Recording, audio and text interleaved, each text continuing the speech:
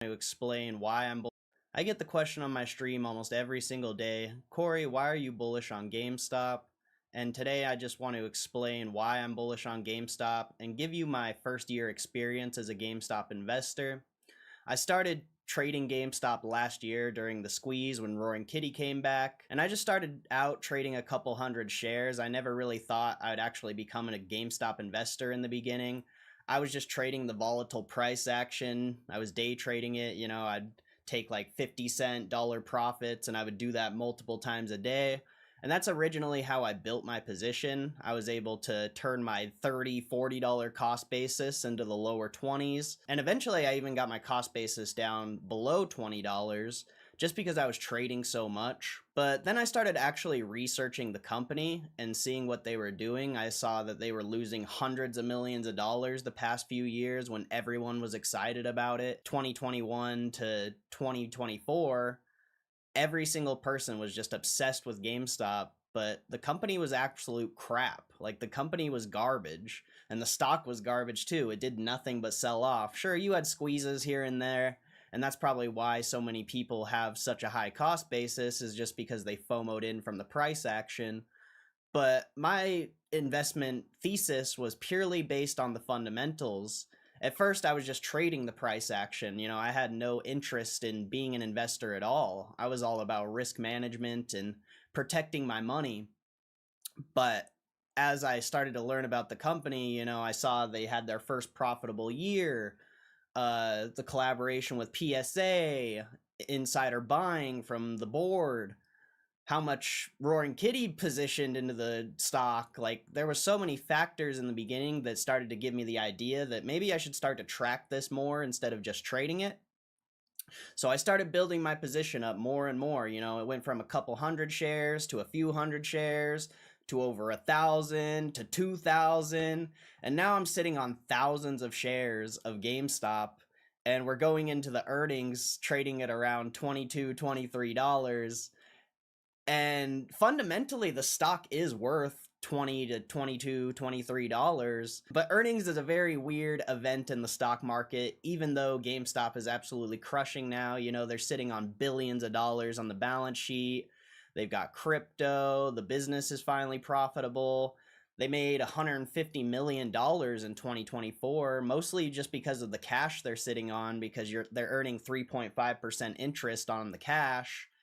But GameStop has no debt, so every single dollar GameStop makes goes right back into the cash pile. So they're going to be making more and more money as long as that cash pile keeps growing. And I don't necessarily think that they're going to do anything with the cash. That was a big argument in the beginning. I used to argue with people all the time when I first started streaming about GameStop around last December. I didn't start streaming GameStop and making content around GameStop until like 3 or 4 months into being into the stock. I actually started believing in it as an investment rather than just trading it, and I started wanting to make content about it and trying to spread awareness about the investment, because I truly think GameStop is going to be a revolutionary investment. I think it's going to outperform everything.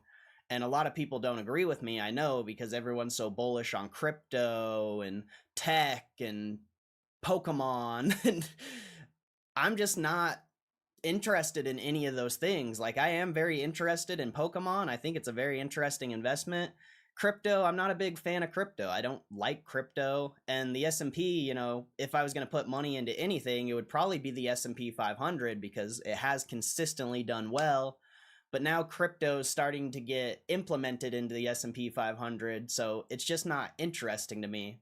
I was actually really upset with GameStop back last earnings when everyone thought they were going to buy billions of dollars worth of Bitcoin. I didn't want that to happen. And then they ended up only buying like 500 million. Well, maybe they bought more. They haven't disclosed it. We'll see, this Tuesday for the earnings. But I was not excited about that piece of news, because I am invested in GameStop for a different reason. I'm invested in GameStop because I think the business can make hundreds of millions of dollars. I'm interested because they keep growing that cash, and now they're sitting over $10 billion in cash. They're going to be making $300 to $400 million a year just on cash, And who knows if they're going to raise more money? Like if they keep raising cash and they just keep making money, they could be sitting on 15, 20, 30 billion dollars and be making almost $1 billion just off of the cash. And then who knows what the business can do? The business is so interesting. The business has so many possibilities that are endless, really. They could find more products to sell, they can find different revenue streams that bring in more profit. With all the cash they have, they could buy other businesses and other investments, but I feel like if they just focus on GameStop and making GameStop the ultimate Amazon competitor, at least in the gaming space, I don't know if they'll go into like sports or anything like that. There is, articles of them talking about that potentially, but I think that's a quite a long ways down the road, because gaming and well, not really gaming, but collectibles are extremely hyped right now. So I think the main focus is collectibles, and maybe when the hype dies from collectibles, maybe they'll start transitioning into sports, and then it will be GameStop, because in my opinion, sports is a game, gaming is a game, collectibles, as far as TCG goes, is a game. There's also, board top games like Dungeons and Dragons, stuff like that. So they can do so many avenues that revolve around gaming, and I just think the future of the stores are very interesting. But mostly, beyond that, the fact that they have no debt and they're just stacking all this cash is very interesting to me. And like I said earlier, I used to get in a bunch of arguments with people when I first started streaming, and it was because so many people were worried about what they're going to do with the cash. They wanted them to buy investments, they wanted them to buy other businesses, and I told everyone, no, they should keep the cash and make 3.5% interest risk-free. That's what they should do, and that's exactly what they're doing. And I think it's funny because people used to like get really upset with me for having this opinion, and now, fast forward almost a year later, look what's happening. All they're doing is stacking cash, and they're making hundreds of millions of dollars on cash. So I don't know. I've shut down a lot of tinfoils ever since I started the stream. People would want them to pay a dividend. Ryan Cohen himself, a couple months ago in an interview, said they would never pay a dividend, and because of tax reasons. And I tried to tell people this, they would get upset at me. And I just think it's funny because everything I've thought GameStop was going to do up to this point has happened. And everyone just used to get so upset with me because I was right, or, because they thought they were right and they thought I was wrong. But in reality, I have a pretty good grasp on money and how money works. I've been doing this for an extremely long time. This is literally my life. Like, all I do is watch stocks all day and think about stocks and investments. Lately, is since I got into GameStop, I don't really care about stocks and stuff that much anymore, but it's still my passion. It's my number one thing. So when people try to like argue with me about money, it's just I don't want to rhyme, but it is hilarious. It's funny that people argue with me about money because I feel like I just have such a fantastic grasp on money. And if I was a billionaire in Ryan Cohen's position with a company like GameStop, I would be doing the exact same thing. I'd be stacking as much cash as possible and making money off the interest. We haven't had interest rates like this in like 15, 20 years. This is a very unique economic environment, and a lot of people don't seem to realize that for some reason. I don't really know why. Maybe people are just so used to investing because they don't understand what the risk-free rate is. They think, they're going to make a double, triple on every investment they do, and they don't really necessarily understand what actual investing is. They've had everyone in the market, in crypto, even in Pokemon, they have all experienced doubles, triples, quadruples, more the past 5-6 years. And everyone seems to have forgotten what actual traditional investing is like. And I'm just curious to see what happens when all these investments that people are very excited about and super hyped on stop going up the way they've been going up. GameStop has consistently outperformed everything from my perspective. Yeah, sure, it's been short-term price fluctuations that really nobody can take advantage of because everyone just FOMOs in and gets wrecked every single time. Back last quarter, we had over 400 people in the stream. GameStop's going to the moon! GameStop's going to the moon! And I was like, no, it's not. And then they did the senior bond, and now we're back at 20. I was up over $70,000 back then. And even I was saying it wasn't going to continue to go up. And, I'm not saying that to flex. Like, I'm just trying to prove a point. Like, everyone is just so obsessed with FOMO. Like, nobody wants to traditionally invest anymore. Nobody believes anything. They think they're going to time the market and just time this upswing. Like, if GameStop has another squeeze like it had last year or in 2021, most people are going to miss out on it because nobody believes in GameStop. Everyone's just trying to time it. Everyone's a trader. Nobody's an actual investor these days from my perspective. And it's just very weird. And I do understand it because that was me. I was never really interested in investing. Sure, my first year or two in the market, I was an investor, but I was also doing a lot of options tradings. And then I learned about day trading, and that's really where my knowledge from trading comes from, is when I started to day trade, because I started to learn about risk management and how the market actually moves and structure and so many things that, I could talk about in this video, but it would take forever. Like, I can't give you 6 years of stock market knowledge in a couple minutes, unfortunately. So I guess you'll have to come to the stream and ask questions. I went a little on a tangent right there, but I started in GameStop as a trader. And then as I learned more about the company, I became an investor. Now I have thousands of shares, and I think GameStop's going to be the best investment in the world. I think the next 20, 30, 40 years, we're going to look back and GameStop is going to outperform everything. And everything that everyone else is excited about right now, sure, it might go up. Like, I'm not saying, crypto is going to crash. I don't think the market's going to crash. Like, all those things will consistently go up. But Bitcoin, to me, is not interesting anymore. All these companies raising money through senior bonds, diluting their shareholders to buy crypto. If Bitcoin doesn't go up in the next 5, 7, 10 years, all of those companies are screwed, or at least all their shareholders, because they're just probably going to dilute the shit out of their shareholders rather than taking the loss. And it's going to be very interesting to see actually how crypto performs in the next 5, 7, 10 years, because everyone is so bullish on crypto. And I'm just not. I'm bullish on GameStop. I think GameStop's the greatest investment. I think they're going to make $500-700 million this year alone in profit. And then next year, I honestly think they're going to make over $1 billion. And everyone's just so worried about the revenue dropping and so many things that I just don't understand. Everyone's so bearish on GameStop for some reason. Even the people who are bullish and are GameStop investors, they all think the stock's going to go down. And that is just so interesting to me because from my perspective, yeah, it can go down. Anything is possible in the stock market. I've been doing this for an extremely long time.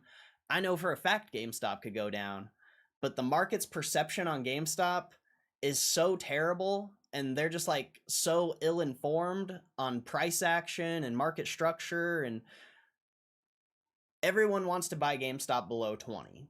Nobody wants to buy GameStop at 25, 30, 35, 40, unless the stock starts spiking.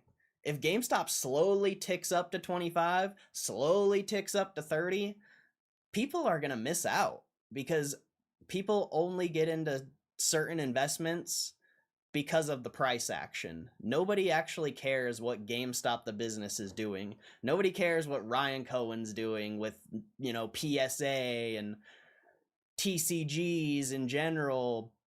Mostly I would say PSA, the PSA and GameStop collaboration is massive, extraordinary, revolutionary potentially. The PSA vault is such a good idea. And this is just the beginning, I think we're just in the beginning stages, and there's so many interesting facts about GameStop, even beyond the business. It was the #1 most shorted stock in 2021. If there's anyone still stuck in this position, they're going to have to close. anyone who's trying to arbitrage the bonds and GameStop keeps continuing to make money and the stock rises as they continue to make money, they have to close. So all the people who are shorting against GameStop are going to artificially increase the market cap because they have to close their positions if this stock continues to go up. They cannot just hold their position. If the floor, in a year or two becomes $30, $40, a lot of the arbitrage from the senior bonds is at $30.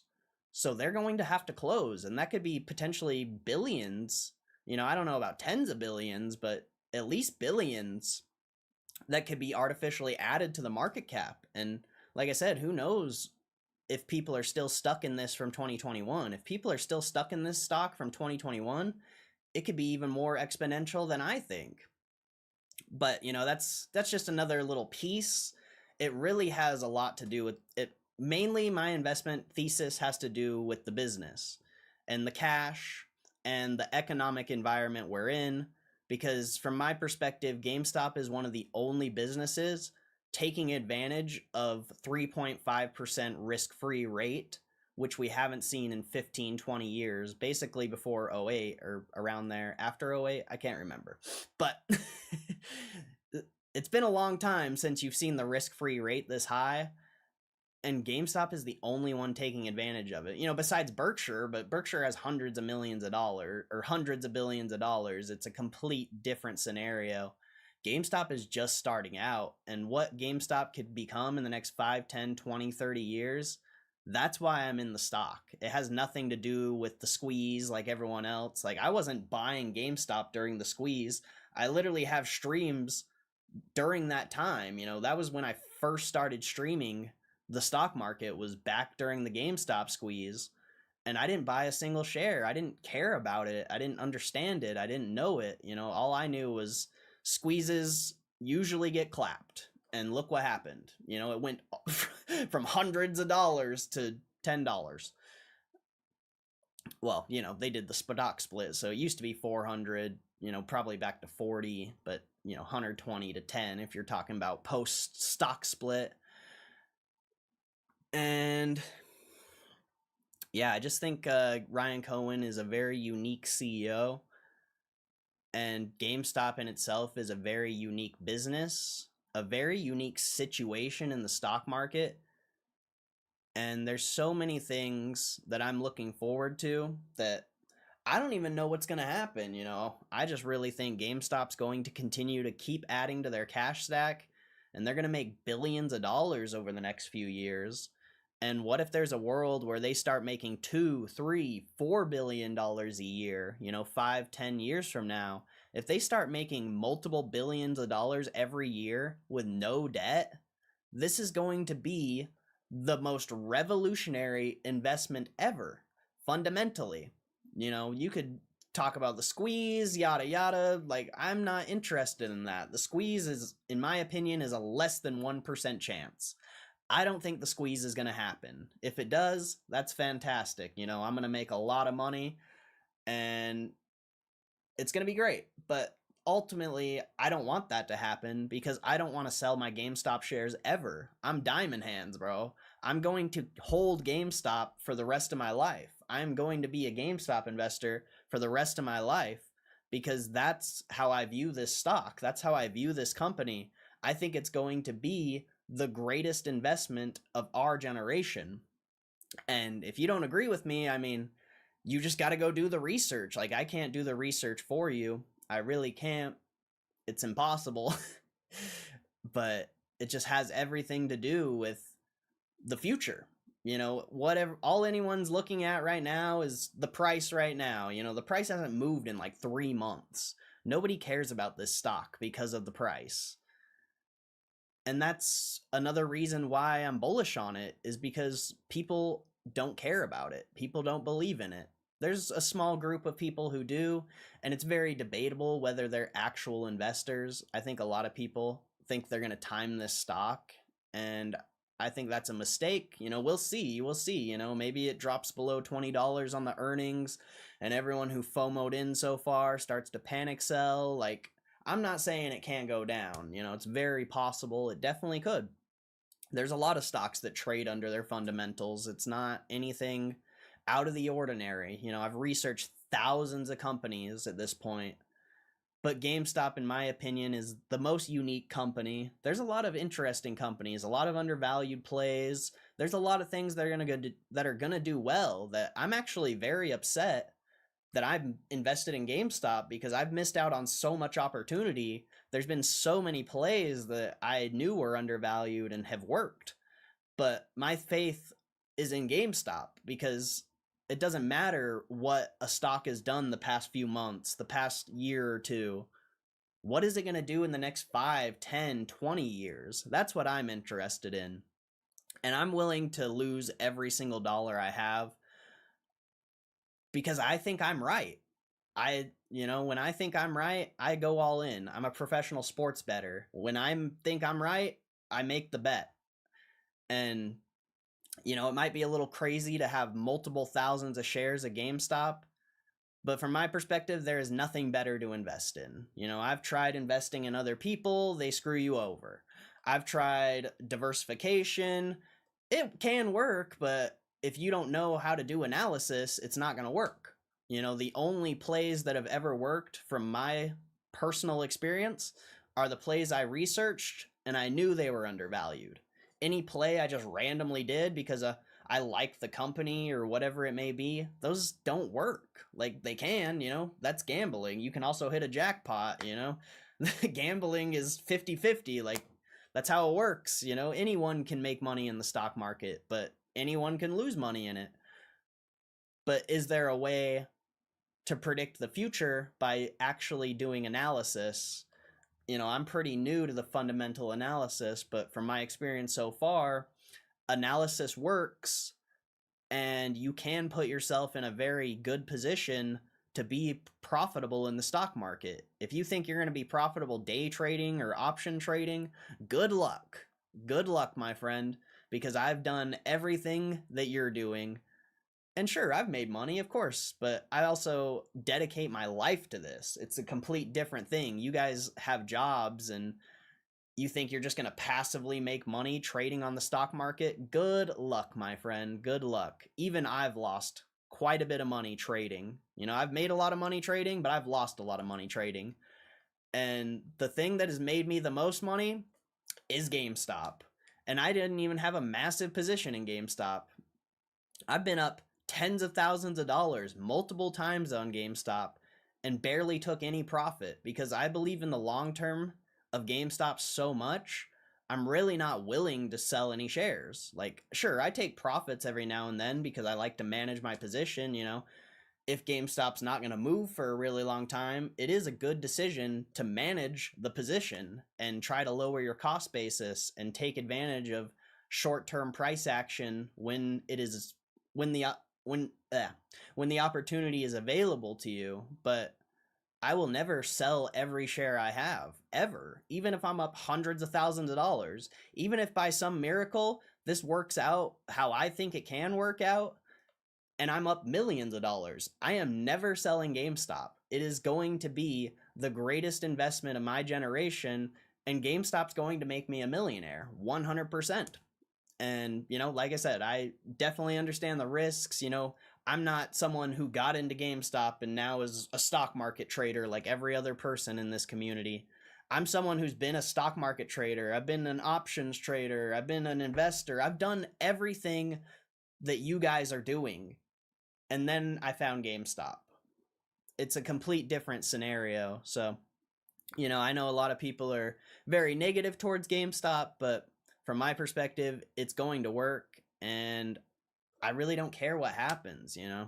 There's nothing better to put your money in from my perspective. If you buy the SPY, you're taking the same market risk. If the market crashes, everything's going to go down, most likely. So what's the difference between putting all my money in GameStop and diversifying between the top 10, 20 stocks? And from my perspective, it's really no different. Putting your money in crypto versus GameStop or the S&P or Pokemon, from my perspective, it's all the same. I just think GameStop's going to outperform all of those things. I don't know what the future is going to look like. I don't know how it's going to play out. so far it's played out pretty perfectly to what I thought it was going to play out, but predicting short-term price action is not easy. And yeah, it's just, but overall, you know, I'm going to continue to hold GameStop. I'm going to continue to make content about GameStop.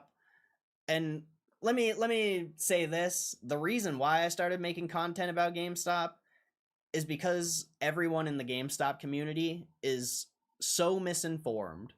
They all huff on tinfoil, and maybe not so much anymore. I think a lot of the tinfoil is out the window, especially with the Ryan Cohen interviews. I think a lot more people are actually seeing reality somewhat, and maybe that's why a lot of people aren't interested in the stock anymore, because I just think a lot of people only got in it because of the memes and the tinfoil. And it's just really weird because GameStop, when it was like that, was a complete garbage company, and now it's a good company and it can potentially become one of the greatest companies, you know, maybe not the greatest, but one of the greatest. And yeah, just nobody cares about it. Every single person I talk to in real life about GameStop laughs. And I think that's funny. You know, it's another reason why I'm bullish. The fact that nobody cares, nobody sees what I see, it's great. Like, it's perfect. It has everything from my perspective to be one of the greatest investments. But yeah, I hope you guys enjoyed this video. If I missed anything, you know, leave it in the comments below. I did want to talk a little bit about the GameStop community, but honestly, none of my experience with the GameStop community has ever been good. You know, there's a lot of people in my stream that I love, and I'm glad that they're there every single day because you guys make this community bearable. But every other interaction I've had outside of my stream is just terrible, bro. Like, all the GameStop influencers, they suck. All the traders, they suck. Like, all the Twitter kids, they suck. They all think they're smart. They all think they're like these professional traders, but then they all got fucking wrecked the past year. So I just think it's weird how everyone thinks they're so intelligent, but they take their followers into this death spiral of FOMO and trading options that never work and not taking profits when you should. Like, I don't know, man. I just wish there was better education, there was better influencers. And yeah, that's like my biggest peeve about GameStop is the community. The community is terrible.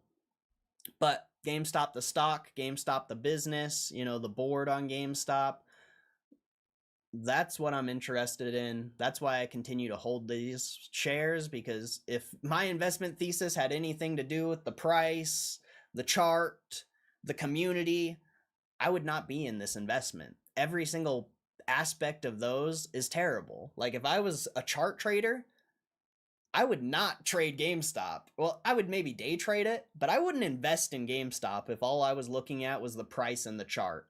I would never invest in it.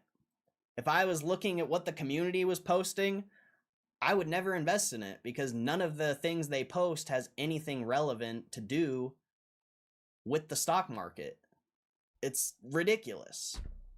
You know, if I was just looking at the price every day, I wouldn't buy this shit. It was at $30 like 2 or 3 months ago, and now it's at 20. Like, if you were just looking at the chart and the price, you're never going to invest in it. So you have to research the company. You have to see what they're doing, what they've done, and you have to be able to look into the future.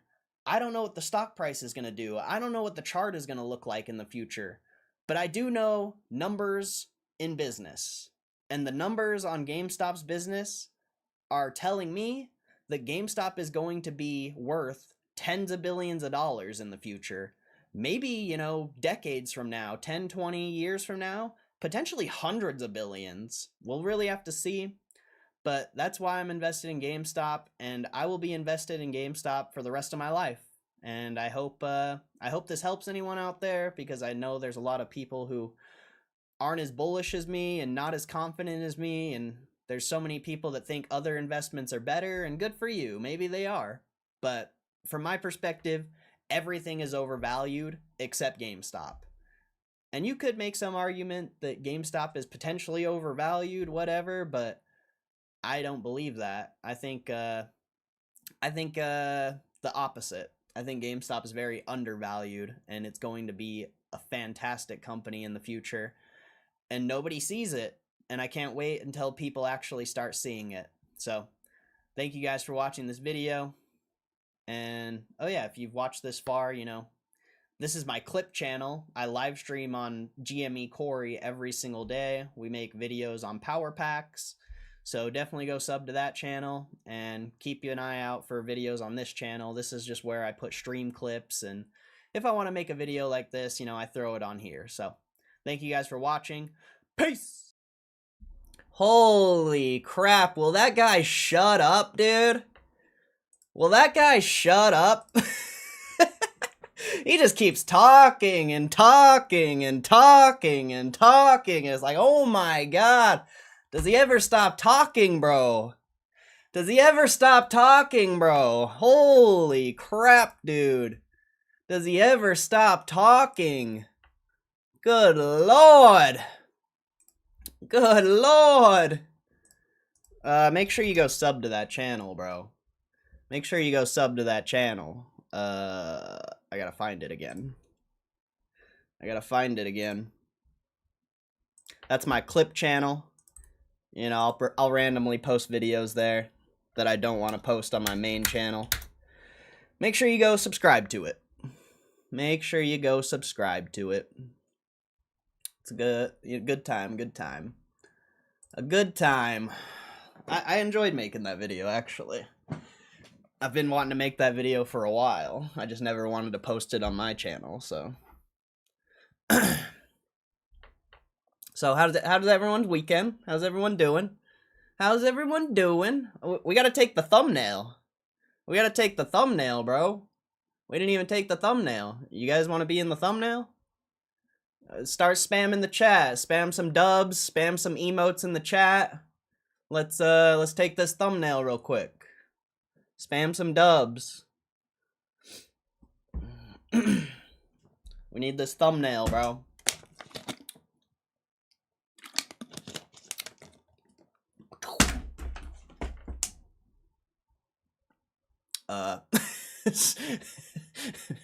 Come on. We need more emotes than that. We gotta fill this chat up. We gotta fill this chat up, my dude.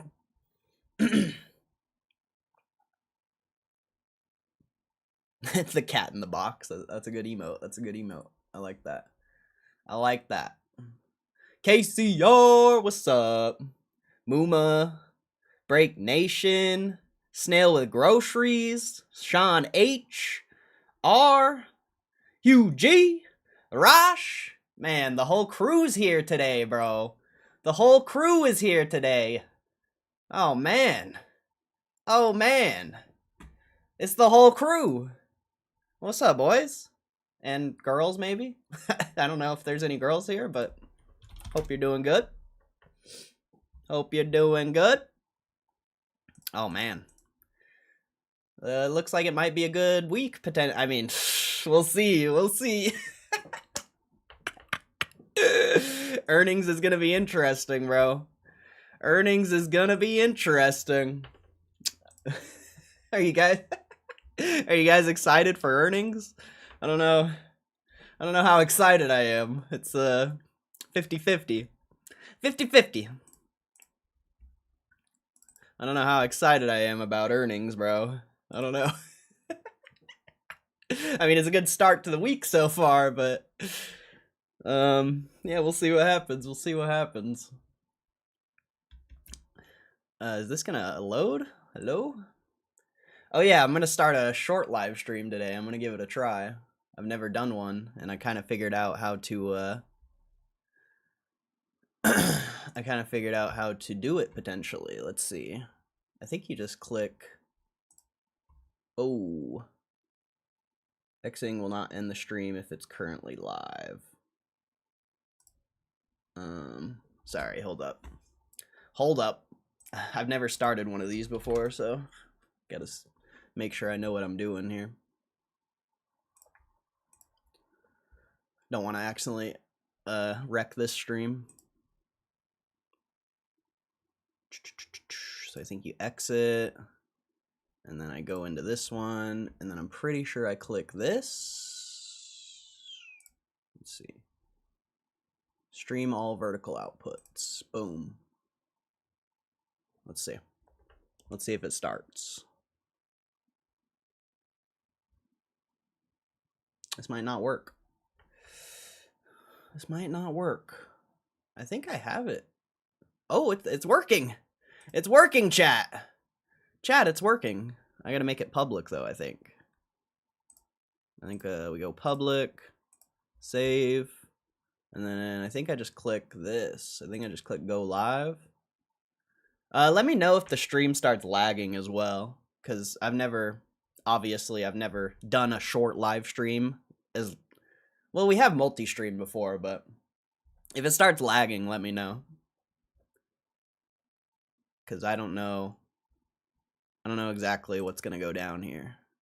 But either way. How's everyone doing? Let me see. What did I miss here? What did I miss? This is the other channel. He just uploaded it. Market open. Just about done watching it. Hey, appreciate that, Muma. I appreciate you supporting. OSRS profile pic shows the stats. This should blow up. Nah, probably not. Unless people share it, it's not gonna blow up. Nobody's even gonna see that video unless people share it. So if you have the ability, share the content or on that channel, because that channel has no subs and no algorithm. So the only way that video is gonna reach people is if you share it. What's up, Drown? Survive and Thrive. What's up? Nimbus. Matt Romano. Sean H. What's up? Everything's led you to this moment in time, and this is exactly where you're supposed to be. I hope so. Snail with groceries. Remember screaming from the rooftops in 2017? I don't try as hard anymore. However, I do still scream just in the mountains where I can only hear myself. Wait, what was in 2017? Ken Griffin's a membership icon. The Break Nation. He who laughs last laughs the loudest. Thanks for putting out content. Hey, thanks for being here, Snail with Groceries. Video making, GME test 23 again. Let's fucking go. I mean, we'll see. We'll see if my timing is impeccable again. We'll see. We'll see if I actually know. Pascal, what's up, bro? Best words I hear today. I appreciate it, bro. Thank you. Fantastic piece of work. Thank you. I appreciate it. Make sure you guys go check that channel out. I'll put the link in the chat one more time. But yeah, make sure you go sub to that. I do have an earnings prediction video that comes out tomorrow. Nobody cares about you fuckers, I had to say. GME's 23 and you sometimes rip power packs. Only reason that I'm here. Good morning. What's up, Break Nation? I mean, maybe it'll go higher. We'll see. We'll see. Hugh G. Rosh. What's up, Rosh? KCR. Fake Kitty. What's up, Fake Kitty? A Stealth. What's up, Stealth? I got the EV card from your eBay listing. My son loves it. Let's go! I didn't know someone from the chat bought that, bro. Thank you, Stealth. I appreciate that, bro. Thank you for supporting. I didn't know someone from the chat bought that. I thought it was just someone from eBay. So thank you, bro. Thank you.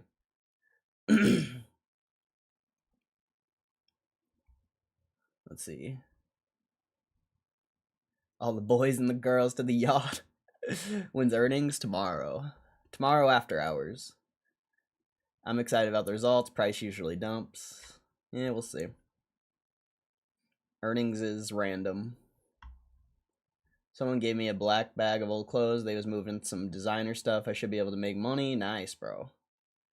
Bet the stream will be mad busy tomorrow. Like last time, everyone just came out of nowhere. Yeah, but the stock was also up a lot more, and there was a lot of Bitcoiners as well. I don't think it's going to be as hyped this time around. I really don't. I really don't. Let's see. Have a nice passage from the Bible tomorrow in case it's needed. Nah, I'm not whipping out the Bible. Nah, I'm just gonna let the ignorant people live in their ignorance, you know? That's all, bro. I'm just gonna let them do their thing.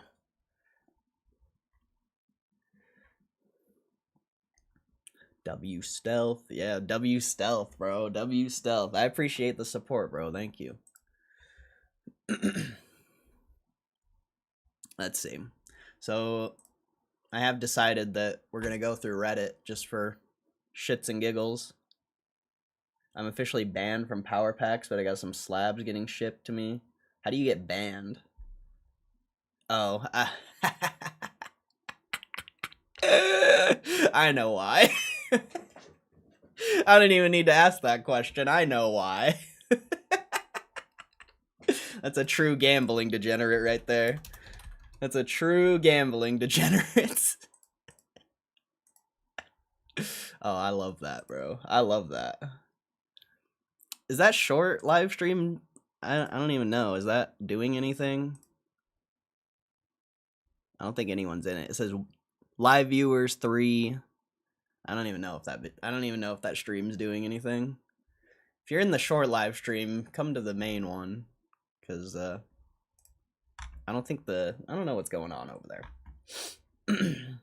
Fortunately, the chats don't merge.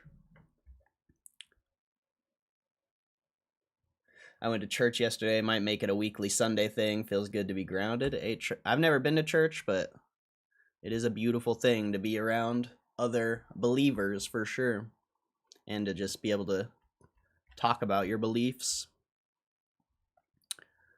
So I don't know why we're going through Reddit. I just want to react to some stuff. Like, people always post these like deltas, but it'd be interesting for someone to actually explain why this shit's relevant. I'd be so interested to hear why someone thinks this is relevant, because it's really not.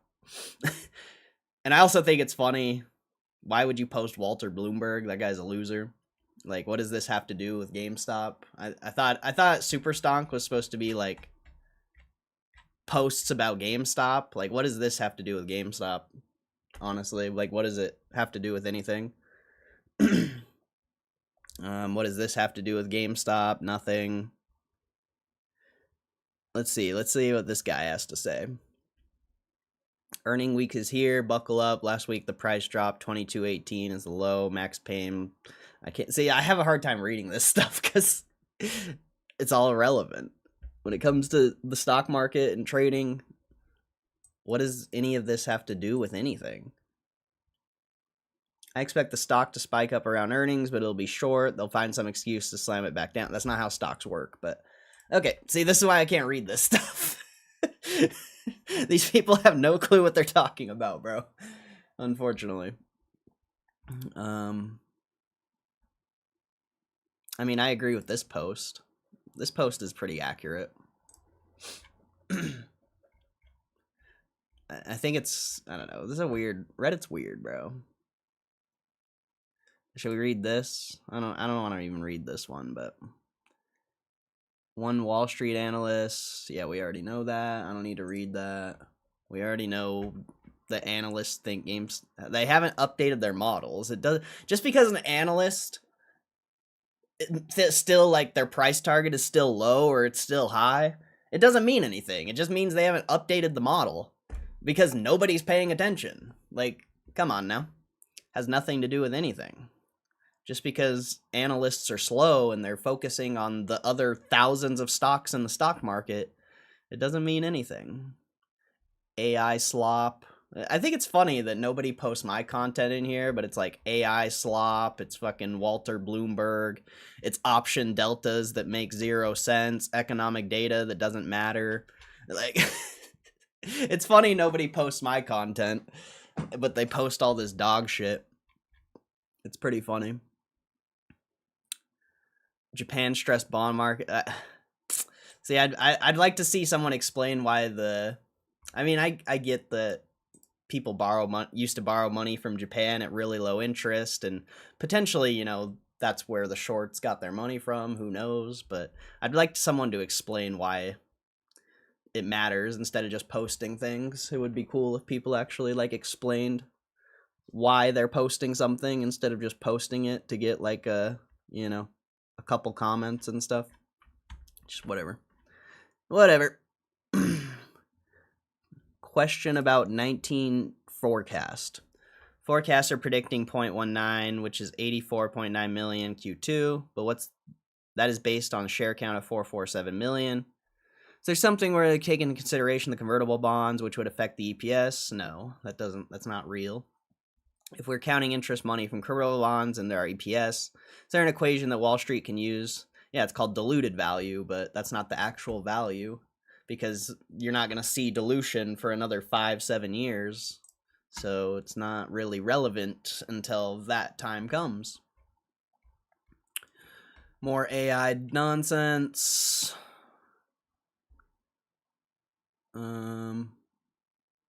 See, this isn't even an accurate post. Revenue expected to hit 900 million. No, it's not. The revenue is going to be lower. Like, what? The revenue is going to be below 700 most likely. I'm pretty sure they're still cutting stores and cutting costs, so the revenue is going to be lower most likely. And 6 billion cash, it's going to be over 10 billion. And I hope they sold the Bitcoin. Like, I don't know if anyone else agrees with this opinion, but I really hope they sold the Bitcoin. Like, I hope they just took 200-300 million profit and threw it back into the cash stack. Like, I don't know. Maybe I'm the only one that thinks that, but that's what I think. I hope they sold that shit. I hope it was just a little hype thing that they took advantage of and they sold it. I really hope they did. I don't know why. See, this is... It's funny. It's funny that nobody posts me, but they post this dog shit that has nothing to do with GameStop. Like, promoting another Power Pack website. Come on now. Come on now, bro. What are the mods on this Reddit, bro? Where are the mods? Why does nobody moderate this Reddit properly? It's a bunch of dog shit posts. Card thing, I don't know. I mean, I agree with this little post. It's funny, I guess. No one knows about it yet. It's true, but it's also kind of irrelevant as of now. It's kind of irrelevant as of now. You know, it's in beta. Not many. I doubt they've even made like a couple million revenue so far. I'd be very surprised. You think there's that many people in the beta? I don't know. You think there's that many people? I mean, it is gambling, you know. People do have addictive personalities. Even Hugh G had to ban himself, so maybe they're making more than I think. Let's see. There was a post somewhere that I wanted to react to. I think it was like a video or something. It might be an r/GME though. I'd like to see this actually like be accurate. I don't think the swap posts are relevant, I'll be honest. Is the decision of the stock offering based on price or volume? It's based on price, obviously. Why would volume have anything to do with anything?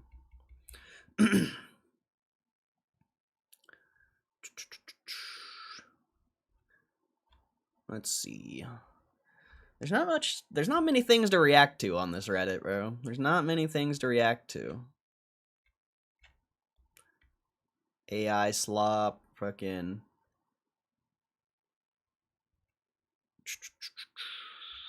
Check your emails. I got in on a new non-pro account the weekend before earnings. Wait, so this guy made a new account?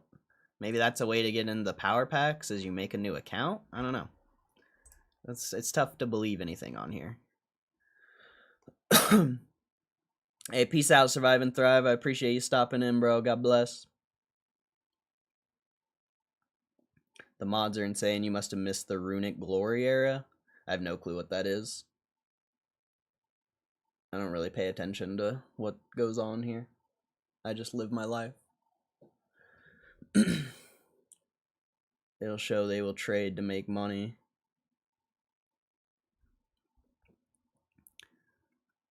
Has anyone had card ship from power packs? Does anyone have any experience with having card? I don't have any experience.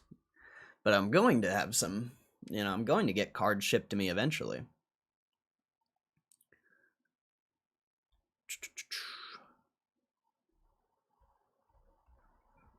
Let's see. Should we read this? I don't know. Holy crap, that's a long post. Oh, it's AI. This is literally an AI post. This is literally an AI post. What is it about, though? An attempt to put order and fight negativity of the recent days. Wait, what? Why did this guy make an AI post? If this is an AI, I'd be very surprised.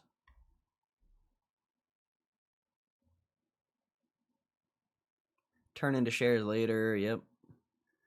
Key years, the notes were issued at 0%. I mean, they were, but you still have to pay a fee to create the notes, so it's technically not 0%.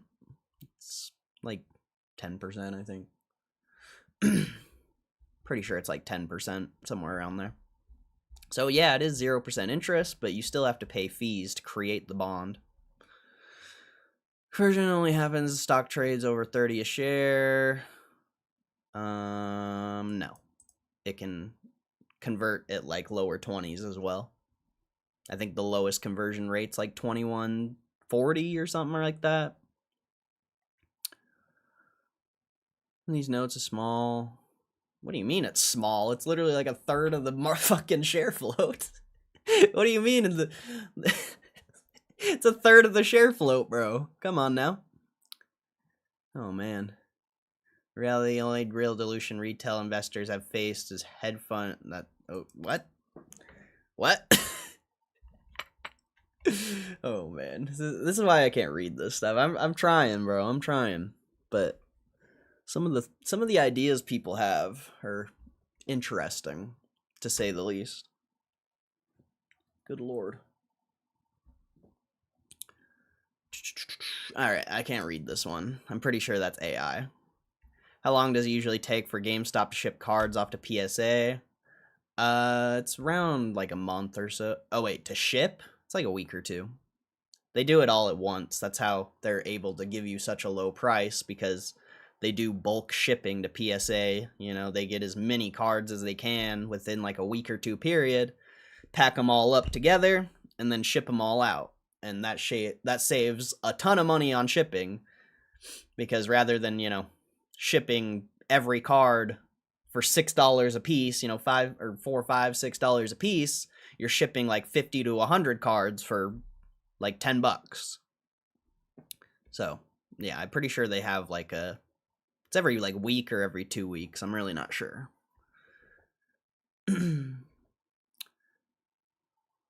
Can people also post their power pack polls that aren't winners? I mean, I do it, but nobody posts me on Superstonk, so.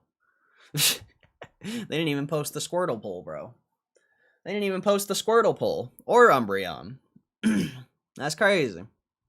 That's crazy. Post a bunch of AI nonsense, though.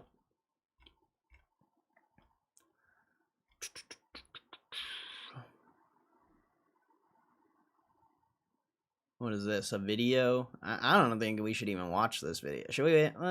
Let's see what it is. Inspirational video. Let's see what this guy's doing. If it has music, I'm out. This guy has 32K subs? Wait, 4 years ago. That makes sense. Okay. We're not watching that then. I thought it was new. Ooh, that Butterfree's sick. Butterfree VMAX? That's a badass card. I like that. I like that card. So, like, what does this have to do with GameStop? What does the Fed and Treasury Secretary Scott Benson have to do with GameStop? Like, come on now. What are these posts, bro? This is like, Superstonk is like 90% trash. And then every now and then you'll run into a good post. It's rare. I mean, from my experience, it's 90% garbage. Let's see. Is it me or have it... Wait, when was this posted? Oh, this is an old post from Larry.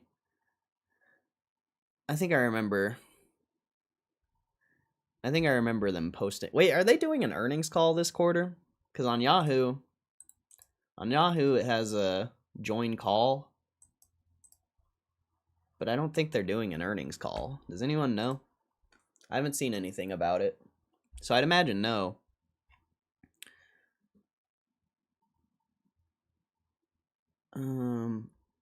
Wait, this guy really posted a post of him buying $1,000 power pack and he didn't even buy it? And he got 2.1k upvotes and 155. Damn, bro. That's all I gotta do, bro, is just fake my polls. I got you. I got you, bro. My next video, I pulled $100,000 diamond packs, and it's just gonna be a video of me dancing. I'm just gonna dance, bro. That's the next video on the channel, bro. Oh, man. Clickbait. That's a pretty sick Lamar Jackson card. 300 bucks.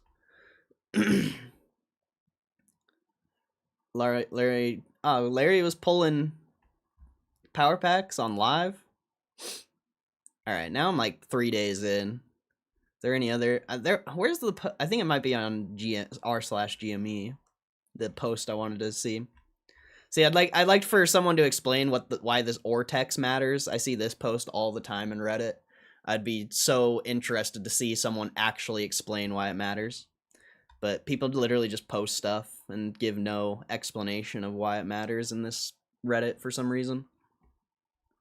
Makes no sense.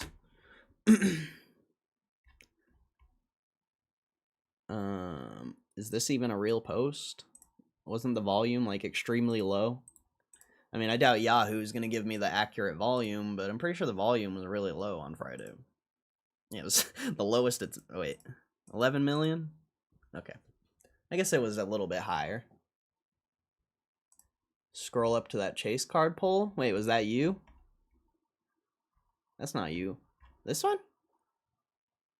That's not you. This one's you. Oh, you got the fucking Velvet Pikachu, bro? Damn! You got that from a 25, bro? What the hell? You got that from a 25, bro? That's crazy. I have the worst luck ever. I literally have... You pulled a chase card like your first week in, and I've gotten nothing but wrecked. Oh, that's why I'm out. Good, smart man. Screw you, Hugh G. Screw you, bro. Screw you, dude. You suck. You son of a bitch. You son of a bitch. That's hilarious, bro. Is Moas still on the table? Less than 1% chance, in my opinion. Let's see. Anything else? Anything else? Oh yeah, yesterday was 9/7. 9/7. Burdurnu. Chilling with the 9 milli. What's the dilly, yo? Alright, so I think that's enough of Super Stonk. Let's check out r/GME. There is actually something on here that I want to check out. If you really want to party with me, put your hands in the sky where I can see.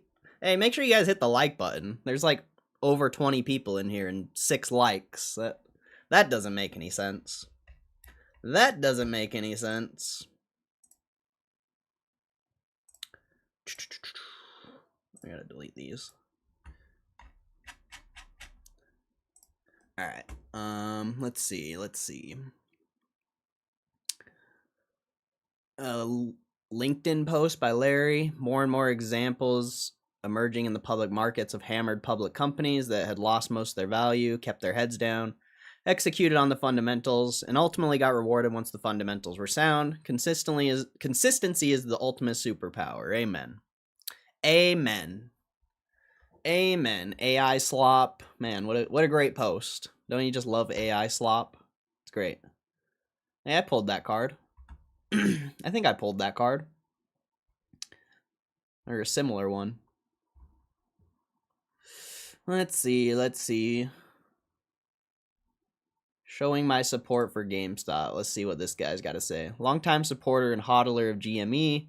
I've been looking for a way to give back to the community, so I built a small feature in my app dedicated to GME. Well, nobody wants to use your app, so... Bro! That had nothing to do with GameStop. That dude was just promoting his app. Lego's now available at GameStop stores nationwide. Is Cohen turning GameStop into a new age toy store? Resurrecting Toys R Us and GameStop is epic retribution. Debt from bad corporate management collapsed Toys R Us. Not being a toy store, Toys R Us was operationally profitable when it went under. I don't know that for sure. Like, I don't know anything about Toys R Us, but I've heard that a lot, and I think that's very accurate. And that'd be dope to see, man. That would be dope to see.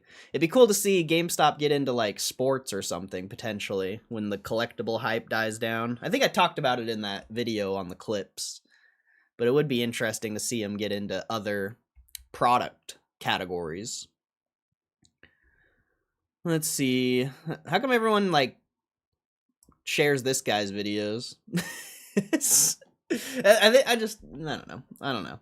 I shouldn't really care, but I just think it's funny. I think it's funny.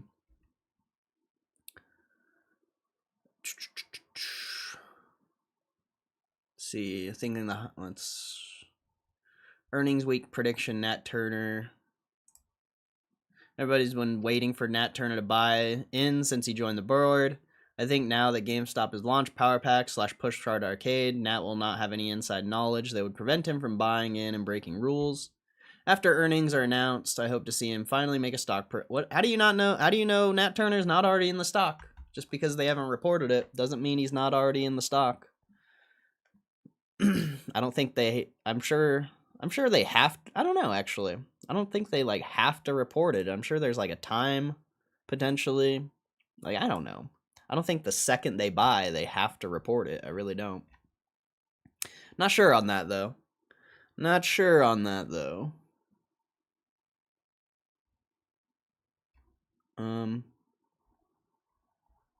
Where's the post I was looking for? Because obviously there's no good posts.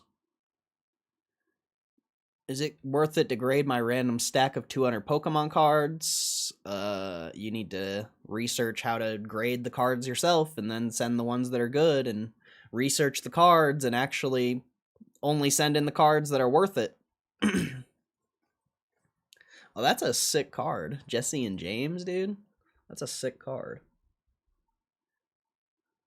Let's see. I missed your last message. Some mods went psychotic during 21. Part of the reason Super Stonk was created as a spin-off from r/GME. It's all pointless drama. Okay, I got you.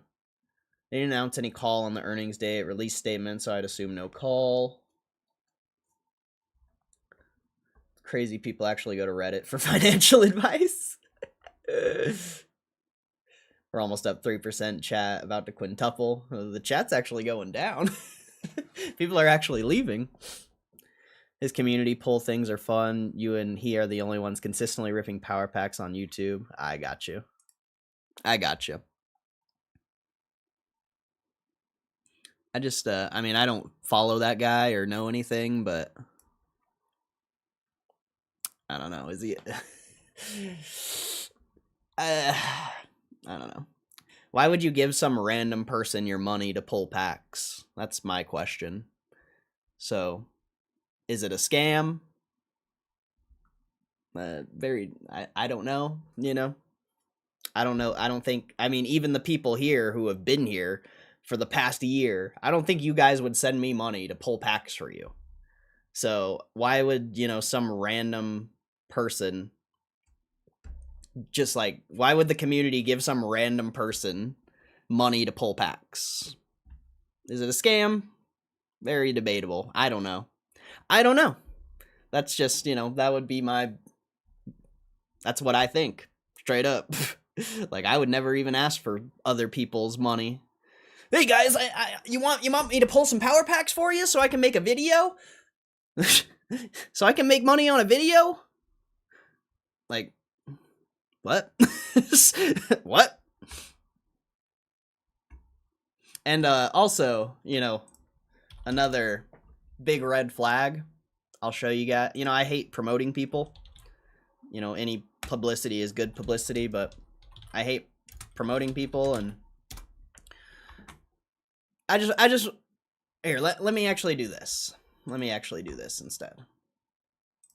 We type in GameStop Power Packs. and we go to view count. And we scroll down. Of course, you know, of course PokeRev's going to be top, duh. But we get to this one, 40K views. 40K views, 32K views, 21K, 18. GameStop's channel to promote the power packs has 12K views. And the funny thing about the 40K view video is there's an arena club promotion in the video. So, is this guy view botting his views to promote Arena Club or whatever other sponsorships are on the video, or are they scamming? I would have so many questions.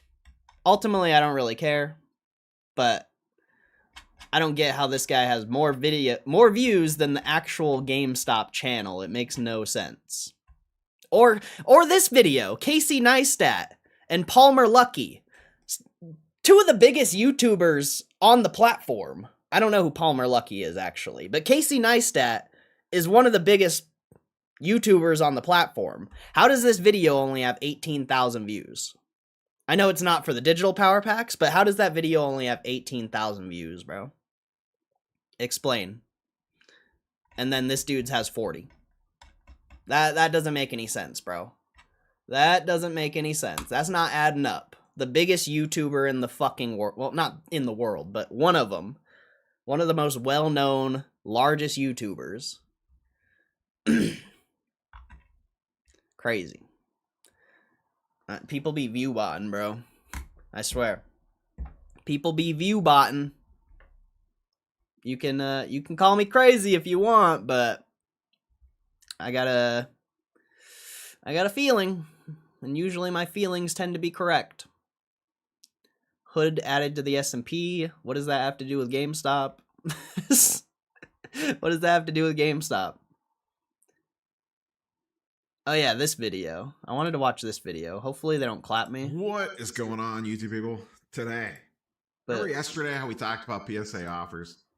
Oh wait, maybe if I just watch it on Reddit, it'll be okay. What is going on, YouTube people? Rather than watching it on YouTube. Remember yesterday how we talked about... I don't know. Let's keep going. I'll react to that in a second.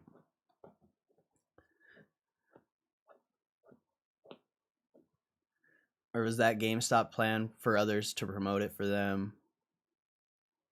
I mean, why would you have a sponsor, or why would you have a promotion or a sponsorship for a competitive platform if it was GameStop's plan for that person to promote? That's the biggest red flag, is the promotion of the other platform. Like, that's a competitor of GameStop Power Packs. The only reason it would make sense is if it was view-botted by Arena Club, or whatever the fuck it is. That's like... And if you go look at the comments, I don't know. You can call me crazy if you want, but I've been doing this for a long time.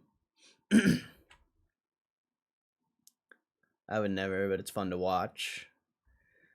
Let's see. Palmer Luckey's the Enduro guy. Oh, yeah, I remember. Okay. Yeah, we've read about Palmer Luckey. I just forgot. I forget people's name. Dude made Mod Retro. Yeah. Yeah, I remember. Muma brought that in here. I remember.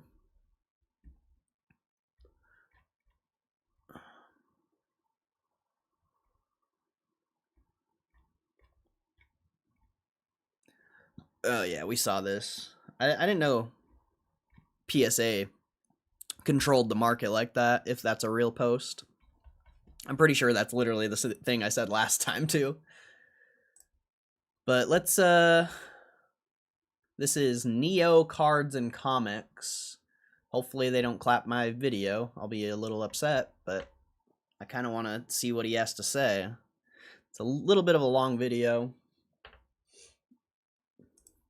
PSA offers. And all these things that hobby companies have shifted around over the last 6 months to cater things more and more. Oh yeah, Nat Turner follows this guy on Twitter, so I kind of that just gives me the idea that potentially he has good, valuable information towards repacks and repacks overall market or impact on the overall market and hobby ecosystem. This is why Courtyard.io set a record month for sales revenue in August. What's Courtyard.io? Does anyone know what that is? And they blew it out of the water. They're having a hell of a year as is, and they are just one of many. So that's what we're going to talk about today. Dive into some repack numbers. Just an insane month for them. And this is something we've been talking about for a while. You've been around on the channel for a while. Like a power pack? Started talking about this. I don't remember exactly when the first video was. I know I did one in late 2023 titled like repacks are the lifeblood of the hobby, talking about like the liquidity and all this. But we'll get into that. Before we do, you know what time it is. Penny Sleever. Shout out to the sponsor of today's video. How about no? How about you don't shout out the sponsor of today's video? We have like over 10 people in the short live stream. That's kind of crazy. If you guys want to actually see what I'm doing, if you're in the short live stream, come to the main live stream. So before I bury the lead here, this is a Dune report. And listen, I am no NFT bro. I am so far out of my depth of field here. It is wild. But because Courtyard.io, all their stuff is on the blockchain, it can be tracked to a degree. I don't know how much of this is repack volume and how much of it is marketplace volume. Oh, that's interesting. That's crazy. This is going to be a good video. I'm excited for this. I assume a huge chunk of it is the repack volume, not the marketplace volume. Regardless, they are doing work. 78.4. Same thing as power packs. I guess it's on the blockchain though, which is very interesting. Million in August. And this is coming off of basically 6 months straight of 45 plus million. And then they spiked in August. Now, what caused the spike? That I don't know. My theory is the big marketing push from the National. That's the only thing that I can think of. They had a very busy booth at the National. A lot of people were in line to try that thing out as opposed to the Arena Club booth. That's the only thing I can think of. I do still see a ton of their ads on like Facebook and Instagram and stuff like that. So maybe that. Hold up. I want to check the other stream real quick. I want to see if anyone's chatting in the chat over there. Make sure I don't have to ban anyone. Just real quick. Just real quick.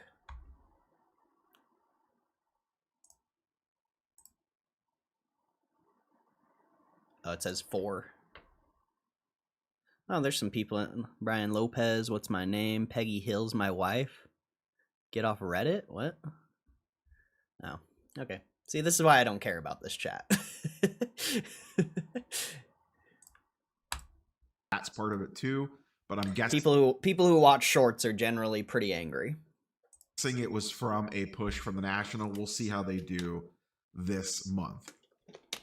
This is why PSA has built out this whole new business on the back end. This is why people are walking around card shows, buying out tables left, right, and center, riding around on their Zion cases with sticky notes and Sharpies, aka the Sticky Note Brigade. This is why I didn't even think about this. I should have been keeping all my cards.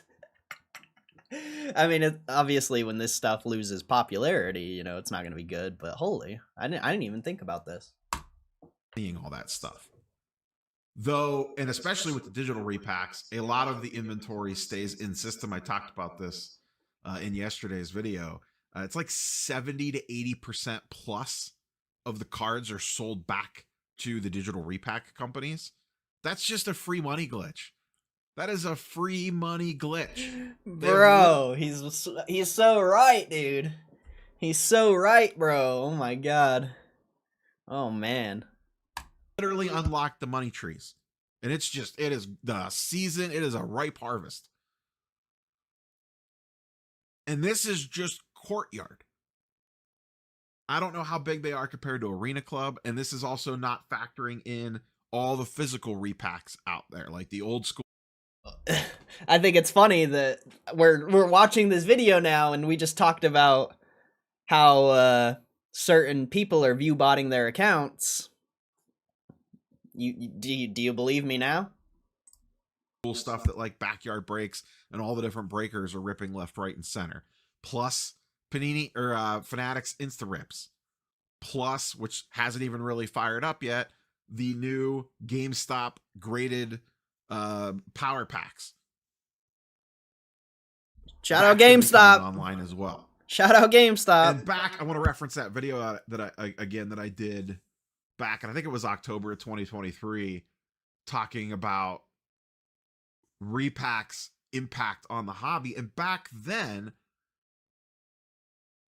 I was pretty pro it, and I'm not anti it now, but I understood the liquidity that the repackers were injecting into the system almost 2 years ago now, because I was seeing it at card shows where these guys were coming in and just wiping out tables, injecting hundreds of thousands of dollars into the room. And that was 2 years ago.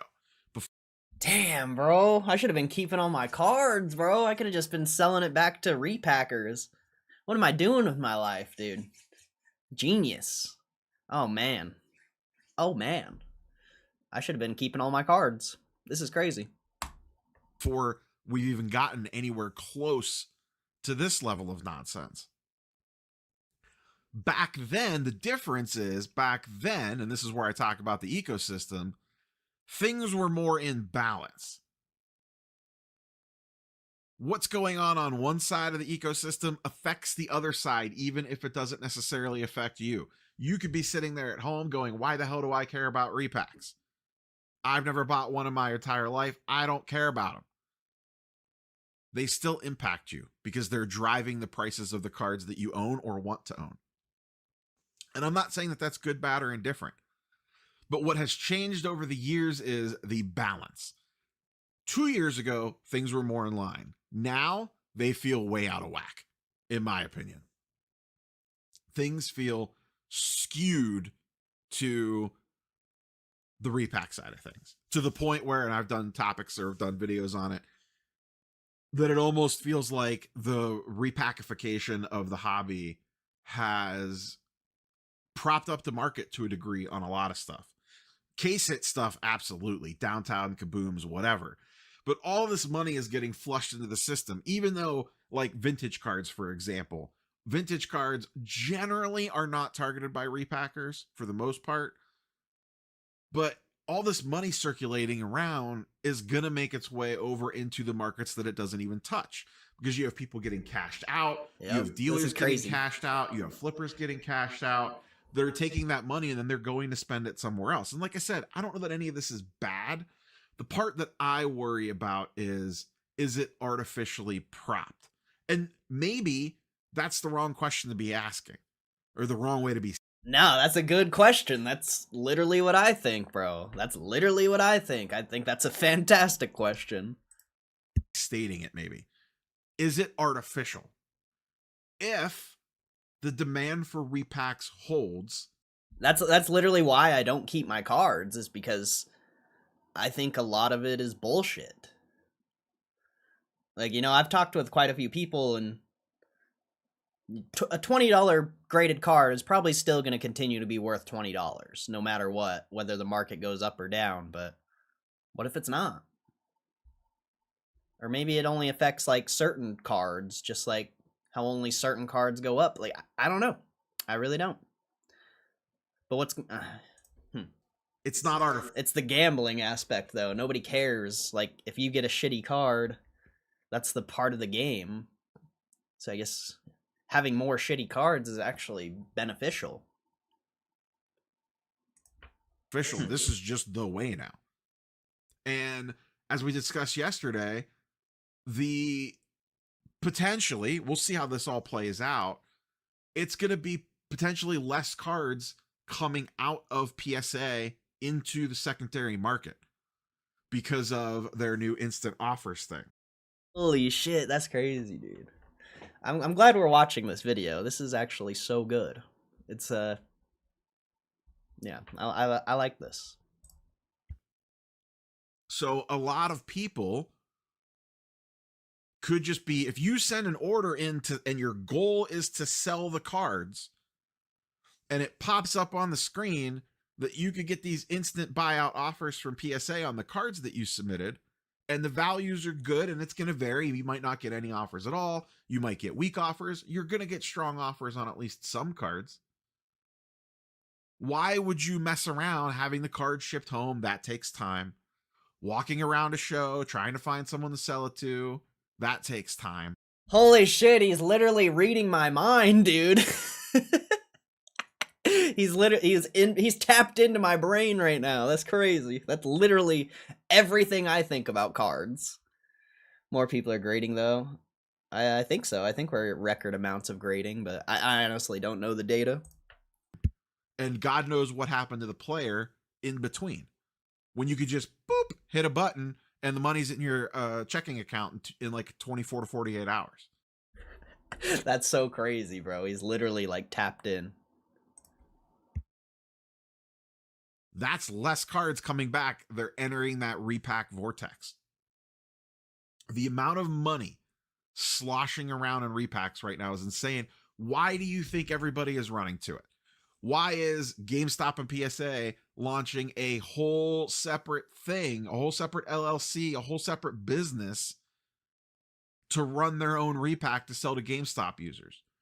Why is PSA getting into the repack verification game with the partnership that they did with? I mean, it's because they have hundreds of, probably maybe even potentially close to millions of a million cards just sitting in a warehouse, I'm sure, that they can't really get rid of. They probably don't have enough people to sit and list the cards. And yeah, I've been playing TCGs for 25 years and didn't even consider grading until this year because of GameStop. Yeah, GameStop makes it extremely easy for sure. I used to have a bunch of Jordan cards. I have no clue where they went, but I wanted to grade them, and you know, sending the cards in myself was always just like kind of a barrier. I wish I had those cards still, but it is what it is. Jeff Wilson and anyone else that wants to partner with them.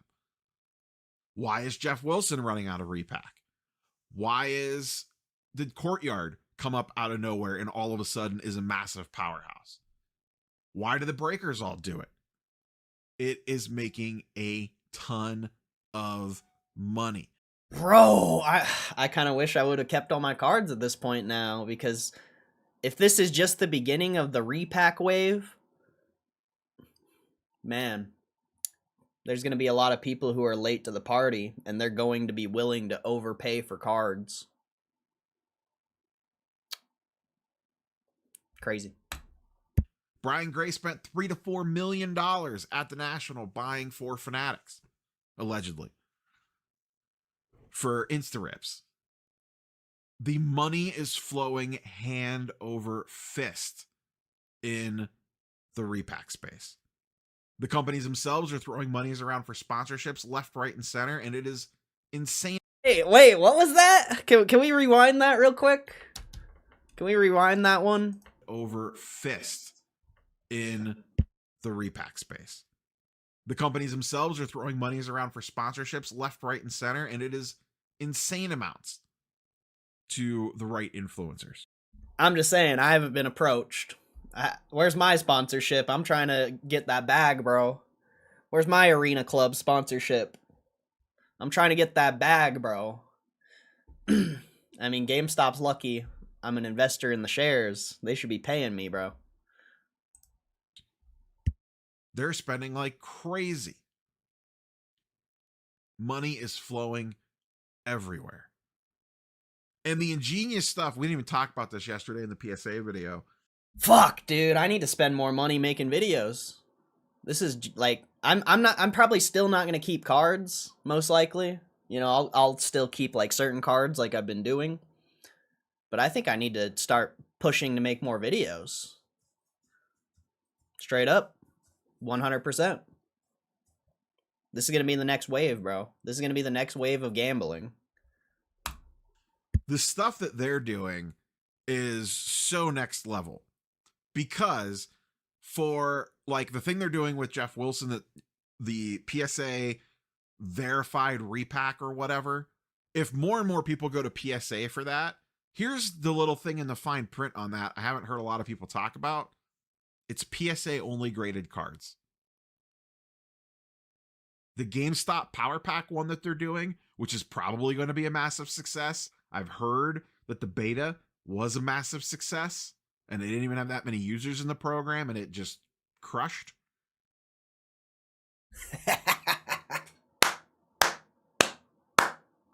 Don't you just love to hear those words, chat? Don't those words just make you feel good, chat? Oh man. Oh man, chat. Oh man, chat. Guess what? PSA only graded cards. If those couple of repacks take off, and if all of a sudden the repack buyers only want PSA graded cards, that's going to have a demand impact on PSA versus the other grading companies to a degree. It's definitely not going to help. I don't know that it's going to have a huge impact, but it for sure isn't going to help. And if that PSA verification program takes off, if other repackers decide to use that program, PSA only graded cards. How does that sound? For PSA, great. Their insertion into everything has been a masterclass of business. You don't like it. I get it. I understand it. You don't like the conflict of interest, whatever. Fine, perfect. Your opinion, I get it. But if you just looked from the outside looking in, removed yourself from the hobby, and just looked at it from like a business perspective, like a college course, it's chef's kiss. The way that they've integrated themselves into literally everything. We'll talk more about that in the most powerful company in the hobby video that I am workshopping. Repacks are driving everything right now. It is the most dominant force in the secondary market, and I think it's the biggest story of 2025. And I don't think it's really close to this point. Holy shit, chat. This is crazy, dude. Listening to this makes me hyped, bro. I don't know about you guys, but this makes me hyped, bro. This is crazy. I found my old Pokemon-based fossil set cards. The condition's rough, though. Lots of 1s and 3s. Ah, that sucks. Yeah, that's the big issue with vintage. I have this conversation with a lot of people who are like not very educated on cards, and they're always like, man, if I would have kept my vintage cards, man, I have my vintage cards. I'm like, bro, like if you didn't keep your vintage cards in good condition and they're not like cards people want and they're not first edition or shadowless, your cards are worthless. Like a lot of people who aren't like educated in this space think like vintage cards are worth a lot, but in reality they're really not. They're really not. Power Packs is great. I've wanted a small collection of slabs for the past year, but never pulled the trigger because I didn't know where to start and what cards to buy. Amen. That's fair. That's fair. And you pulled one of the best cards you can buy. Like literally. You literally pulled one of the best cards in the game. Oh man, I hate you. Just kidding. I'm just kidding, bro. Hyped. His great introduction Pokemon cards introduced me to cards, gave me things to research. Now I'm looking at a couple cards on eBay / GameStop to add to the collection. Nice, bro. Nice. Nice. Gotta love that. Gotta love that. Maybe Topps getting the NBA license and stuff like that. I mean, that's not really a news story. We all knew that was. I mean, I'm not, personally, I'm not interested in collecting cards. That's why I sell every card I get, basically. Because I'm not interested, I'm not bullish on cards. Like, I don't want to have a stack of PSA cards. Unless, I collect enough to, where they're not giving me good offers and I'm forced to collect them. That's a complete different scenario. And I'm going to end up selling the cards anyway for cash. But Yeah, I mean, it is a great way to be introduced to collecting because people love gambling, bro. People love gambling. And rather than putting your money in a slot machine and getting no return, at least you're putting your money in something that you're going to get a return every single time, no matter what. Even if it's not a card that's good. Like, if you buy a 25 pack and you get a $5, $10, $15 card, you're still getting something. Shadowless, but none of them are holos or rares except the Machamp. Can we quit talking power packs and Pokemon? I hate Pokemon. I just hope everyone pulls the power packs responsibly. I mean, the fact that you can set up your credit card, that's a little dangerous. That's a little dangerous. I like the little fella. I think it's called the... I forget what that card's called, actually. It's coming. Maybe something like that takes the cake. There's still a lot of time left in the year. But I think the overarching... Like, I don't want to say... It's not Fez. I don't know. Card's gonna skyrocket. Hold on to it. Potentially. There's a lot of them graded, but...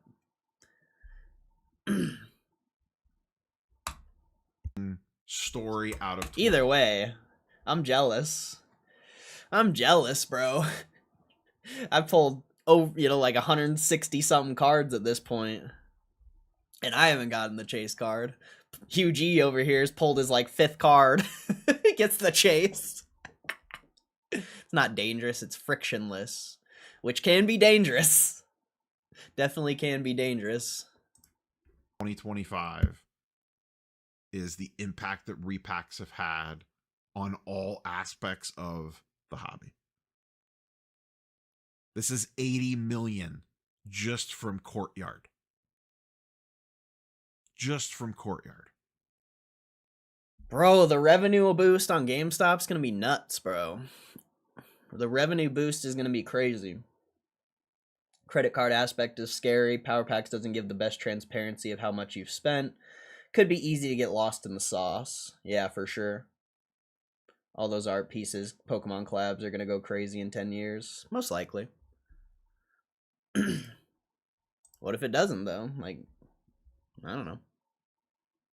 A lot of those cards are already up tons. Who knows, man? It is crazy stuff out there. If you're into it, cool. Hey. I mean, I would just say look to Vintage. Vintage is the perfect example of... Yeah, sure, some of the cards are worth a lot, but not all of them. I get it. They are better ROI than ripping a hobby box. That's why they're so popular.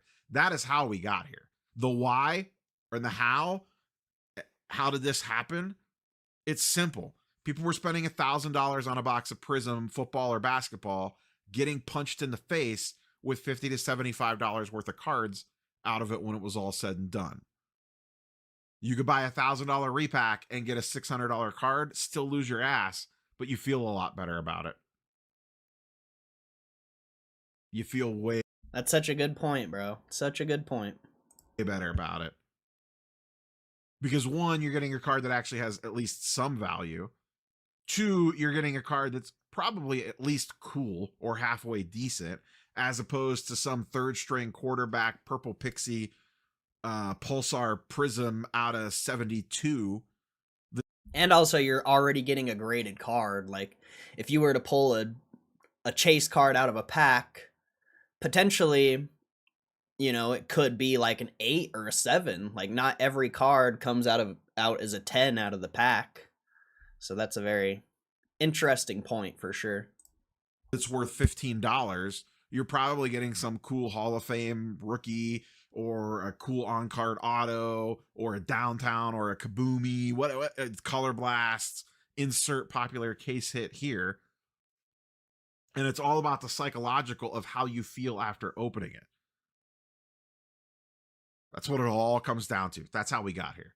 The manufacturers made such shit product with such high prices that it drove the degens into repacks, and the repacks are a more enjoyable experience than ripping the actual manufactured product. And The other aspect of it is, which we've touched on in the past, it is in, and just think about this for a minute. If you're a breaker, it is in your best interest to push repacks, not Panini and Topps product. Pushing Panini and Topps product, the profit margins are A, slimmer, B, you're beholden to them. You are beholden to Panini and Topps or your distributor to get product. They're the heart. They are your lifeline. God, I love everything about this video, dude. I love every single thing about this video, bro. This is mind-blowing. They pump blood into your business. If you solely rely on them and you get cut off, you're done. You're screwed. Game over. Pack it up, pack it in. With a repack, you're free. It's, the Ultron. There's no strings on me. You could do whatever you want. And you can always get product. You can always get product. The product is endless. You don't need Topps and Panini's product because you're selling essentially your own product at higher margins, and you have essentially unlimited supply as long as your little sticky note brigade keeps feeding the beast. It's smart business for the breakers to pump the repacks instead of Topps and Panini's product. Why do you think Fanatics was like, oh boy, we need in this game, fire up Insta Rips? It's crazy times out there. Crazy times. As always, curious for your thoughts and comments down below. I want to try to do a solo live this week. I don't know that it's going to happen. It's been a long time since I've done a solo live. Maybe, I can't do Thursday night. There's football. Friday night, there's football. Wow. That video was so good, dude. So eye-opening. I mean, I really do regret, like, getting rid of all my cards, but at the same time, there's a lot of potential in being a content creator for this stuff. A huge potential.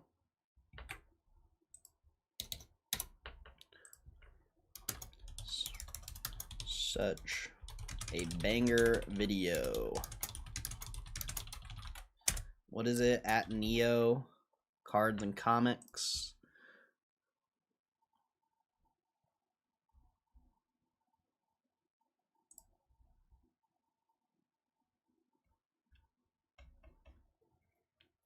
Wow. That video is something else. That video was something else, bro.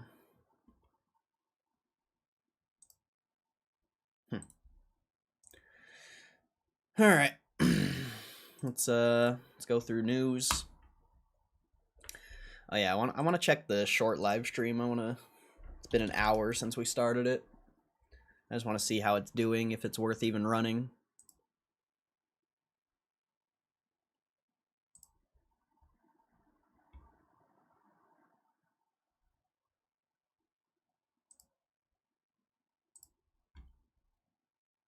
There's one viewer in there, so it's probably not worth it. Oh wow, it got 227 views though. So it's getting views. Moose is in the wrong stream. Moose is in the wrong stream. That's funny. That's funny. Oh man. Oh man, that's funny. Moose and Ruben are in the wrong stream. That's great. All right, I'm gonna end that stream though.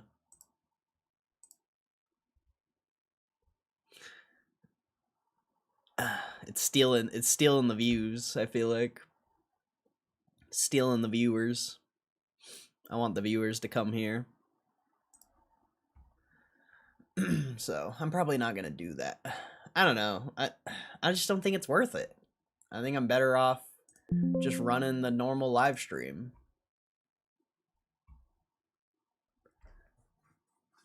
I think I'm better off watching the normal live stream.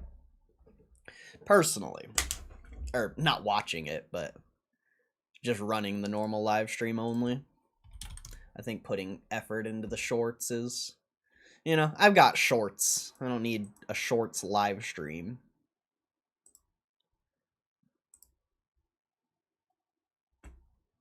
Let me delete it real quick.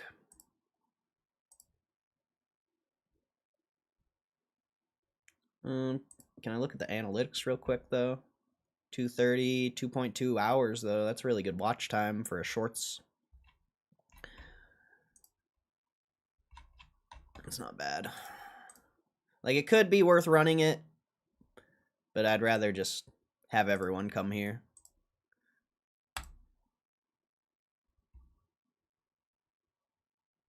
I'd rather have everyone come here.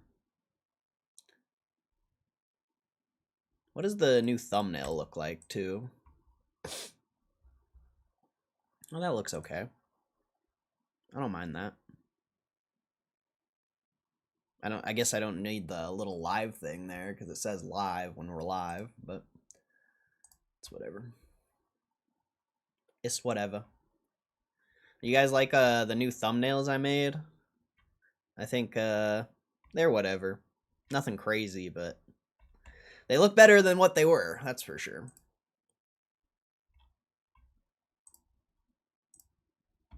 That's all I can say about that. Let's see. So, credit card aspect scary. Power. Okay, I read that. Doesn't matter. All those arts. Pretty much all vintage and 9 or 10 or 9s value high. I don't know. I pulled that 10 Squirtle. It was only $300. You know, not first edition or shadowless. The first edition's $2,000, but not all vintage is worth it.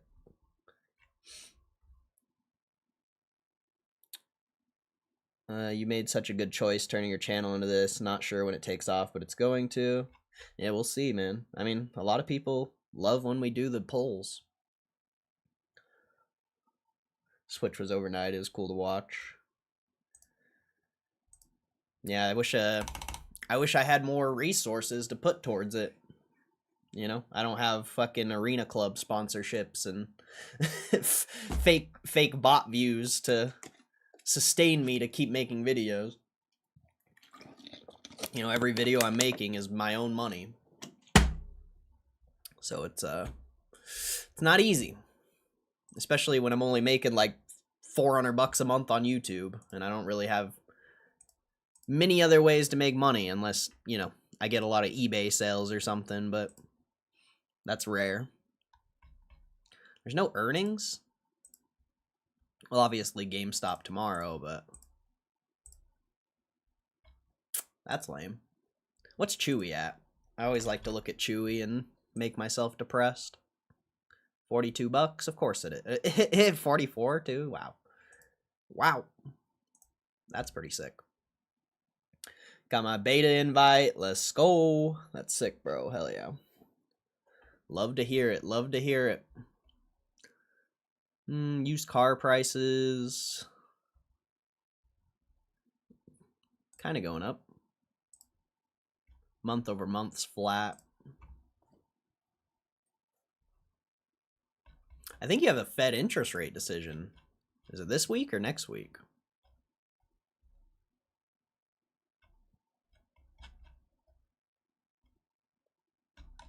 I can't remember.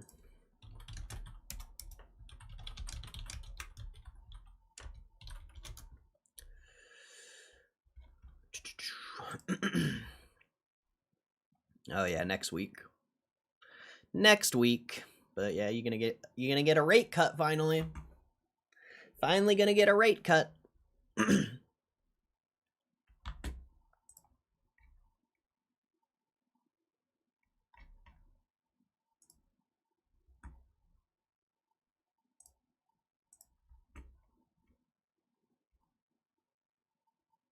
No insider buying. What is this though? Net Street?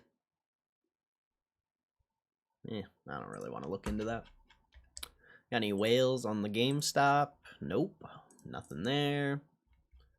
Short interest hasn't updated yet. Crypto's up.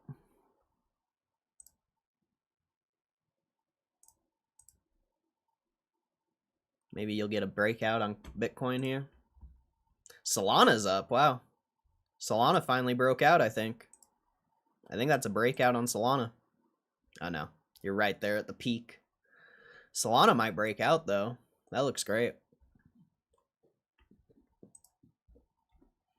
Shout out to my friend Tyler. He has quite a bit of Solana. It's like his biggest investment, I think. That's the only reason I care about it. Other than that, I don't care about Solana. And Cardano's trying to hit back 90. Hit $1 last time. And we'll see where the crypto goes. Let's see. Robinhood shares soar 14% after getting added to the S&P. Is Robinhood profitable? I didn't know Robinhood was profitable. Moose, you were in the wrong stream, bro. You were literally in the wrong stream. Oh, that's funny, dude. Oh, man. That's great. Oh, yeah, Robinhood was profitable last year. I didn't know that.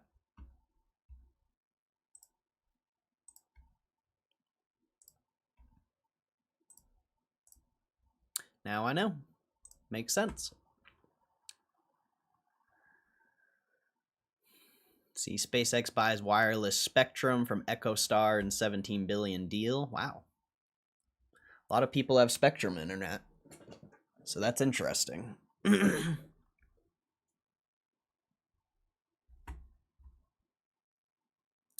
China EV maker I don't know how to say that. Xipeng eyes global launch of mass market monobrand.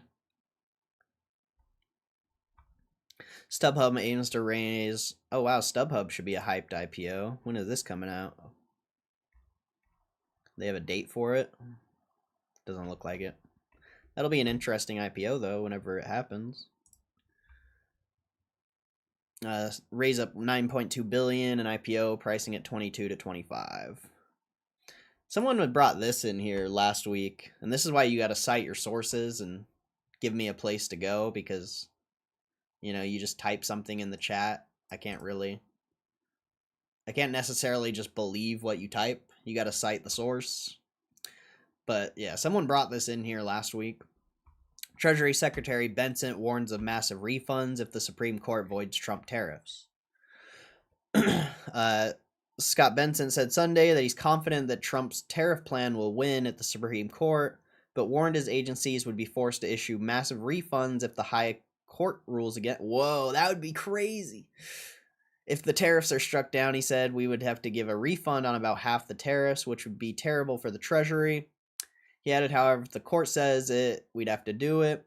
Trump administration last week asked the Supreme Court for an expedited ruling to overturn an appeals court decision that found most of his tariffs on imports from other countries are illegal.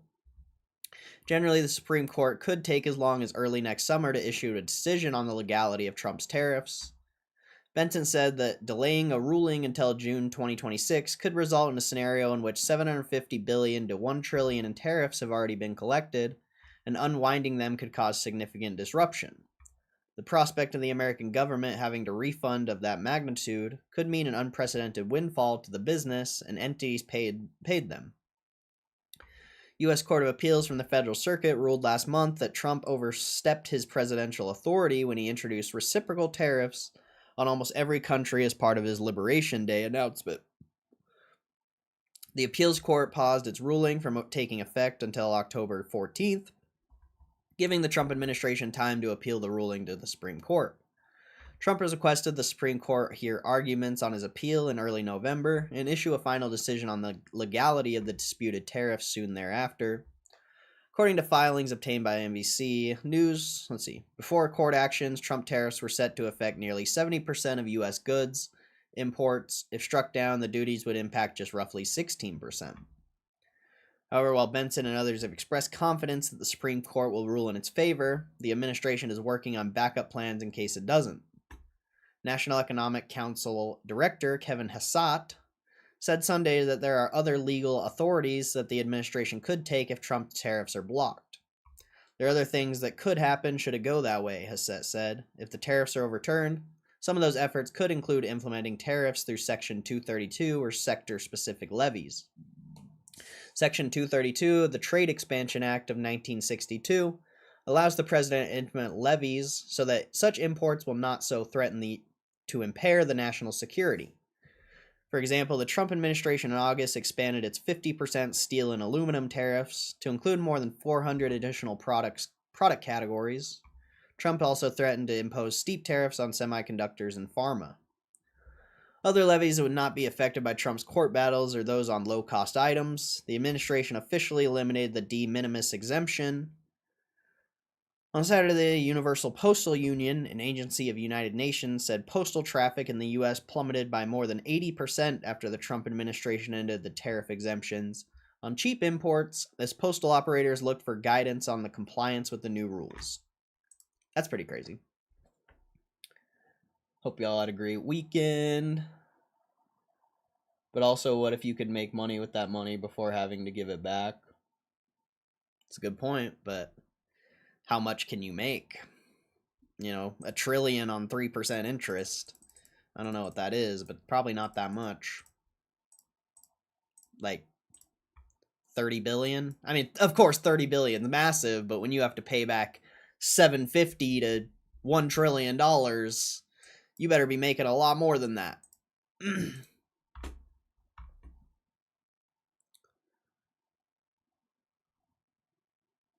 Let's see. Come chair of company that will buy Sam Altman-backed WorldCoin for its treasury. Oh, that sounds sketchy.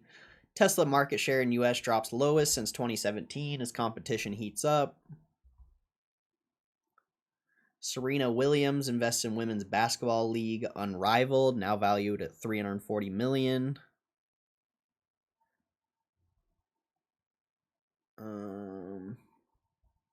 Why is Jim Cramer promoting sports betting? What the fuck kind of world do we live in, bro? The media is terrible, bro. The media is terrible.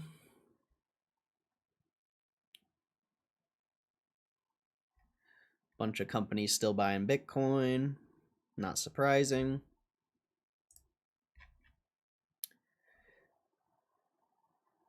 Nadeshot defends new gambling. I don't know who that is. GTA meets Roblox and Minecraft in new Snatch Squad game. What's that? Snatch Squad is an upcoming co-op heist game that looks like a combination of GTA, Minecraft, Roblox, and Schedule 1. With all the chaos and skullduggery you can expect while living in a crime-ridden world. Set in a bright neon city, Snatch Squad blends tactical heist planning with sandbox freedom, in which players can team up to pull off jobs, divide roles within their crew, and attempt to clean getaways. So think GTA meets Payday with some strong Schedule 1 illegal activities. Success means laundering cash through shady businesses and expanding into new districts, while failure can lead to high-speed police chases and violent ambushes. Its blocky, voxel art style recalls Minecraft and Roblox, while open-world car chases and turf wars give it a GTA flavor. The structure of the coordinated heists and empire building also brings it close to what Schedule 1 delivered, making Snatch Squad feel like a potential successor in that space, especially given the huge success of Schedule 1 when it was released. As mentioned above, players can take part in co-op heists, launder money, get rich, take part of gang wars, and get up to all sorts of nefarious activities. If you can escape the police, of course you aren't afraid to sign up for some fast-paced chases. Snatch Squad is set to release in March 26, and given its style, inspirations, and the fact that it's just releasing months before GTA, it could capture the same energy that made Schedule 1 a hit. What's more, Snatch Squad also has upcoming playtests, which you can check out on the Steam page.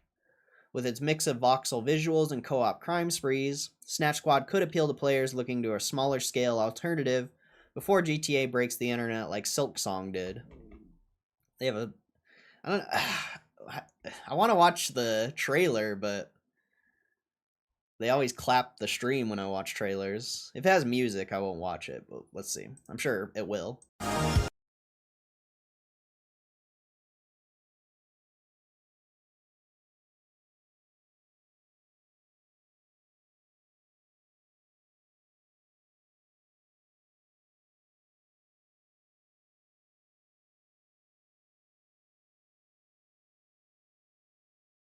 It looks kind of sick.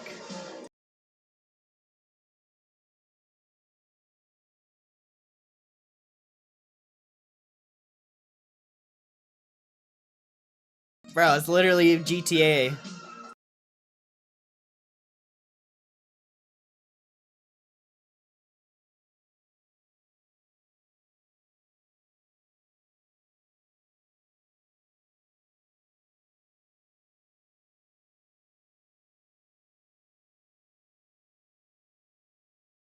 Wow, that looks really good. That looks really good, dude. That game's gonna be hype. Silksong player discovers cheat code that makes the game even harder.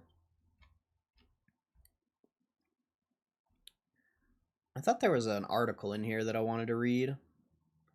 Wow, No Man's Sky hits highest player count in nearly a decade. Wow, that's crazy.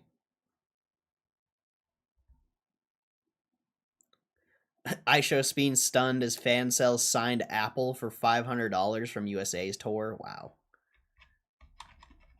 Why isn't it loading? What is wrong with this website right now? It won't load. Come on. Come on. You can do it. There we go. Nintendo wins $2 million in lawsuit against Switch hack maker. Dad breaks silence over viral Phillies confrontation with woman over baseball. I'm sure everyone here has seen that.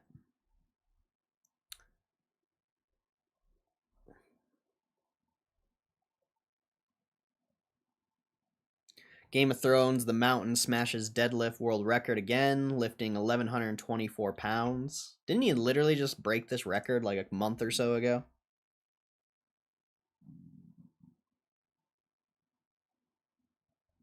This guy's crazy. Oh no, I lost my spot. Dad caught teaching son to scam Pokemon fans with resealed packs. Did anyone see that video? That's funny. That's a funny video. Viral mom breaks record sprinting 100 mil barefoot cross Lego track. YouTuber uses AI to shatter Trackmania's untouchable record. Woman faces 5 felonies after dog votes in 2 elections? What?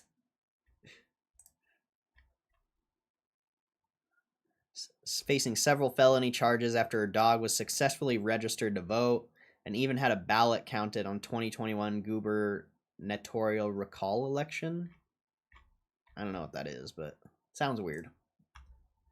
Sounds weird.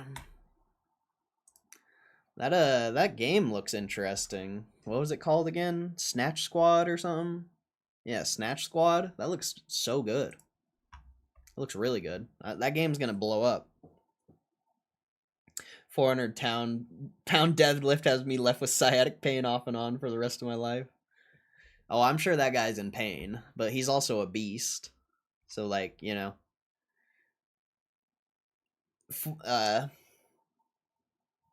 like a 800-pound deadlift to him is probably like 400 to you, you know, just because he's such a big guy. That guy's an absolute beast, bro. An absolute beast.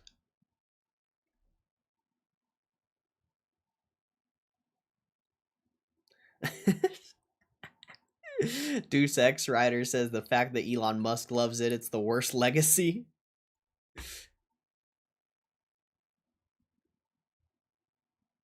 Amazon's Life is Strange TV series. Wait, oh, what's this? Many RPG fans are patiently awaiting the next installment of the Kingdom Hearts franchise, and a lot of those people are waiting for Final Fantasy VII Remake's third and final installment, too. As you might expect, some are worried about how the development is proceeding on these two massive Square Enix RPGs, and to help players calm down, Final Fantasy VII and KH4 director has attempted to reassure us all things are going smoothly. Alright, I don't want to read this whole thing, but dude, a brand new Kingdom Hearts? That would be badass. Kingdom Hearts is a phenomenal game. Alright, nothing there.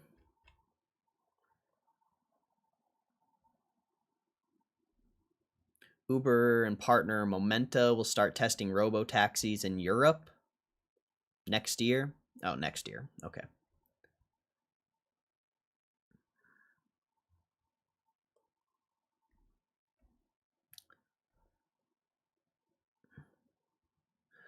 Apple plans to release iPhone 17 and more at the Odd Dropping event September 9th.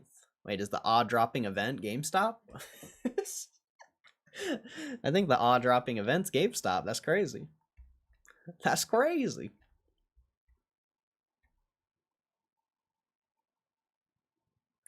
Porsche and Audi EVs can now recharge on any Tesla supercharger.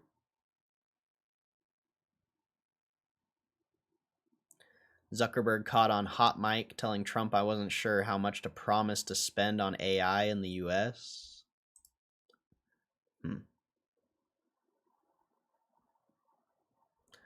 Apple faces lawsuit over alleged use of pirated books for AI training.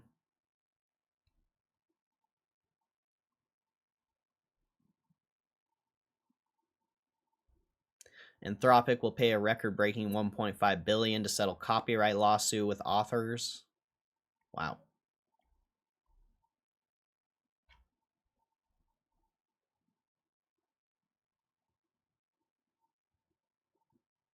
Tesla's bored that Elon Musk hit these milestones and will make you a trillionaire.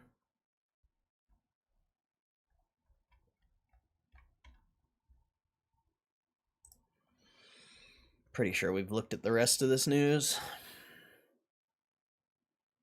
OpenAI is reportedly producing its own AI chip starting next year.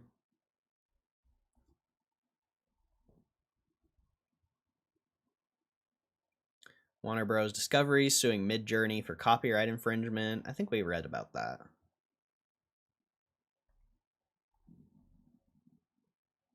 Yeah, we've read about the rest of that stuff.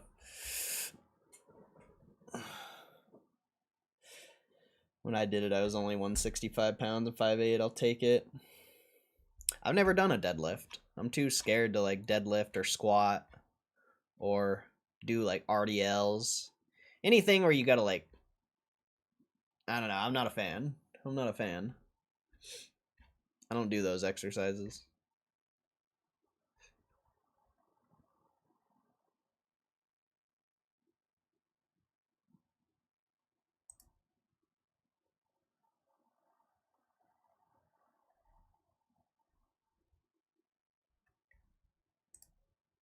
I am gonna get my gym membership back though.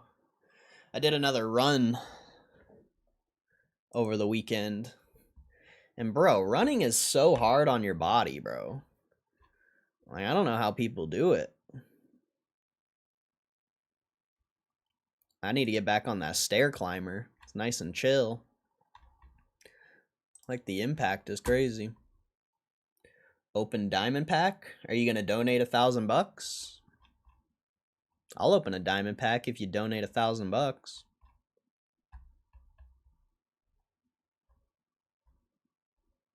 Why don't you open a diamond pack?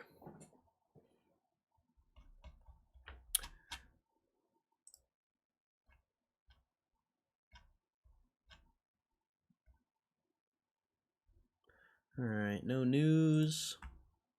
Man. We can never... We got a little bit farther this time. But unfortunately, we ran out of stuff.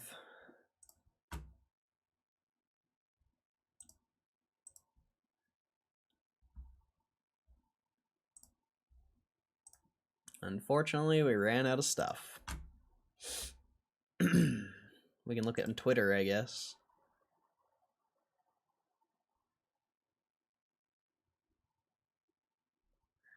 Oh, this guy can like my shit, but he can't follow me? Come on, bro.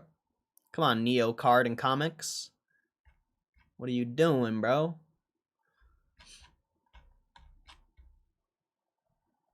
What are you doing?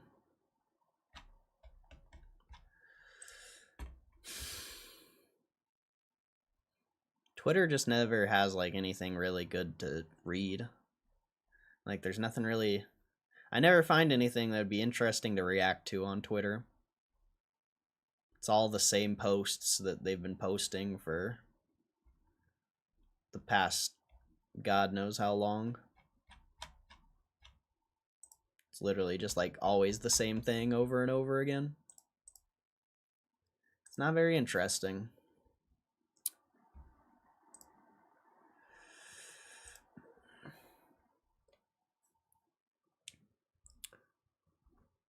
I wish I don't have access. Me either, bro. Look, I don't have access either. I can't even open packs. I have no access, bro. It's in beta still. Running's awful. Yeah, I'm not a big fan. Maybe you need vitamins? Maybe, but I don't think that would help. $1,000, why not? Become a member and he'll think about opening a diamond pack eventually with your $1,000 donation. I hear the 2,000 pack has the best no way, bro. I heard the $100,000 pack. $100,000 pack to the moon, bro. Cap. I got access and it's an expensive habit. I mean, that's why I only do it for videos, because gambling in general is an expensive habit. Basically any habit is expensive, isn't it? Isn't like every habit expensive? I don't know. I don't think there's a singular habit. Maybe like going to the gym. But even, I mean, it does cost some money, but I think going to the gym and like exercising is the only habit that isn't expensive. All right, Break Nation, much love. What's up, Drown? Yeah, I don't think there's such thing as a cheap habit besides working out, which nobody does. For some reason, I don't know. You know, it's not a big deal, but you definitely should work out. It's good for you. It's good for your soul. Y'all ever try Habit Burger? I've had Habit Burger. That's gas. That's gas, bro. There's this place by me. Well, it's not really by me, but it's called, what is it called? I always forget the name. Why can't I think of what it's called? The Burgatory? Yeah, the Burgatory. I believe. It's like it's a local place where I live, but it's horror themed. So you go in there and they got all these like horror, you know, movie posters, and they got like a horror. Last time I was in there, they had Stranger Things playing on the TV. And it's, bro, this is some of the most fire burgers I've ever had, bro. And just like they're playing like death metal and shit. It's sick. It's a cool place. It's such a cool place. But yeah, it's fire. And you can get the Hellraiser or whatever. It's like a jalapeno burger. That's pretty good. I always get the pastrami one usually. I've had the Hellraiser, but I don't really jalapenos or whatever. But yeah, all their food is like named from movies, like Baconstein's Monster, Jaws, Poultrygeist. I think that's what I had last. Oh no, I didn't. I had the fouling last time. The Transylvegan. That place is gas though, bro. I shouldn't even talk about it. The Exor-Swiss. Bro, it's so good, dude. It's so good. When this drops to the public, how much do you think the GME stock will rise? I don't care about that. You're asking the wrong questions. You should ask how much revenue are they going to make and how much profit are they going to make. The stock price going up and down is irrelevant and always will be. Anyone who focuses on the stock price is probably not a real investor, honestly. SLC area, only ones to push pastrami burgers, not bad, but no idea why it's so popular there. Really? It's not popular in other places? I love pastrami burgers. That's interesting. I didn't know it was like a Utah specific type thing. I don't know why either, honestly. They're good though. I think it's just a good like topping. It's not too dense. Similar to bacon, I guess, right? But I would say there's definitely room for both. Bacon and pastrami. We need to stop talking about food. This is not this is not the time or place to be talking about food, bro. Gonna make me hungry. All right, what do we do now? What is there to do? From fitness to food, what a morning. Hey, you gotta eat after you get the gains, bro. You gotta get that muscle glycogen or whatever. You gotta eat your calories if you want to grow. If you want big muscles, you better be munching down calories. You can't be fasting and expect to get ripped. I mean, you could get shredded, you could get lean, but if you want to actually like build muscle, you gotta have food and a lot of it.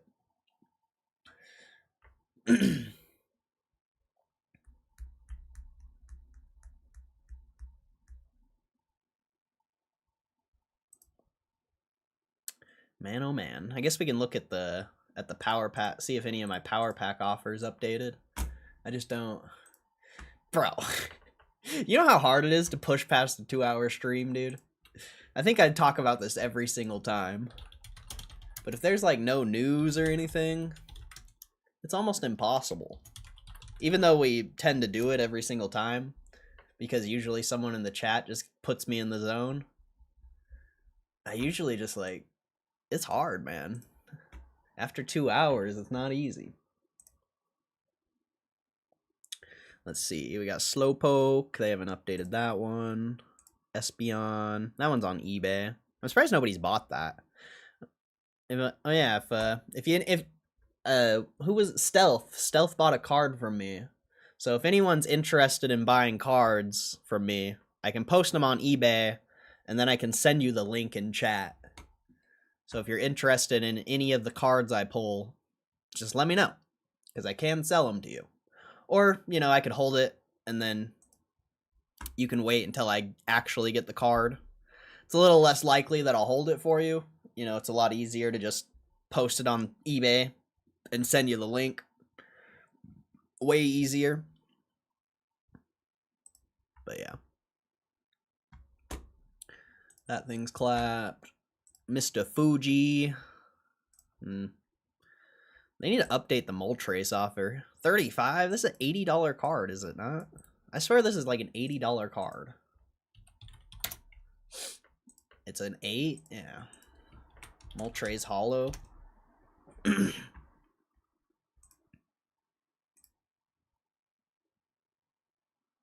Yeah, the lowest listed one is like $83.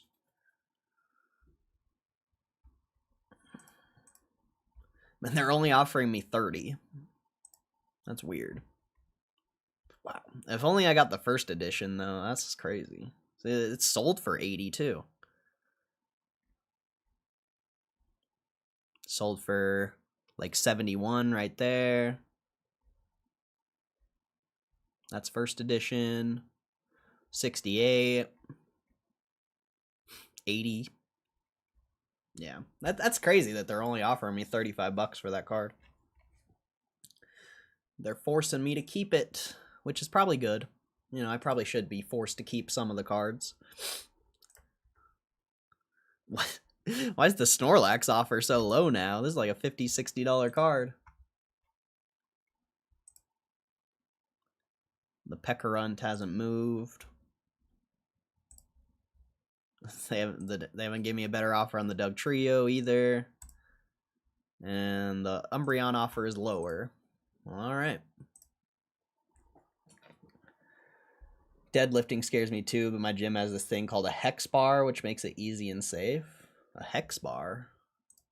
What's that? Hex bar. Deadlift. Oh, I've seen one of those. I've never used that, but I know what you're talking about.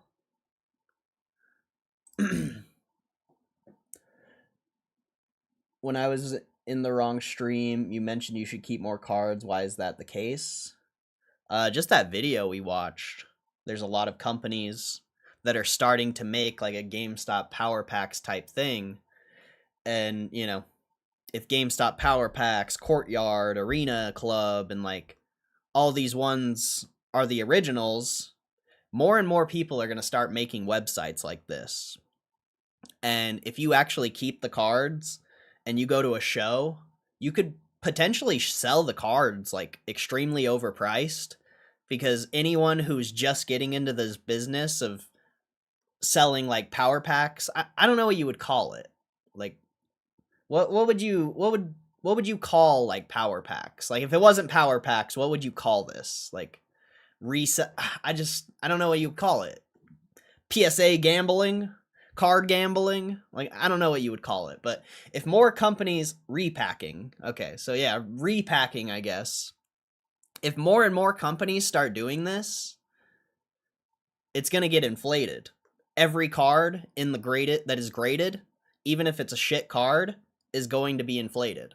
Or even if it's not inflated, people are going to be willing to pay full price, if not a premium, for every card, because, you know, say you have a $15, $20 card that's complete dog shit. If they can just buy that card from you for like 20, 25 bucks, and then they can go and sell it on their repacking website or their gambling website, whatever you want to call it, they're going to be able to make $30, $40, $50 on that one $20 card. Because nobody's going to keep that card. You know, anyone who pulls that shitty $15, $20 card, they're going to sell it back, most likely. And yeah, so people are, you know, it's not like, I don't know if the cards themselves are going to go up in value, but people are going to be willing to overpay for the cards because they'll make more. But we watched a video about it. I shared it on my Twitter. I don't know if you have Twitter, but I can post. Yeah, it's on Twitter. Or, you know, just rewatch the stream and just rewatch that part whenever the stream gets uploaded. Like, let's see, mystery box. Yeah, mystery box, repack, mystery box. I don't know what you would really call it. I would call it gambling. I would call it card gambling. And the guy in the video made such a good point that, you know, you get smoked on a $1,000 pack of power packs. You know, the worst case scenario is like $500 minimum. You know, that's minimum worst case scenario. You buy $1,000, like, bro, I bought over $1,000 of that Paldea Evolved, and we didn't pull shit. We pulled maybe like $100, $200 worth of cards max. Like this is the next wave. This is the next wave of card gambling, and potentially, you know, we're starting to see the peak of it, or we're at the beginning of the peak. We'll see, man, but it's very interesting. Very interesting. obviously, you know, there's still that aspect of you have to go to shows, you know, you have to well, you probably don't have to get a table, but you have to go talk to people, you know, you have to do all these things to sell the cards. You know, that there is that barrier of it, of course. There is that barrier and that extra work you have to put in. But look how much money I've lost already. You know, look how much money I've lost gambling on this. Like, it's worth your time. You know, I could have just kept every card. Sure, I'd have $6,000 in graded cards, but I probably would be able to make like $500 to $1,000 profit, maybe even more, potentially, instead of being down $942.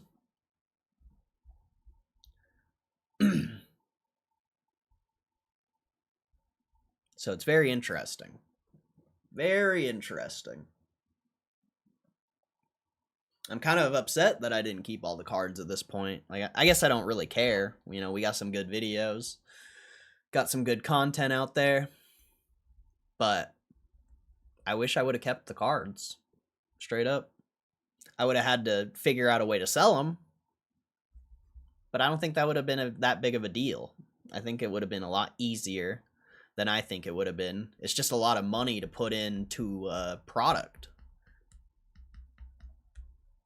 And if you don't already have a way to get rid of it, which I guess I do, you know, there's eBay, there's whatnot, there's local classifieds, there's Facebook Marketplace, there's always events going on that I could just like go set up a table probably for free, like at a swap meet or, you know, a fair or something. Like, you know, I'm sure there's a lot of ways to be able to get rid of the cards, but just sitting on that much product, that's like my biggest thing.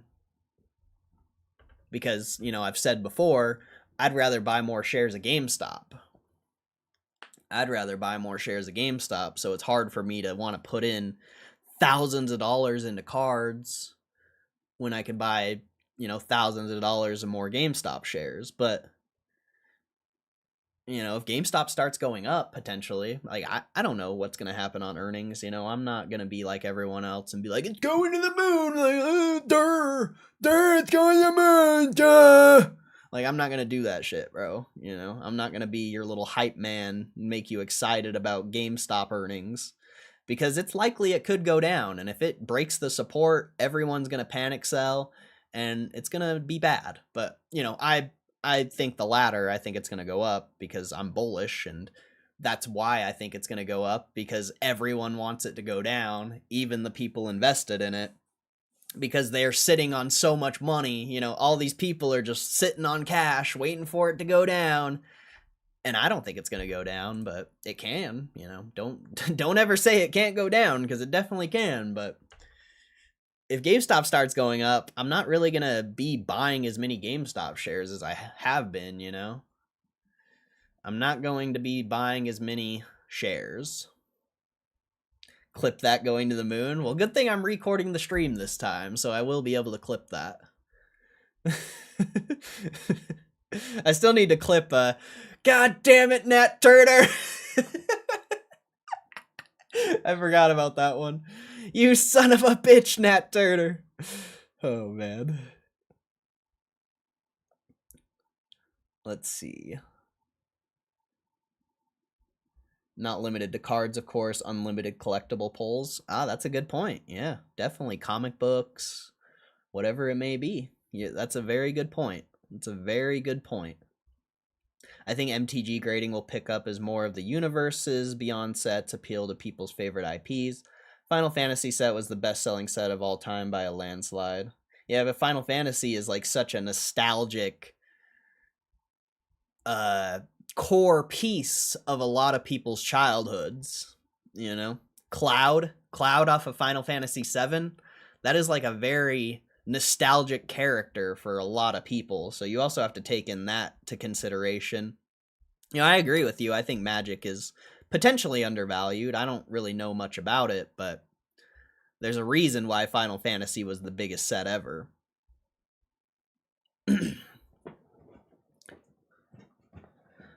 Sold card on PSA yesterday, $100 nets you 87. eBay PSA to be clear. Yeah, because you get fees and $6 shipping. I've sold a couple on the PSA eBay. And that's another aspect of why keeping cards would be like a good idea. Because, every time you sell a card on eBay, you pay 13% fees. Like, let's do a theoretical example. I had over $6,000 worth of cards. Let's say let's say worst case scenario, I had to sell them on eBay. 13%. That's $800 of fees. $800. And that's, I think the cards would have been worth more, so potentially $900 to $1,000. That could be rent at a store. That could be a table at a card convention. That could be more money to buy more cards. Like, all the money that you're putting into, like, for fees and stuff, if you just took these cards, or if you just bought, I mean, let's also do this, though. How many cards have I pulled?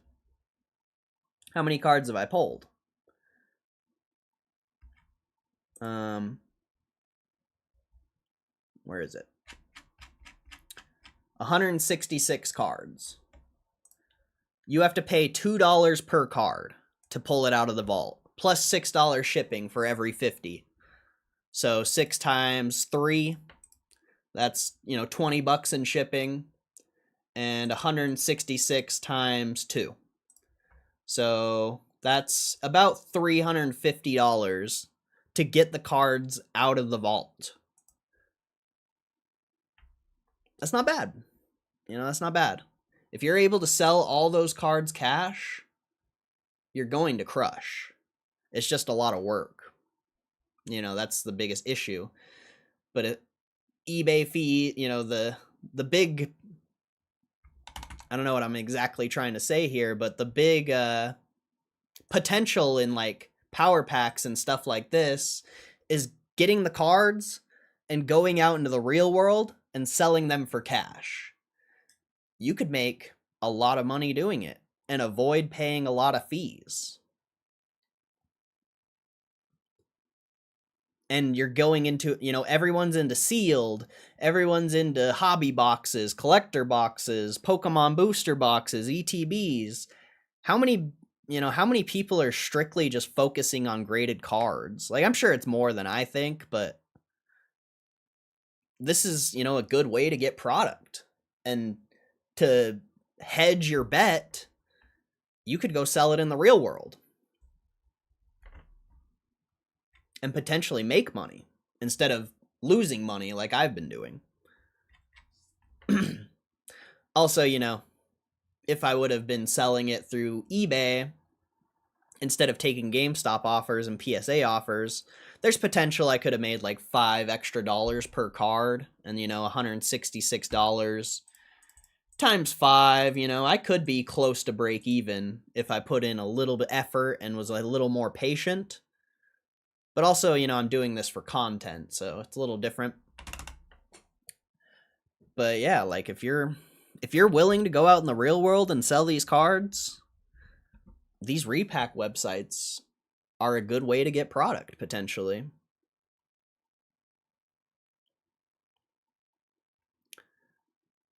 Investing diamond hands, inflation makes diamond hands rich.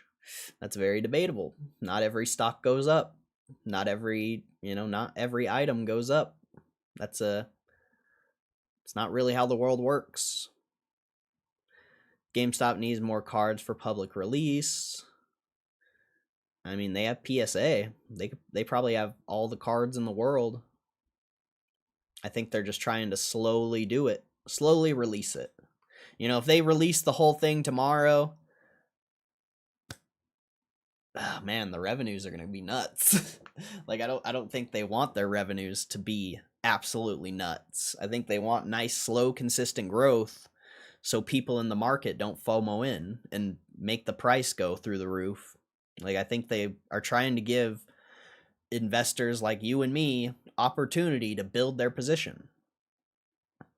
And the only way to do that is by slowly increasing revenue, slowly increasing profit.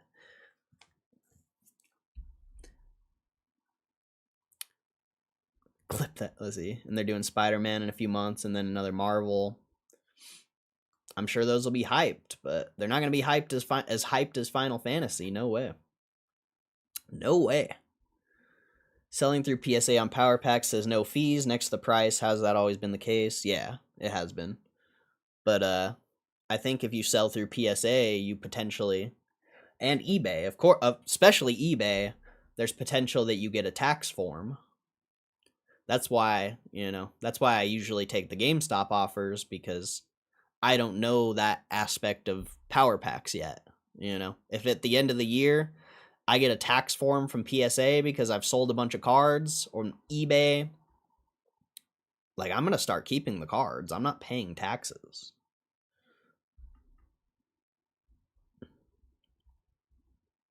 I told you keep undervalued cards, not financial advice. People tell me a lot of things. But undervalued is very, what's the word? It's a very personal opinion whether something's over or undervalued. It's not really a real thing. Your opinion on something being undervalued or overvalued is not the same as another person's. So that's a matter of opinion. That's not facts. And I don't like investing in opinions. Spider-Man set comes out this month. That's going to sell well. Oh yeah, it's going to crush. But I don't think it's going to be as crazy as Final Fantasy. No way. Chase cards, collectibles create the hype, gambling action. Guess we will see more of that dopamine. Oh yeah. Oh yeah. And you're taking, market share from casinos. Not everyone wants to go to the casino and gamble. If they can just open up fucking GameStop Power Packs and gamble right here, right now, I think a lot of people would rather do that. I also feel like selling from the vault directly to eBay is more appealing than me trying to sell it on my own eBay account. That doesn't have any reviews selling cards. So that's debatable, though, because if you have an eBay account with all of your cards posted on there, well, for me, it's a little different for me because I have, a YouTube channel and a stream, and I can promote things pretty easily. But you can send people straight to your eBay account rather than, having to go through PSA. But I do agree with you. The convenience of it is very valuable. But if you're going to get the cards sent to you, there's no point in selling it on eBay. Like, the only way, eBay and whatnot, and all these websites that charge you fees to sell stuff, those are your last resorts. If you can't get rid of cards, those are your last resorts. If you're going to get the cards sent to you and you want to sell them, you sell them cash. 100%. You sell them cash. Fuck taxes. Fuck fees. That's bull. I don't fuck with taxes, bro. I pay them, obviously, but any chance I can use to get cash, I'm taking it. I'm not, and this might be a weird perspective, but I am not paying taxes to a government that promotes fake wars and doesn't do anything valuable for the country. Like, I'm not paying taxes to that type of government. I'll take my money and never pay. Like, I'm not giving my money to the government so they can have a fake war and kill people. Like, I'm good. I'm not doing it.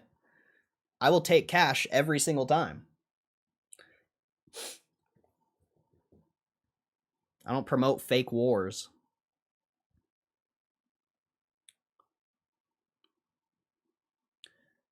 Be owner of the casino via GameStop shares?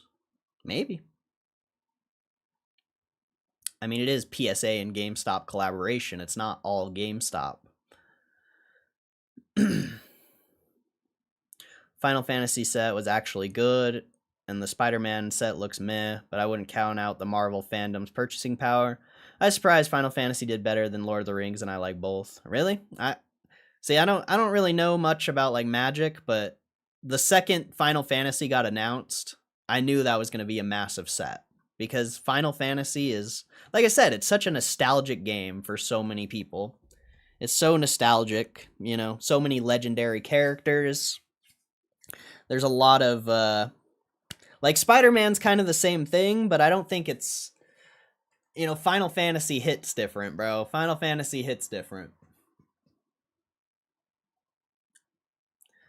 I had 4 cards mailed to me, left 4 in the vault, planning on holding for the long term. I'll need to get into the Pokemon card conventions once sell time comes. Yeah, or you just Facebook Marketplace. Whatever you can do to get cash. Whatever you can do to get cash. That's what you want to do. And that's you know, that's why I haven't been collecting the cards, is, you know, one, because I want to buy more GameStop shares. But mostly it's not going to be like, there's not there's going to be work to selling those cards. There's going to be work. So that's, you know, that's a big part. But I mean, you stack up enough cards, you could go sell 50 to 100 cards in one day at a convention, you know? Especially with that, if I don't know if you were here when we watched that video, if what that dude in that video says is true, you literally could stack up 100, 200 cards and go sell them in a day, because someone who is starting their repacking website will come and buy you out. It's very likely. Very, very likely. Like, this is, that video was so interesting, bro. That video was so interesting. 2330, baby. 2330, baby. Let's go, chat. Let's go, chat. Spin some W's. I'll be right back.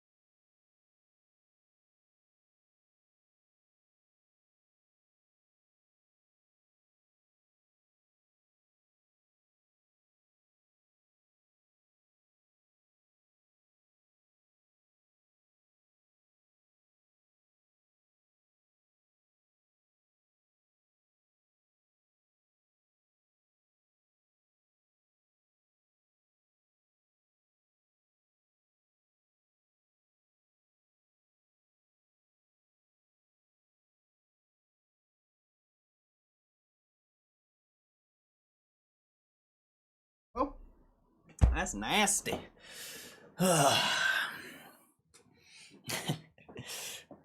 Man, I put the Ken Griffin emote and nobody even uses it, bro. I put in the Ken Griffin emote and nobody even uses it.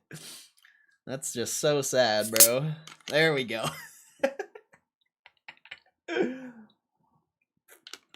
There we go, bro.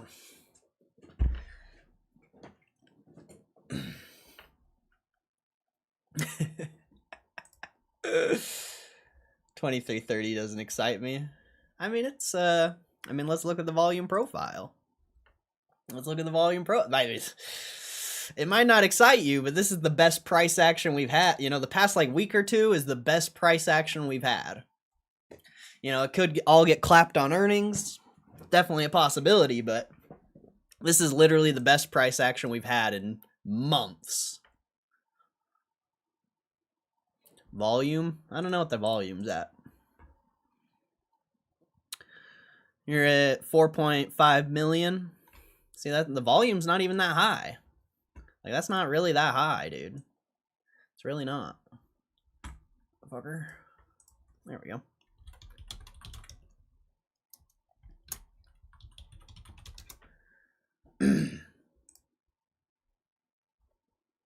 Some people piling into the stream now, bro. Saying the stream's not even hyped yet, bro. The bots aren't even here yet. This is beautiful, bro. This is beautiful. The volume profile looks decent. You know, you're getting nice volume. You broke. Look at that, dude. The gap at 2280 still exists. The low volume area at 2280 is still there, bro. That is so insane. That is so insane. That's wild, bro. That's actually wild. I can't believe it's still there. They can't fill this gap for some reason.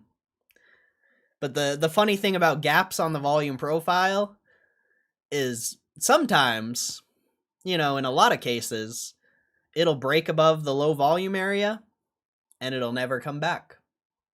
You know, majority of the time you always fill in gaps, so I would expect to see 22.8 again at some point, but it could go, man. It could go. It could go. We'll see what happens with earnings, you know. We'll see. You're about to approach the resistance of the last little spike here. You're about to approach the resistance, but we'll see, man. We'll see. But it probably would be a good place to take a little bit of profit, maybe. I don't know. I don't know if I want to. I don't know if I want to. Probably a good idea. But I also don't care. So, not gonna do it. We'll see what happens. I'll take the risk. I'll take the risk. I'm not scared.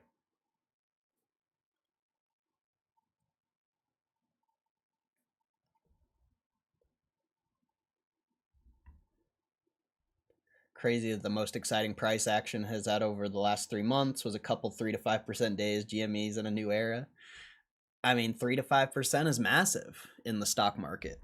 In anything, going up 3 or down 3 to 5% in a day is fucking nuts. Bro, the risk-free rate is 3.5% a year. You just made that in a day. You just made that in a day. I'm just saying, like, being up 3% is massive. If you actually look at it through a traditional investing lens. A lot of people are so, you know, I talked about it in the video I posted, like, people are too used to being doubled, tripled, quadrupled. Nobody knows what traditional investing's like. I'm excited that you're somewhat excited for the price action, though. We're 3% plus, baby moon. I mean, it's, we'll see. You know, we'll see. Earnings is sketchy. I don't like earnings. I think they're going to post amazing numbers. Like, it's going to be the best earnings they've ever had. But I don't like earnings.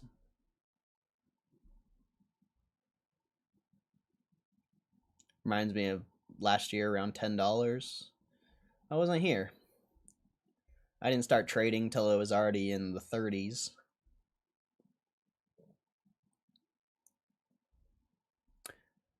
Companies deploying GME bots. Moon Gang earnings, the catalyst. Bots are cheap these days, especially with AI the way it is now. Tomorrow will be exciting either way. Let's go. Yeah, it will be. It will be. I'll be excited. Oh, I should be checking my options, though. What am I doing? That's what I should have checked. I should have checked the options. I do want to get rid of those, if it's possible.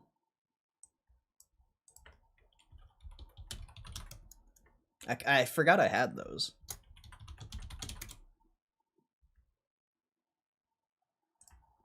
Yeah, that leap's dog shit, bro.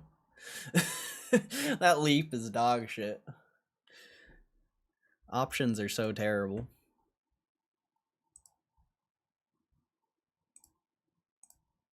It's not that account. It's this one. Oh. They're crap, bro. The spreads are too wide. I guess we're stuck. Oh, that sucks. Hopefully earnings goes well. No! We're stuck! Son of a bitch. We're stuck. I mean, I could just take the loss, realistically. I could just take the loss, but maybe it'll go up more. Maybe we'll get lucky and we'll be able to get out of it. Maybe we'll be able to get out of it. God, options are trash.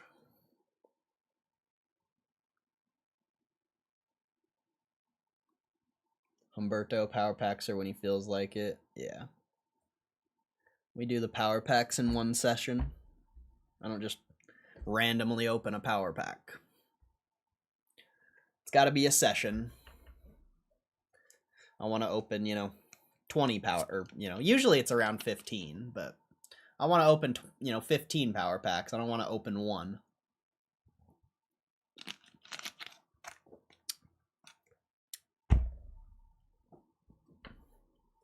I've never opened a power pack off stream. Or, if it wasn't... All the power pack pulls have been in a video. Every pull I've done. And I'm not going to break that because I don't care. Like, I literally don't care.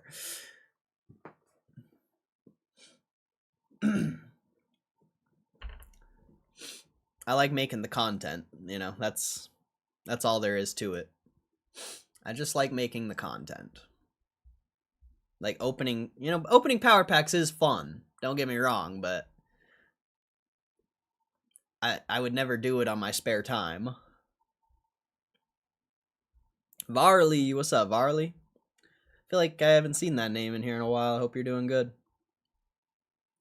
Hope you're feeling blessed. Hope everyone here had a good weekend as well.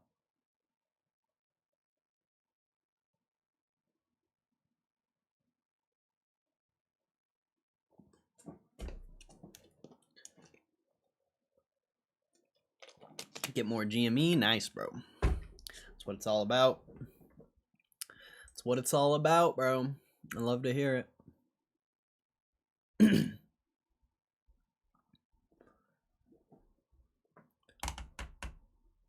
we're pushing 3 hours. It's only 10:30, dude. No. No. What do we do? Chat, help. Oops. Help me, chat. I don't know what to do now. Oh, that guy didn't even follow me back, bro? That's crazy. Well, I'm not following him then. What does he think this is? I comment how good his video is and he don't even follow me, bro? That's a disappointment. That's a disappointment.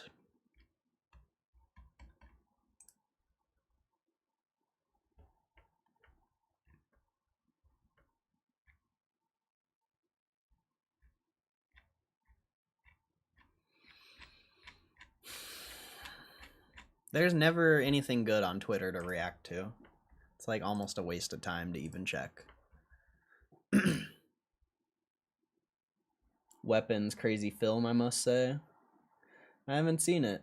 I saw the... whatever it's called.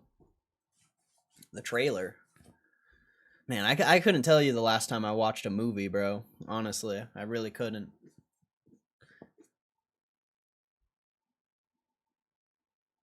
I climbed the Bright Horn Mountain I told you about. It was very steep and exhausting. Good thing the weather was nice. Hell yeah, KCR.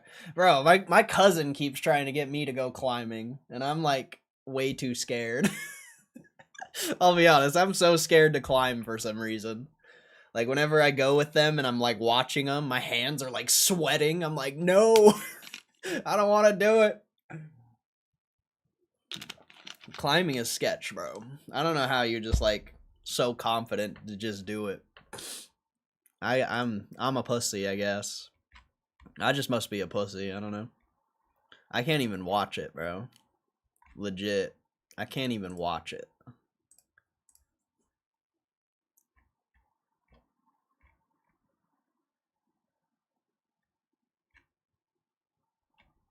Tell me the market's a joke without telling me it's a joke. And it's a picture of Robin Hood joining the S&P 500. Well, tell me your post is a joke without telling me your post is a joke, because if you think Robin Hood getting into the S&P 500 is a joke, it means that you don't understand the stock market. So, I don't know.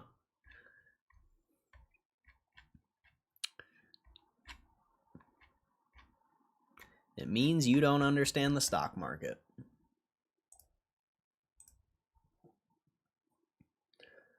Never got into climbing, but I bouldered for a couple years. That was a lot of fun. Yeah, I don't know why I'm so scared, bro. I refuse to do it. And I don't think there's nothing anyone could say that would like make me do it. It's too sketch. Like I don't know, I just don't trust it. I also don't like the idea that there's someone down at the bottom with the belay and I have to put my life in that person's hands. Like I don't like that. I really don't. I'm not putting my life in someone else's hands. I'm sorry. I'm not doing it.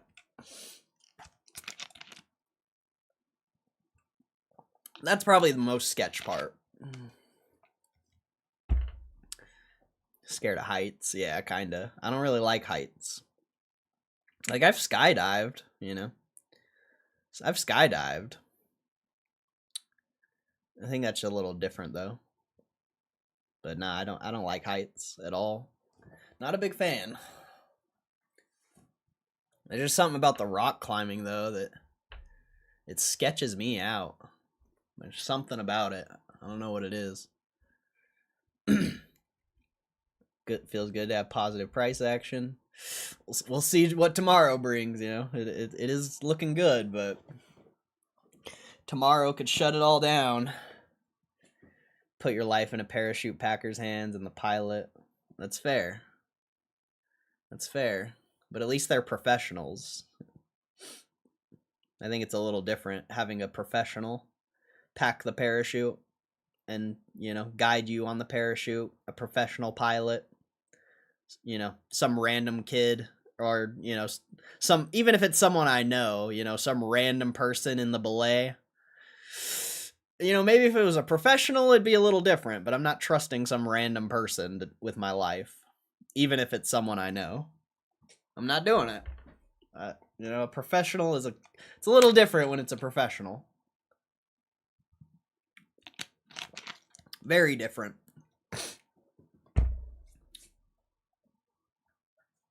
So maybe if there was a professional there, you know, maybe maybe I would do it. You know, maybe I could push myself to do it if it was a professional, but I'm not trusting my cousin. I'm sorry. I'm not. I'm good. And I'm not trusting, you know, any random person.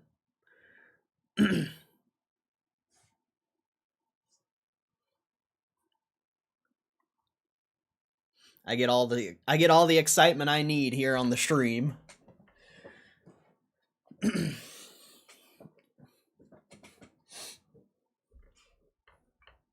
You know, if I want to feel some adrenaline, I'll go to the skate park or something and try a trick I'm afraid of.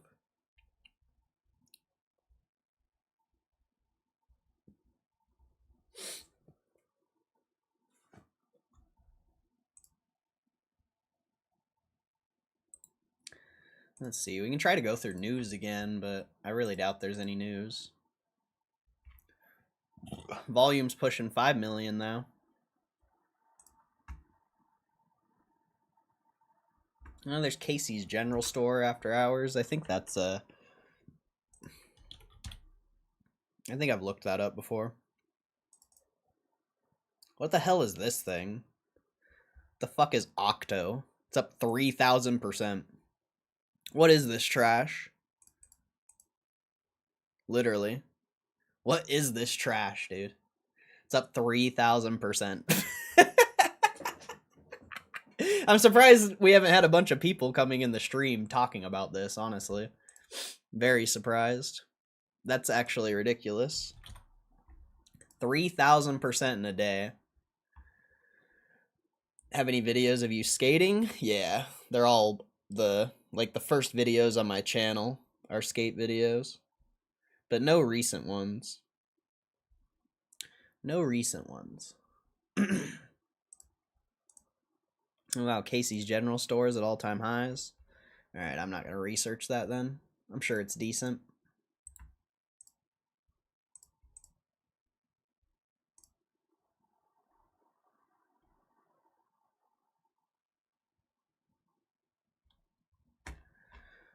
Not really much economic data.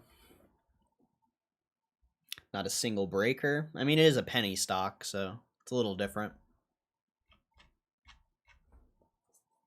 It's a little different.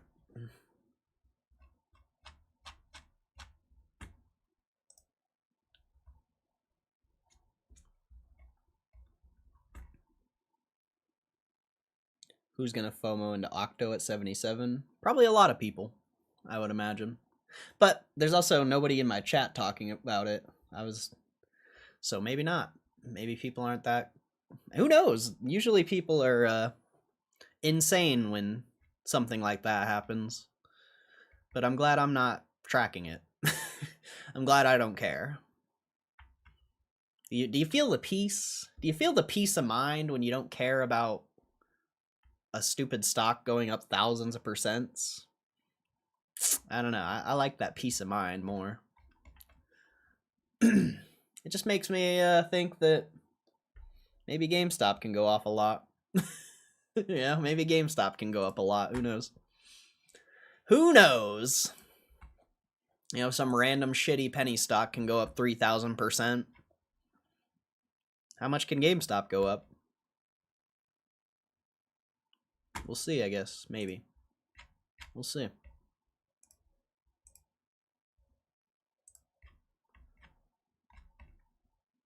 Nothing there. Bitcoin's flat since I checked it. Solana's rejecting that peak. You want to see? You need to see Solana break out into the 220s. That's going to be like probably the thing that drives Bitcoin or crypto here. Is that Solana breakout? I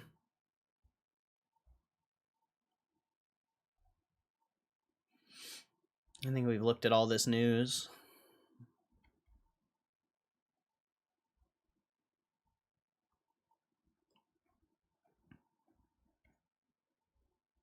Yeah.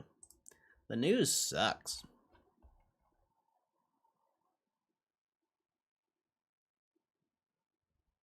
Oh, okay. So MicroStrategy got rejected from the S&P, I guess. I know Kev was in here talking about that last week. I think they got rejected. Let's see. Where does it say? It doesn't say anything about the S&P here. It just has it in the title.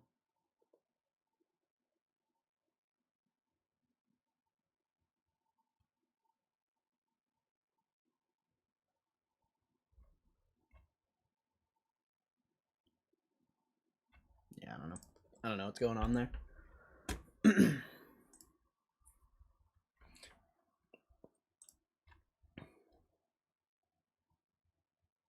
See, does anyone play TCG Pocket? Here's some gift codes.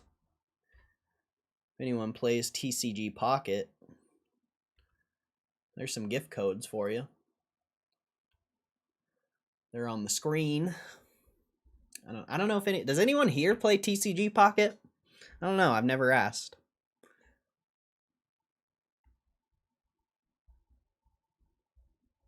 Humberto, don't promote stocks here, bro. You've been here for a while, but don't promote stocks here.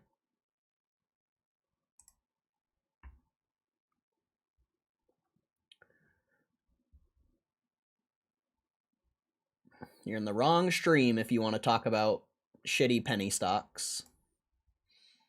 You're good, bro. It's just I don't like when people come in here and talk about stocks. especially penny stocks. You know, if yeah, just we don't talk about stocks and trading here unless I find a company and I start talking about it. I usually don't take what anyone talks about in the chat seriously. Very rare. And I just, yeah, this just isn't the place to talk about trading and stocks. It's really not.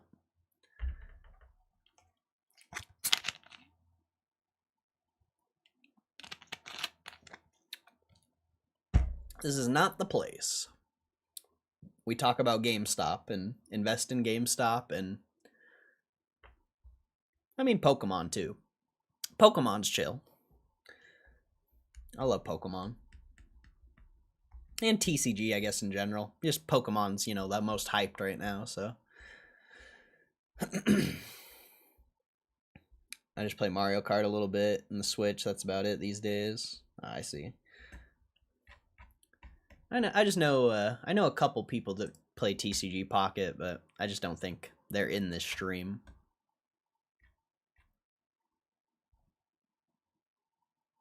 Wow, that's crazy. I've seen this girl on YouTube forever. Makeup launch for influencer Salish Matter at American Dream Mall in New Jersey descended into chaos, forcing police to shut down the event early as thousands of fans packed the venue. Salish Matter is a 15-year-old social media star with over 4.5 million Instagram followers, was set to debut her makeup line Sincerely Yours at the American Dream Mall in New Jersey on September 6th. Tickets were made available in advance, with fans expecting a meet and greet and exclusive merchandise. But once the event began, attendees said tickets were not scanned, crowd control collapsed, and fans were unable to meet or see or meet the influencer. Holy shit. Bro, that's insane, dude. Imagine being 15 years old and having that following. Bro. What the fuck? Bro. That is ridiculous. That is a lot of people. Videos from the event showed a mob of people flooding the multi-level shopping center. One TikTok clip described the scene as a complete unorganized unsafe, with another attendee writing, "We signed up, got tickets, and they were never scanned. She came out briefly, we could barely see her." According to Salicia's father, Jordan Matter, 3 times as many people as expected arrived, prompting state police to step in and shut the stage down. Both he and Salish were escorted out the mall for safety concerns. They shut down our stage show early and then would not allow either me or my daughter to go back out into the crowd for safety concerns. It was truly upsetting. We had planned to stay late at the mall if necessary to say hi to everyone, but instead we were removed from the mall by state police at 3 p.m. Bro. That's so nuts, dude. That's so many people. Just for an influencer, bro. Crazy world we live in, bro. Fans took to social media to share their frustration, with some calling the tickets pointless and saying they felt deceived. Despite the backlash, Salish later posted on Instagram about the experience. "Today was insane. It was incredible seeing you all. Just wish I could have met everyone."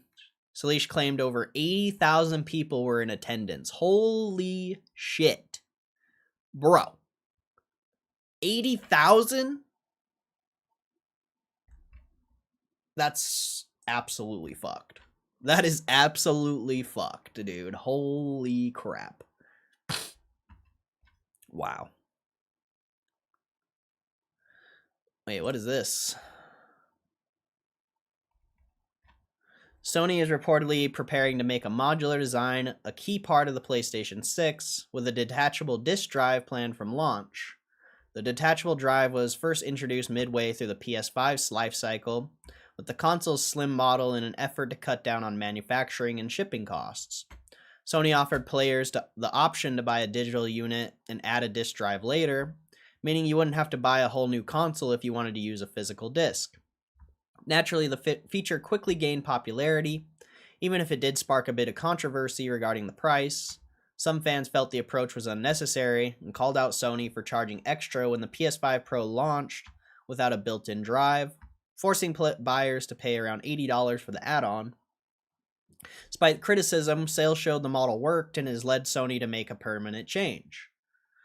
The news comes from an exclusive Insider Gaming, which states that identical to the PlayStation 5 and its detachable disc drive, customers will be able to buy the console individually as a digital console bundled with the PlayStation 6 as a traditional console, or upgrade later by purchasing the detachable disc drive separately. This means, just like the latter half of the PS5's life, the PlayStation 6 will begin as a modular console, meaning that those who prefer digital libraries can stick to a streamlined console, and those who value physical media can attach the drive. Sony has not confirmed when the PlayStation 6 will release, but what is clear is that modular design is taking priority. By baking in the detachable disc drive from the start, Sony is positioning the PS6 as a console that gives players both options without compromise. Move signals that modular approach, once seen as experimental, is now central to PlayStation's strategy. That's interesting. Is anyone going to get a PlayStation 6 when it comes out? Or if it comes out? Like, it probably will, but is anyone, like, interested in new consoles these days? I feel like a lot of people are on PC. I guess the Switch 2 was massive, so I would imagine people are excited for PlayStation 6 and, like, the new Xbox handheld and stuff.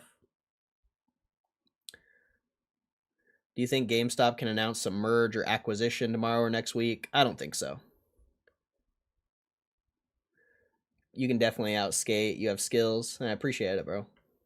I've been doing it a long time. The funny thing about those videos is that's, like, kind of the beginning of my skate journey. I definitely got a lot better when I stopped filming. But now I suck. Well, I mean, I can still skate for sure, but it's not anywhere the same as it used to be. I'm still on PS4. Nice. Kind of want the handheld Xbox, but maybe, yeah, PC is way better. Handheld Xbox would be sick. Xbox and Steam merge gonna destroy the console war? You think? I mean, the console war is kind of over at this point, I would say. I'm kind of interested in the new Xbox handheld. Probably won't be after I see the price tag. That's fair. Xbox handheld's a good idea, though. You're going to get a new PlayStation drone. Let's see, modular consoles seem cool, though. Options are good, and if something breaks, you don't have to replace the whole thing. Yeah, for sure. I just like that they're still trying to implement disk drives, man. Like, it just goes to show that physical media isn't dead as much as people are saying it is. Like, people are always going to want to own the game, you know? Let's see, McDonald's testing Red Bull drinks as part of a new expanded drink menu. And we've read the rest.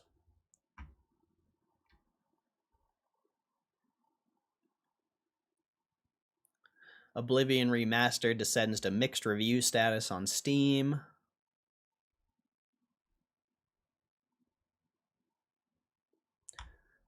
New Atari handheld looks great, but costs... Wait, Atari handheld? Do we need an Atari gaming handheld in 2025? Definitely not. Do I still want the Atari Game Station Go? Absolutely. The retro portable strikes a great balance between ostentatious and sleek retro and modern, but while the largest Atari machine is full of games from the 80s, it packs a contemporary price tag of $180. Produced by the folks at My Arcade, the Atari Game Station Go was first revealed at the CES 2025, near the start of the year. It packs a 7-inch high-resolution full-color display, a rechargeable battery for 4 to 5 hours of playtime, and over 200 classics from the Atari's past. Pre-order went live today at Best Buy and GameStop, with the device shipping sometime in October. Oh, this is brand new? Whoops, I put gay stop. Whoops. Whoops. I accidentally put gay stop, bro. Atari Game Station Go. Oh yeah, there it is. $180. Release date 10/24. That's pretty badass, dude. I mean, I don't think it's a... It said Best Buy and GameStop. It would be cool if it was a GameStop exclusive, but it's whatever. See, coolest feature by far, the integrated paddle, trackball, and number pad. Not only do they look really cool with the yellow, tan, orange, and black colorway, They're also functional for deep cuts like code breakers and missile command. Assuming the emulation is decent, the buttons feel good, and the device isn't uncomfortable to hold, it could end up being one of the best ways to play one of gaming's often overlooked but historically significant back catalogs. The fact that Atari GameStation Go only plays old Atari games is probably for the best. What better way to put down the smartphone and purge the algorithmic slop scrolling than by locking into twitchy pattern recognition with OG shoot 'em up Space Invaders? But $180 is nothing to sneeze at. The Switch Lite might be officially $230, but it launched at $200 and now can often be found second for just $100. Retro consoles are cashing in on a nostalgia more than anything, but the Atari GameStation Go is still coming in pretty steep. The NES and SNES Classic came in at $60, $80 when the Nintendo launched them years back.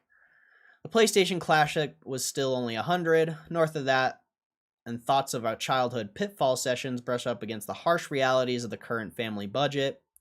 At least Atari GameStation Go doubles a visual showpiece and a portable time machine. Let's see.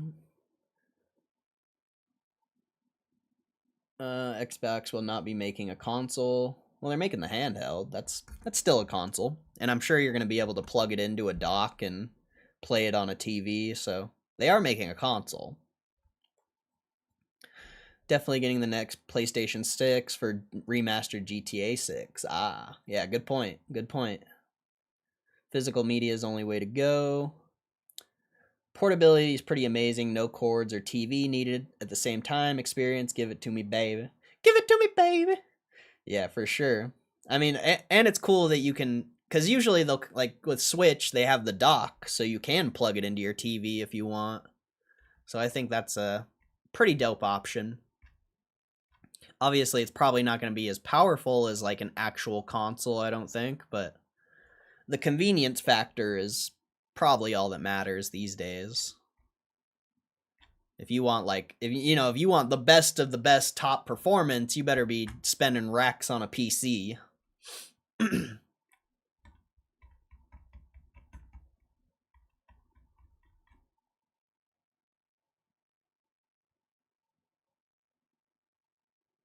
Lego finally announced a Star Trek set. Oh, that's dope. And guess who's collaborating with Lego? You gotta love it, bro. You gotta love it.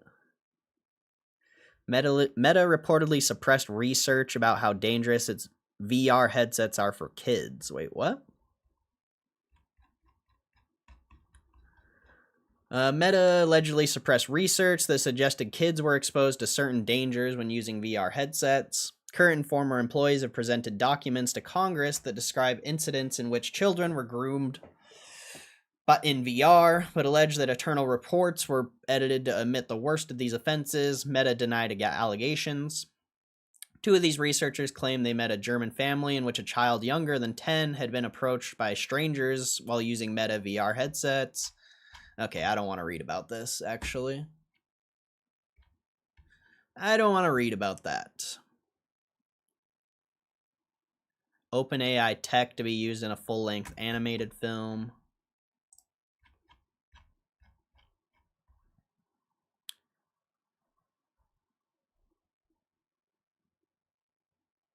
Sim 4 Ventures Away expansion.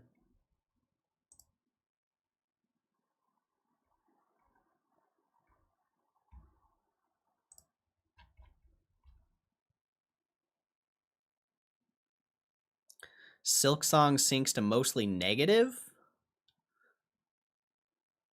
Oh, Chinese gamers. Yeah, I guess in China, people don't like Hollow Knight, but here in America, this is a massive game. Very weird. PC gaming show will be broadcasting a new dedicated direct during the Tokyo Game Show 2025, which is on September 28th, looks like.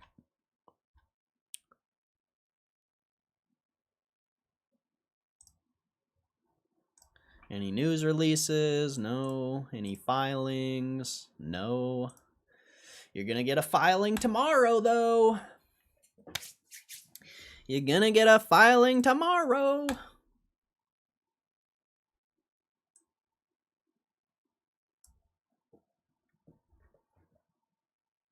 Pokemon Center crashed again? Rip.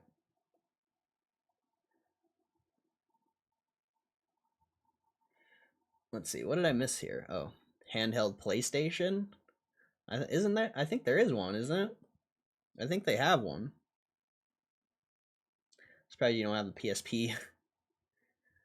Bro, PSP was an awesome console. I loved PSP.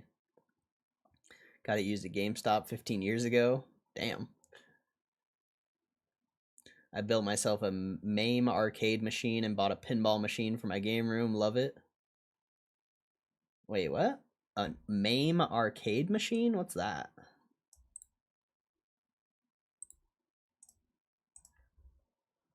What's that?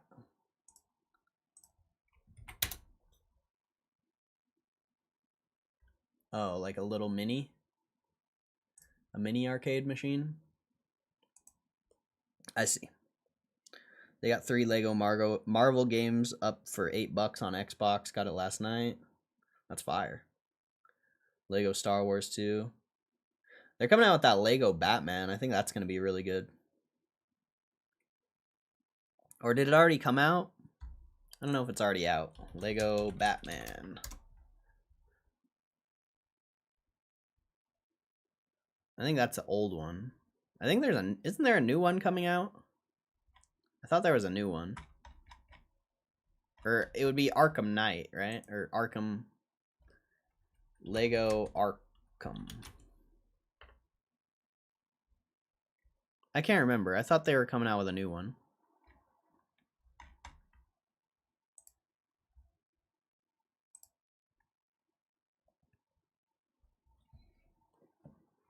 Still waiting on a Form 4. 2 PSPs. Yeah, I'm not sure either. I thought I read something about it.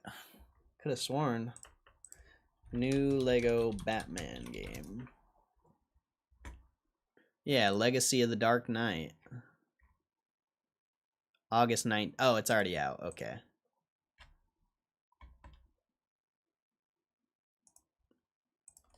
Lego Dark Knight.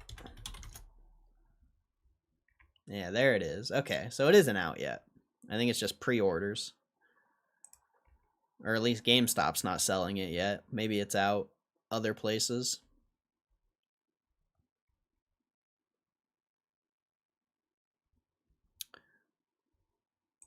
What did that article say?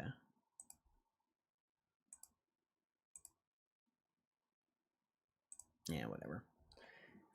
It's whatever. Oh.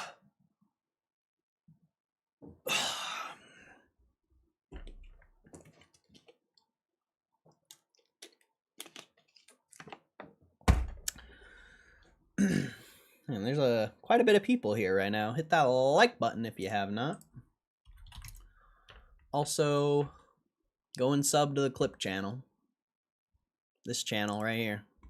I made a 30-minute long video telling you guys why I'm bullish on GameStop and why I invest all my money on GameStop. So go check that out. It's a good video. 30 minutes long of me just talking about why this is the greatest investment ever, potentially. We'll see. We'll see. But definitely at least go sub. At least go sub. It's worth the watch, I would say. A lot of people come in here and ask me why I'm bullish on GameStop, and now I have a full video to tell you why. MAME runs on a PC that has thousands of mostly classic games and old consoles like NES. I gutted and used an old full-size stand-up arcade game for it. Okay, that sounds interesting. Make a video about the GME bear thesis? No, because there isn't one. It would be like a 5-second long video. I talk about it in that video. For like literally 5 seconds, because there is no bear thesis. Literally. There's literally no bear thesis. Unless your decision is based off of the chart and the stock price and if you're bearish on GameStop, those are the only two factors you really have to look at, and your personal opinion, which all those things, from my perspective, are irrelevant when it comes to making a decision, placing a bet.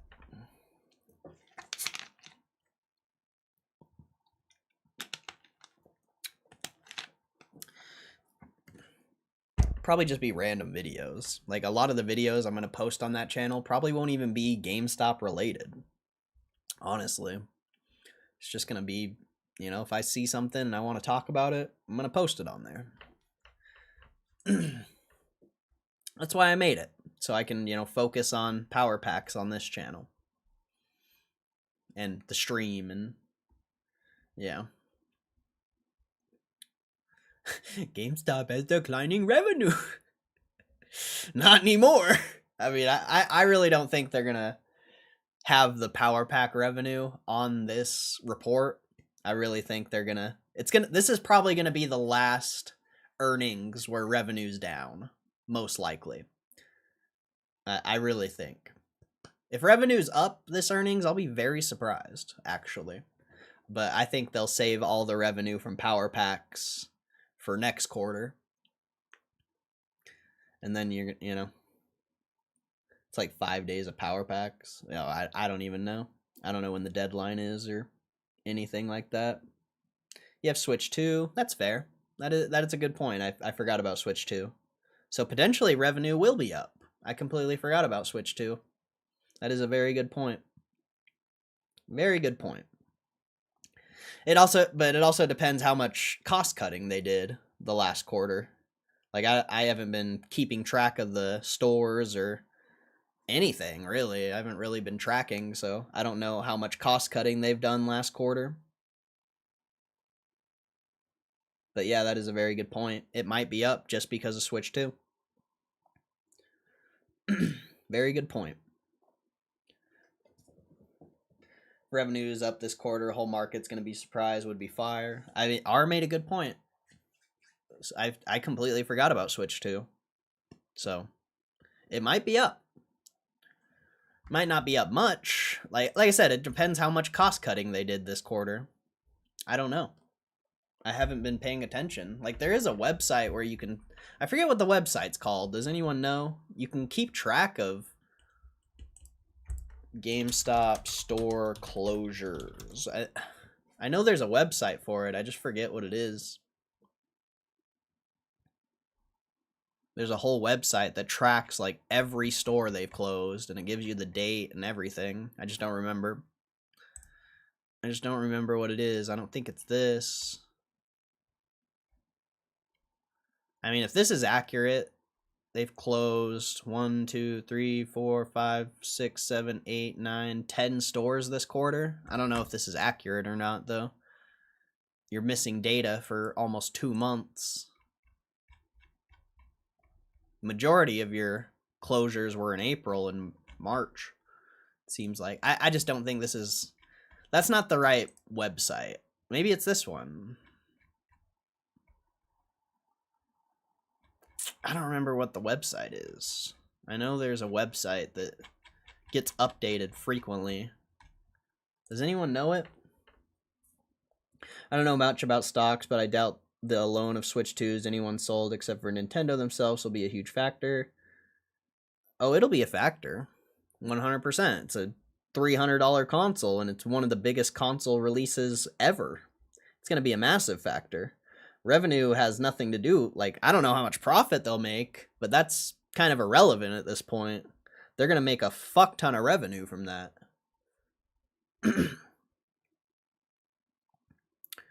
Back to the 30s tomorrow, if not more sale price to get in the lows.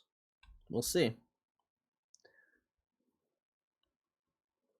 When people have that opinion, I don't like that opinion. I don't like when people think the stock's gonna go up.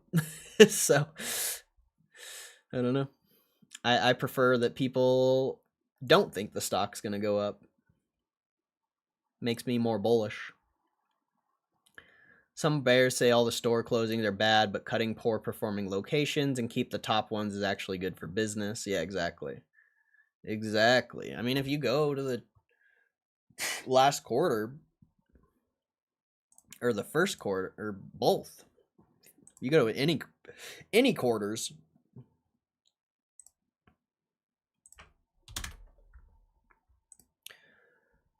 Let's see. Like if we go to the last quarter,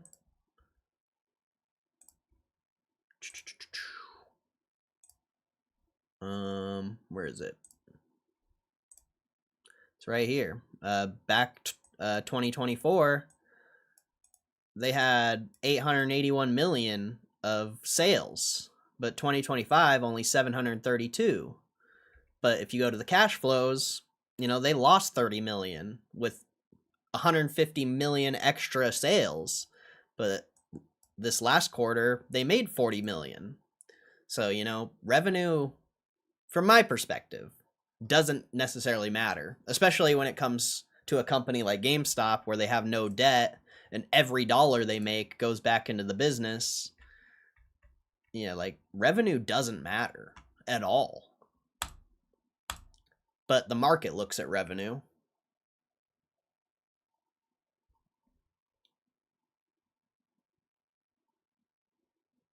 Let's see.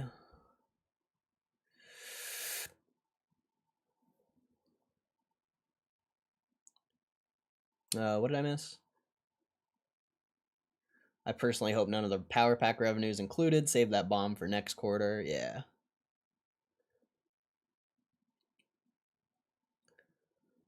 What does revenue matter if the profit on a product is little to none? It's like giving someone a no interest loan. Your money isn't growing. Because that's what, I don't know, that's just what stock investors look at. They like seeing that you're doing a lot of sales. Like if you were going to invest in a business, would you rather them do 500 million in sales or a billion in sales? Like, what would you prefer?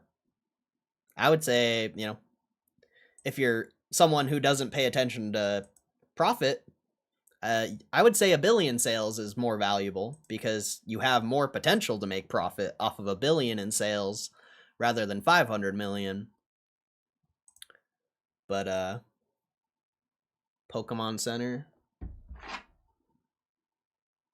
Pokemon Center Q.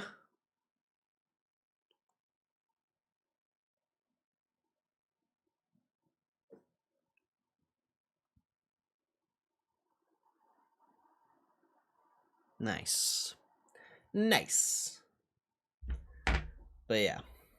And even if you're only making like 2-3, I mean, I feel like that's a really low estimate, but even if you're only making like 5% profit, would you rather make 5% profit on a billion in sales or 5% profit on 500 million in sales? Revenue is important. It's definitely, I mean, it's not important, but to me, it's not that important. But if it's, the market likes to see a business growing, they want to see more sales. They want to see more net income. They want to see less debt.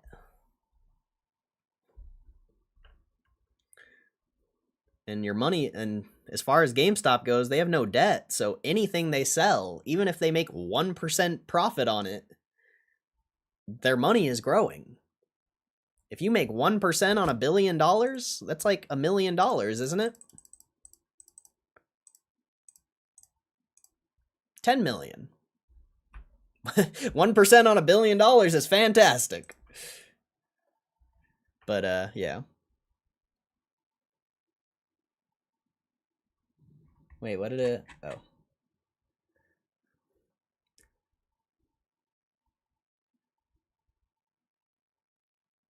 This thing keeps like being weird. They're not sold at a loss to GameStop. Tell me where to find the 30-minute video on your GME bull case. Oh, I posted it back up there, but there's the link for it.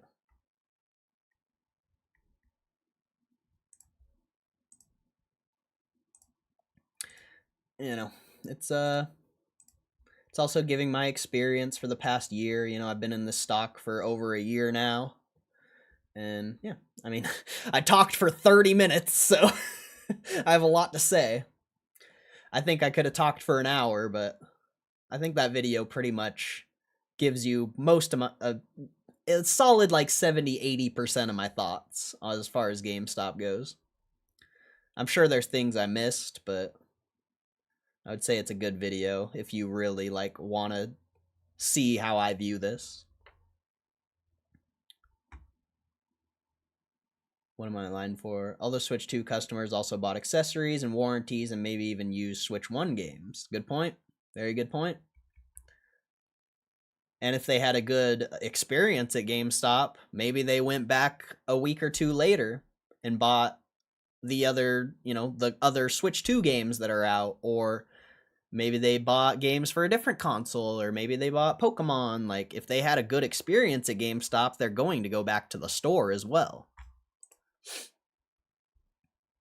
And Switch 2, I don't know. Switch 2 launch. Let's see if they hit a record or anything. Let's see. Switch 2 sets all-time launch record for video game hardware in the US. Now, I don't know if this is accurate. I assume it is, but this is an all-time launch week unit sales record for video game hardware in the US with over 1.1 million units sold. Previous record was held by Sony PlayStation 4, and the sales calculated here for Switch 2 exclude My Nintendo Store purchases. Additionally, 79% of US buyers purchased the Switch 2 exclusive launch title Mario Kart World on release, either physically or part of the bundle. On the software front, Mario Kart World is leading Switch 2 physical game sales in the same location. Nintendo officially announced the Switch 2 had sold over 3.5 million units globally in its first 4 days, making it the highest global sales level for any Nintendo hardware ever in this amount of time. So, I would say it's pretty valuable. I don't know. I would say it's pretty valuable.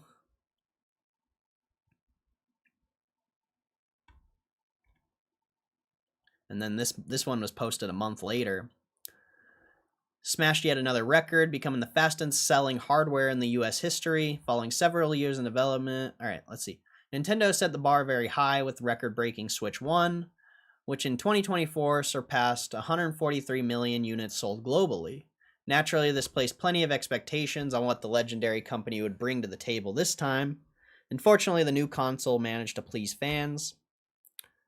Let's see. More than a month after release, Switch 2 has broken another record. According to Circana, the console debuted as the fastest-selling video game hardware device in U.S. history, selling over 1.6 million units during its launch month. It was also the best-selling console of the month, and it snatched the 1.1 million sales record previously held by Sony PS4.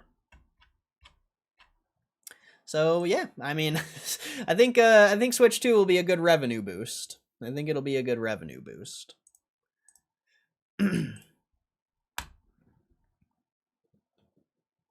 Don't forget how many got pro memberships. Yeah, good point.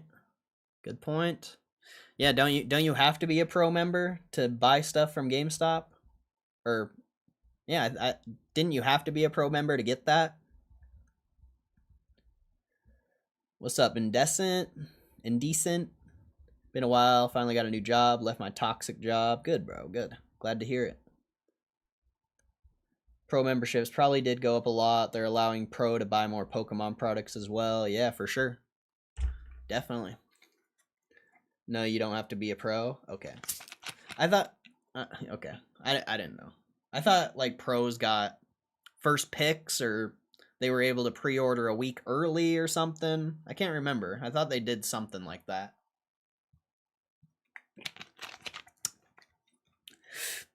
I thought they did something like that.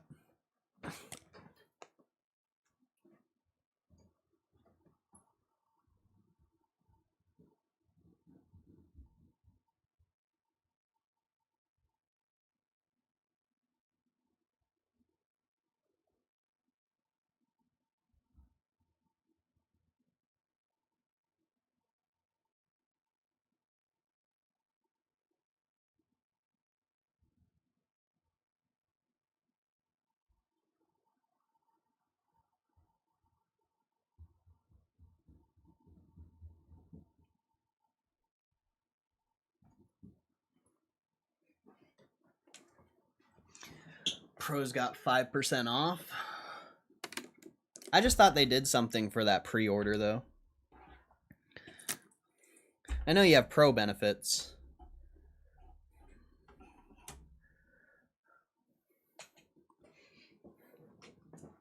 I wish Sony or Nintendo would. Pokemon Pro can get double what non-pro can get. Usually it's just 2 instead of 1. I wish Sony or Nintendo would do a retro handheld. Oh, that'd be sick. I mean, Nintendo kind of already has it, though. You know, you can download the Nintendo Classic, or I think it's already built onto the system. They already have classic games in the Switch. Just not all of them, unfortunately.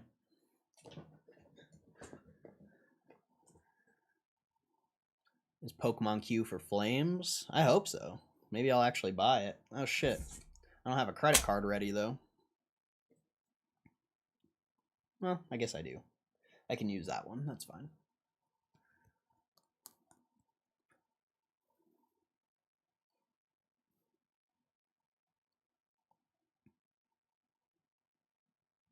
I got a question for my Pokemon people in the chat. What do you think is the most hyped set right now? Not the most expensive. What's the most hyped? Do you think it's Prismatic? I would say Prismatic.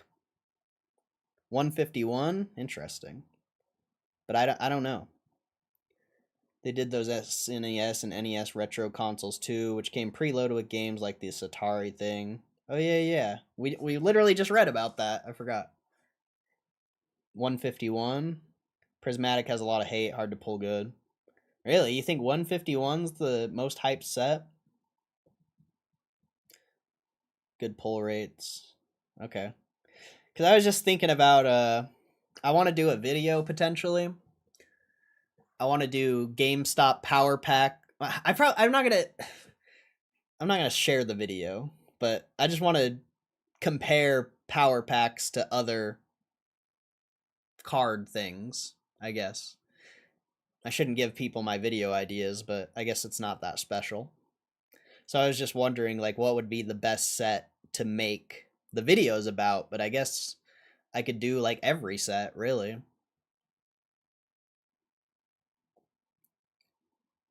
The most nostalgic, well-known. Evolutions are well-known as well. But it's so hard to pull a good and Prismatic. That's fair. Plus 151 has Evolutions, doesn't it? Pretty sure it does. It may not have like Umbreon and stuff, but it has the original 3. I would imagine.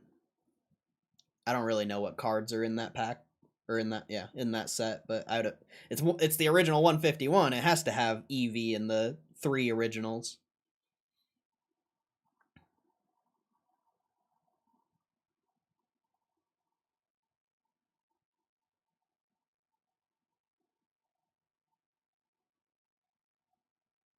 Has Eevee, Flareon, Jolteon, Vaporeon, but no good hits with them, just basic cards. Ah, okay, that makes sense.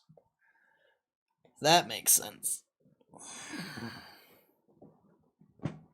What's the chase card in that set? It's TCG player, right? I think that's...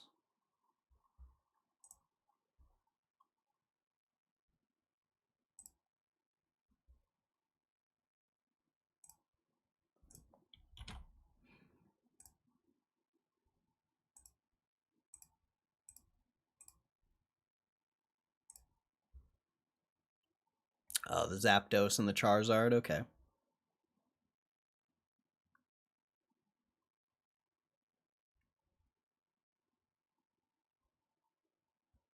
Yeah, I pulled that Dragonair from Power Packs. I pulled a lot of these cards from Power Packs, actually. Oh, shit. A lot of them are Japanese, though.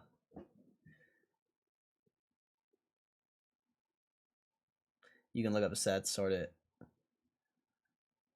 Or that way you did it works, too. Okay, yeah. I found that was the easiest way to check, like, what cards were in sets. Obviously, you know, if I was looking at an individual card, I would go into, like, eBay or something and look up the prices and stuff like that.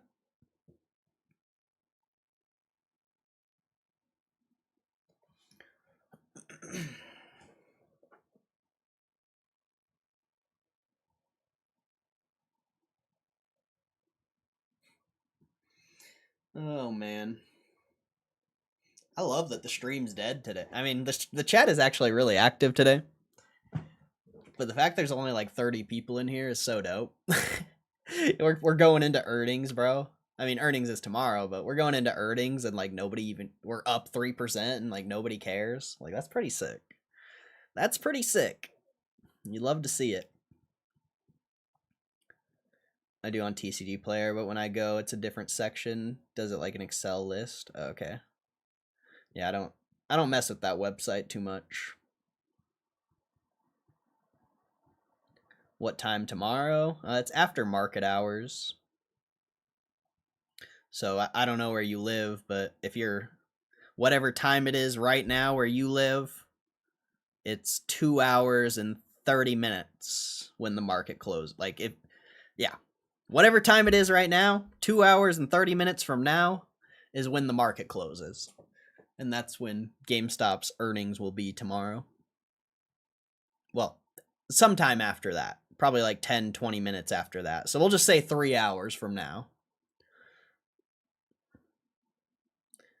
1 day, 2 hours, and 30 minutes. There you go. There you go.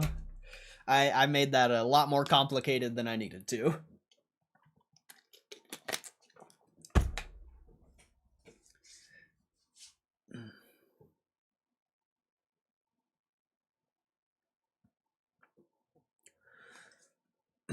That's why the chat's, that's why we have the chat. That's why we have the chat. So when I say something stupid, you can make it more clear.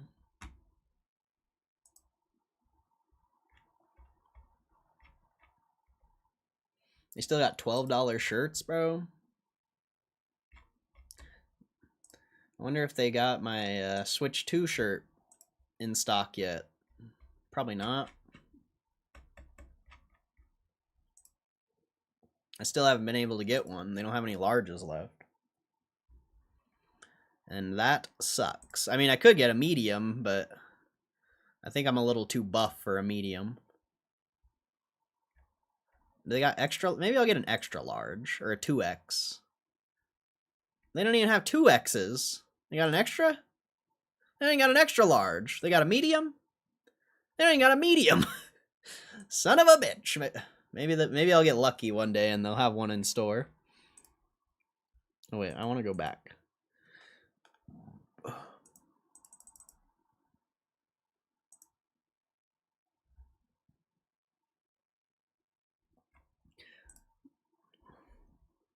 I mean, $12 is some good deals for shirts, man.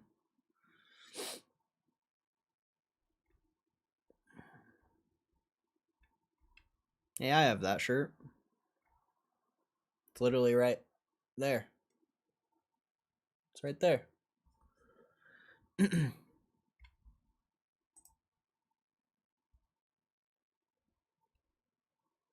have that shirt too. And that one. And that one. I'm being rate limited? What does that mean? I have that one too. And that one. And that one. And that one. And that one. I have a lot of shirts from GameStop. That's crazy. That's crazy.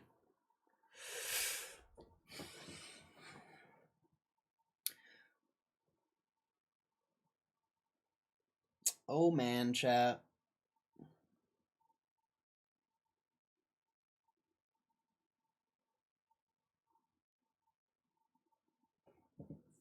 We got 2 more hours to kill, chat.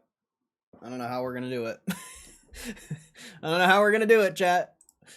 We got 2 more hours to kill. Over 2 hours.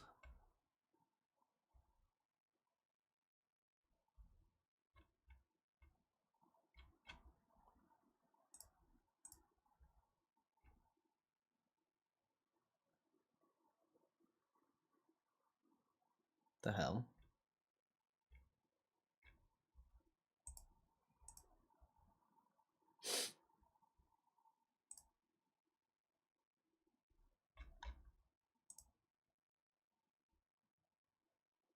Twitter's not hyped.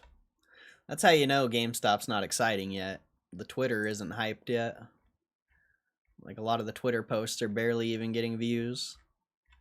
Once GameStop's actually hyped, you're gonna see these Twitter posts blow the fuck up.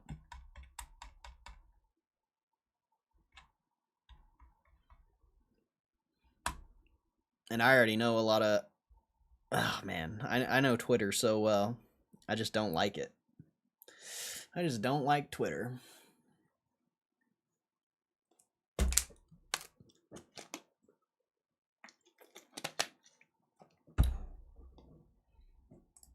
The tweeter.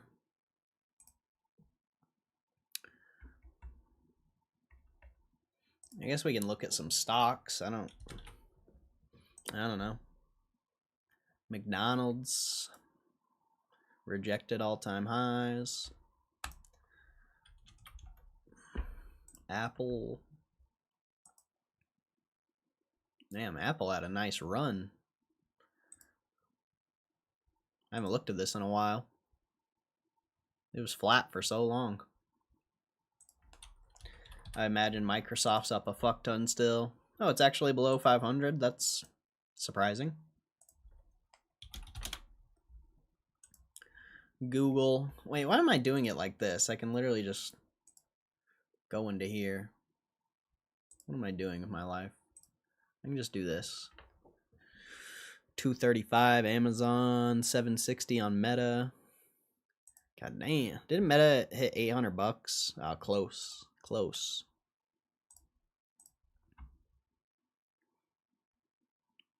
Amazon's pushing all-time highs again, potentially. Crazy.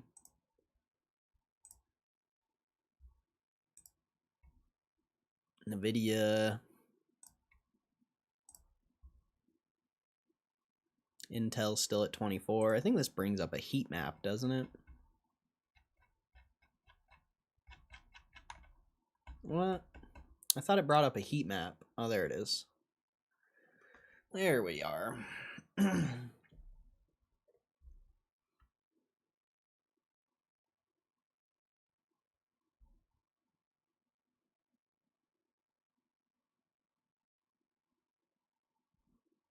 I never use heat maps.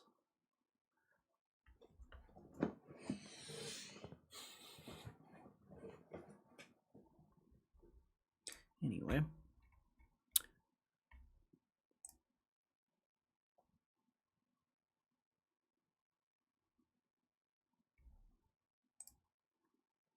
The bonds are... That's crazy that the bonds rejected. And now they're about to drop below 4%, pricing in that interest rate cut.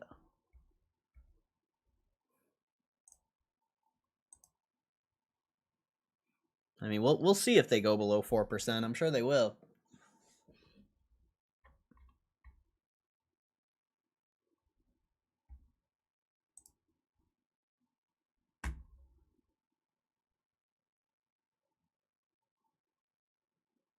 Isn't gold at like all-time highs? Jeez, that's ridiculous.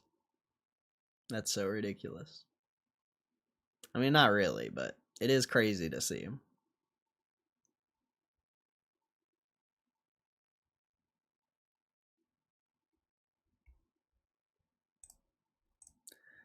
Oh, man.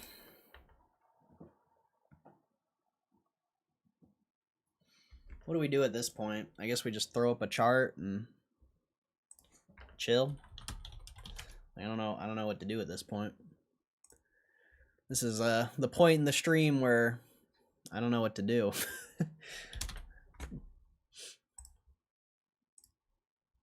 So I guess we just stare at a chart.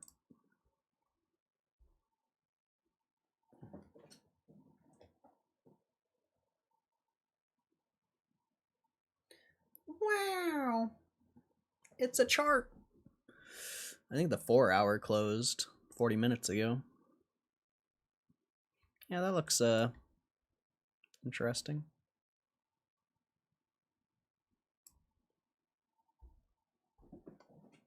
I would say that looks pretty interesting.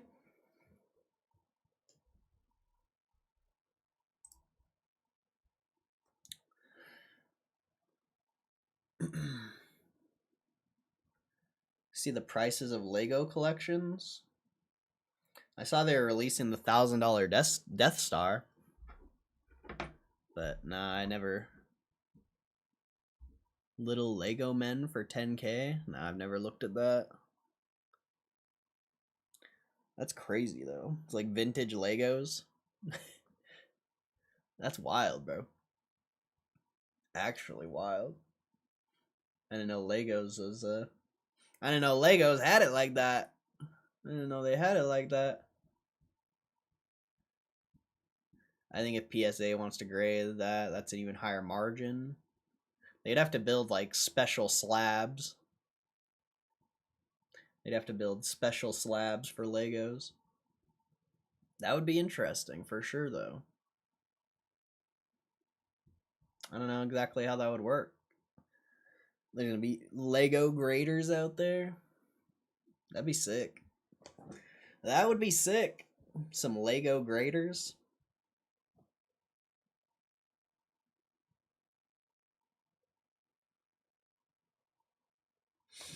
You know what I do want to check? I want to see. I mean, I don't really care, but I do want to see if anyone else is streaming GameStop right now. Oh, that guy's streaming GameStop. That guy sucks. Why does anyone listen to him? That guy's such a loser, bro. Do you see this guy? Look at him. Look at him. Look at him. What a loser.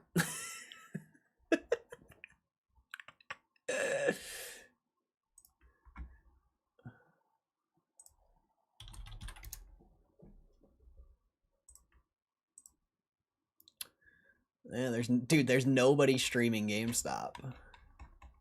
Oh man. Oh man. You gotta love that shit. You gotta love that shit, bro. Not a single person is live streaming GameStop right now. Let's fucking go. Let's fucking go, chat. Let's go, chat. You love to see that shit, bro. I'm still in this fucking Pokemon Center queue. What the hell is this?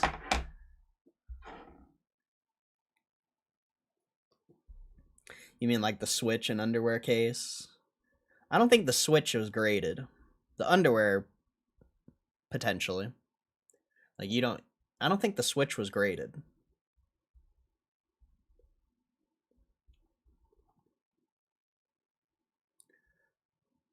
I kind of want an Enterprise set, but it's going to be like $350. Enterprise? What are you talking about, Enterprise? Just watch your full video, explain your GameStop conviction is very good. Hey, I appreciate that, KCR. Thank you for watching it, bro. Thank you. I appreciate it. It's a long-ass video, bro. It's a long-ass video. I appreciate you watching it, bro. For real. It means a lot. I think it only has like 10 views, so that's crazy. Kind of Star Trek? Yeah, we just read about that actually. I don't know if you were here. I'm pretty sure you were here. We just read about that. What is it? Golden Lego Man 2013?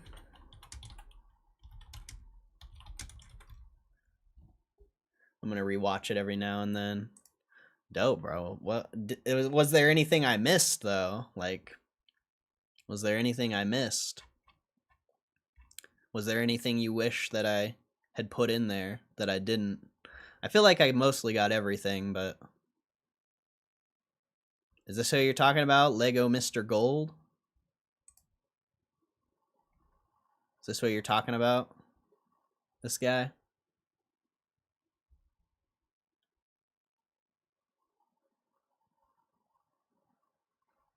Yeah, last sale on eBay was $3,000 back beginning of August. 4,000 here.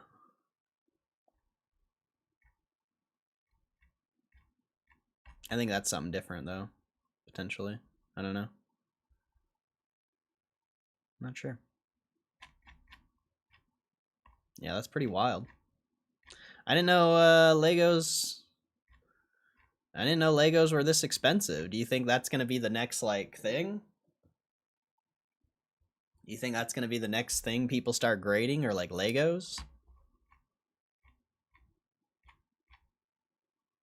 What do you guys think about that? I don't know. Or like, there's a lot of expensive like Hot Wheels cars and stuff too. Do you think they would get into grading stuff like that?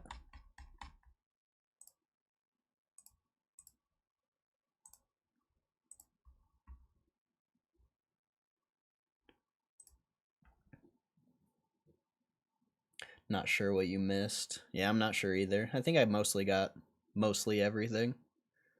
I think it's a huge market. I know some people treat Lego as stock. Huh. They buy it as an investment. That's interesting. I didn't know. I mean, I kind of like the sets, just like Pokemon Sealed. Of course, I would assume that. But as far as like Lego pieces and like that gold character, I would have never thought about that. But it'd be more interesting if they started grading it. That would be something. I mean, that's more PSA's avenue, but if you were able to take your Lego characters into GameStop for grading, that'd be interesting.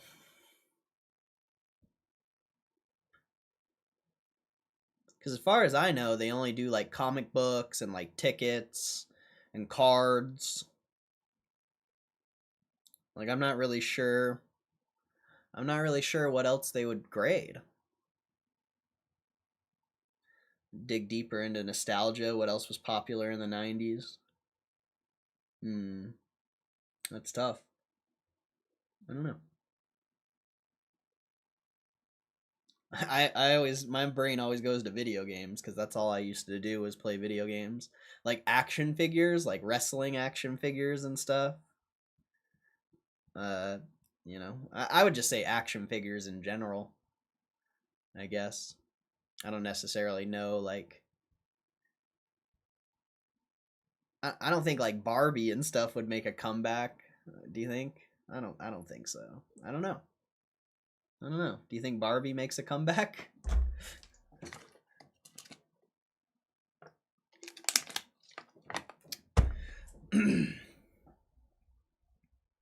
People used to be hyped on Barbie or like Beanie Babies. But those are all things that used to be extremely popular and then they crashed. Well, at least Beanie Babies. I don't know about Barbies. What else? What else? Certain arcade machines, I'd imagine. But, that's a very large item. I'm not really sure.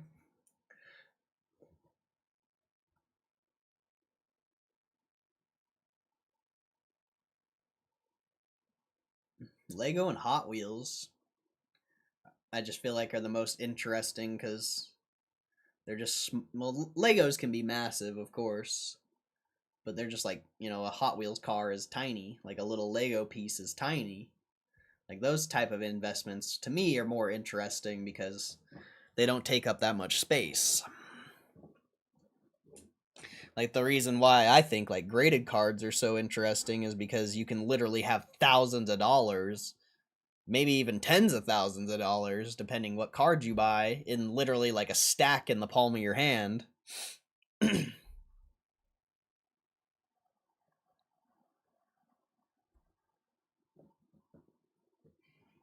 You could have hundreds of thousands of dollars in a fucking stack in the palm of your hand. What am I saying? You could literally have six figures in a little stack just like this, as far as graded cards go.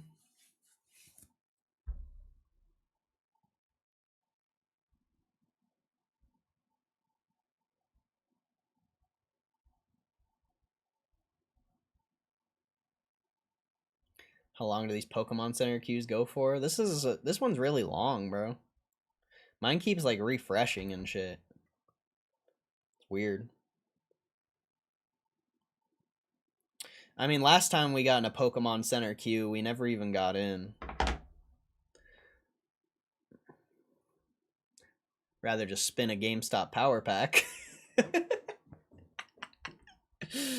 Rather just spin a power pack, bro. On God. On God, at this point, especially after, bro, after watching that video like changed my mindset on graded cards. Like I'm still, I still have the same opinion. Like I think only certain cards will go up a lot in value, but the fact that like shitty cards could potentially have more value than I think they originally had, that's interesting. That's very interesting. So it's like every time I pull a shitty card now, instead of selling it for $5, $10, I'll just keep it. And then I could probably sell it in the real world for like 15, $20, maybe even more. I don't know. I feel like I don't know. I don't know. What do you guys think? I'd be curious. What do you if you were here when we watched that video? I don't think I asked your guys' opinion because I was just so into the video. I just never thought about repacking as like the next wave. Even though, resealing, or you're not resealing, but like ship and rip and stuff like that is already pretty massive. I guess I just never really thought about repacking as like another avenue.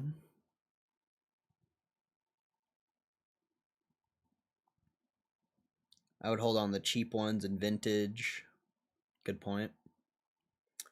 Good point. I did sell a PSA 5 Raichu the other day. That was probably not the best idea, but they offered me $30 for it. So that's the hard part is like you're looking at prices right now in the moment, and they give you a $30 offer for a card that's $40. It's like, fuck, man, that's such a good offer for that card.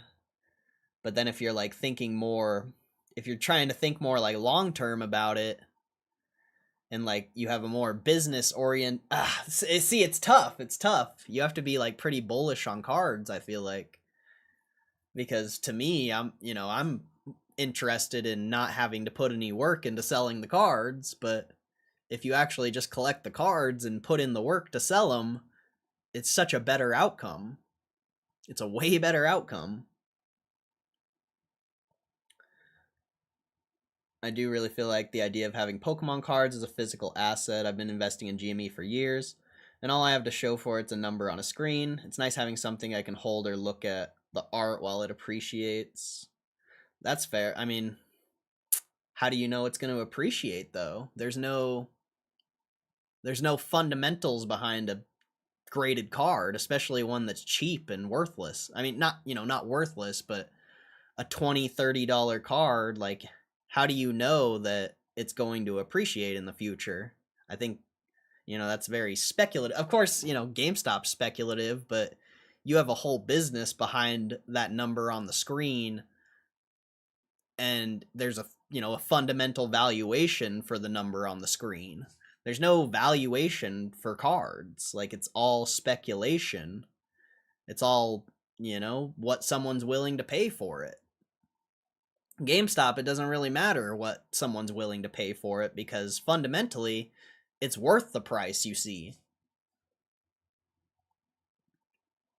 So I think it's a little different for sure, but I agree with you. Having something physical to invest in is pretty cool.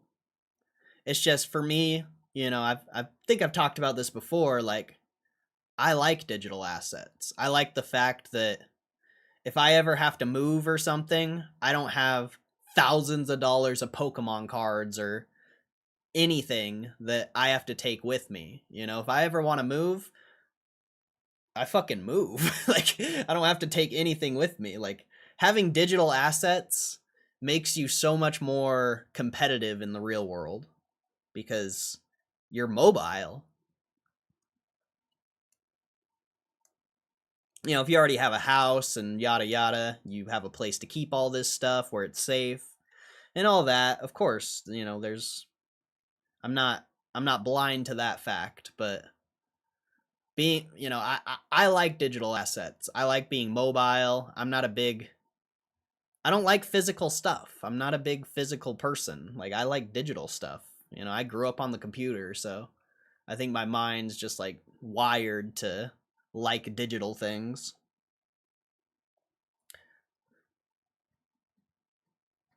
I guess it depends on the card. If I rip something that was worth crazy money, I would sell. See, that's how I feel.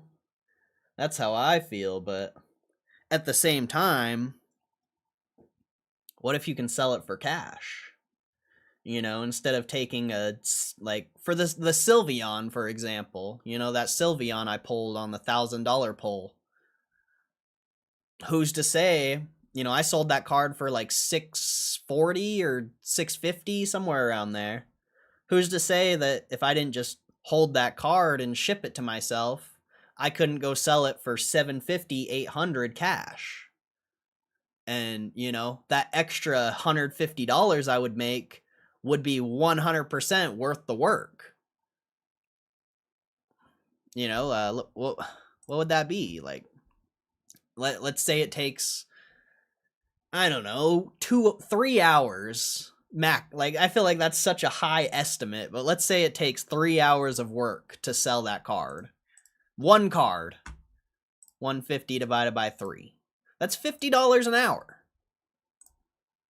You know, that's one, you know, that's a very extreme example, but that's just one card.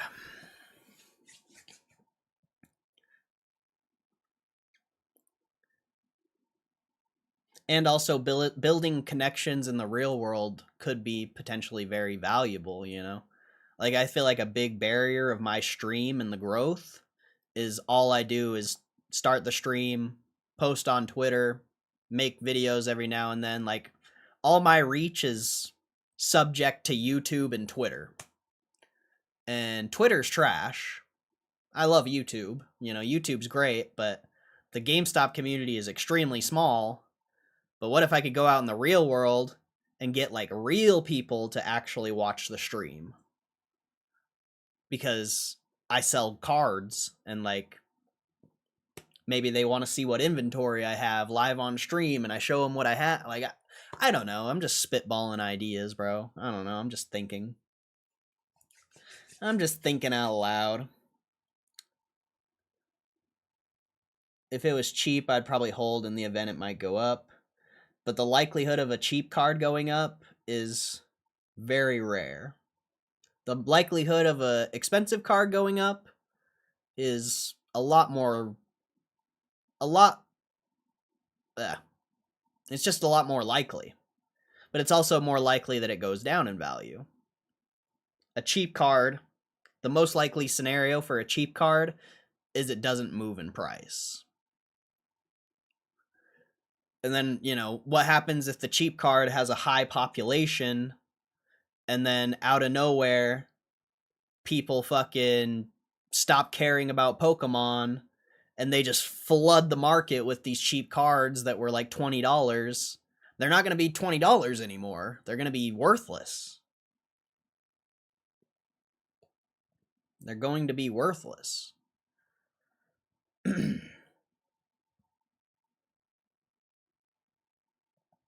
What's up, Unusual Market? The Ken Griffin icon, bro. That shit's so funny. I'm so glad that's a membership. Make sure, especially if you guys have been here for a while, join the membership. It's like $1 a month. It's good for you. Here, I'll even post the link for anyone out there on mobile. I'll even post the link for you. Because I know people can't join on mobile. But if I give you this link, you can join. And, you know, I don't really expect anyone to join, but today's a good day. It's a good day, and it might be a good week, so I don't know. If you want to join the membership, I'd appreciate it. It's only $1 a month. You can support the channel for $1 a month. I get like 50 cents of it because YouTube steals it all. I got a Meowth on Friday, kept it. CL value is 150. Now the CL value is 250. I didn't know Pokemon cards moved like that. Yeah, the more expensive ones. But there was also that Mew I pulled, that PSA Mew, a while back. It was like a $40 card. Now it's like an $80, $100 card in a PSA 8, which is pretty crazy.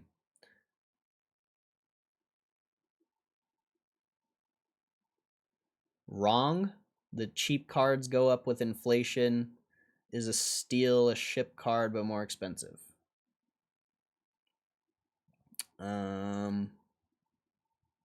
Very debatable.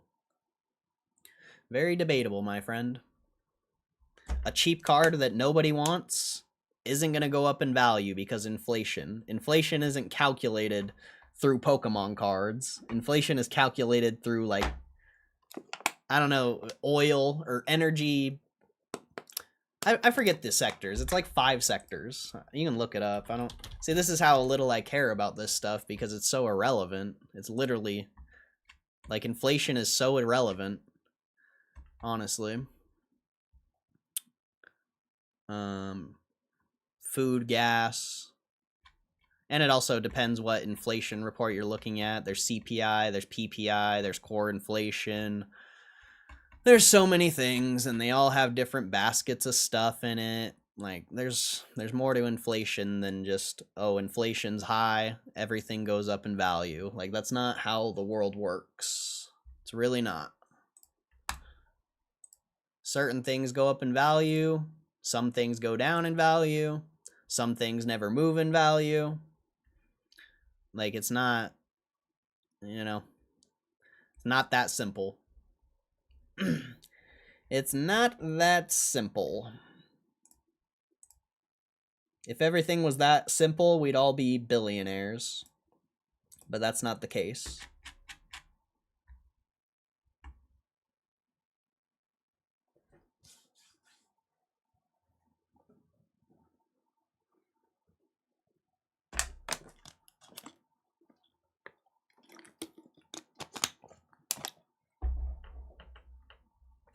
I can show you literally like 200 stocks that were extremely overvalued in 2020, 2021, and now they're worthless. Like, it's not, I don't know. What's the negative 942? That's how much I've lost on power packs so far. Or how much I've, well, it says profit, but it's how much I've lost. Because we like to have fun here.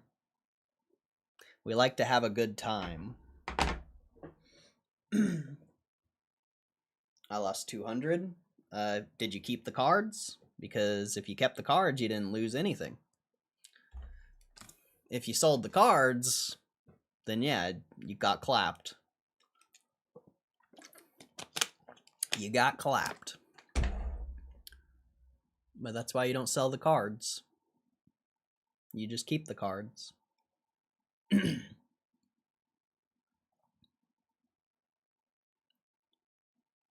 If you keep the cards, you actually get the value out of what you're doing.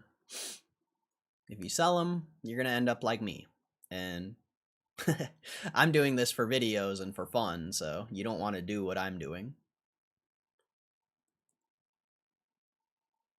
I mean, unless it's investing in games. Well, it's alright. We'll see. We'll see what the earnings brings. We'll see what the earnings brings, bro. We'll see what the earnings brings. Can you show us what cards you got? I don't have very many. I've sold 90% of the cards I've pulled. Bro, we're still in this Pokemon queue, bro. What is this nonsense? Oh, wait, that's the wrong website.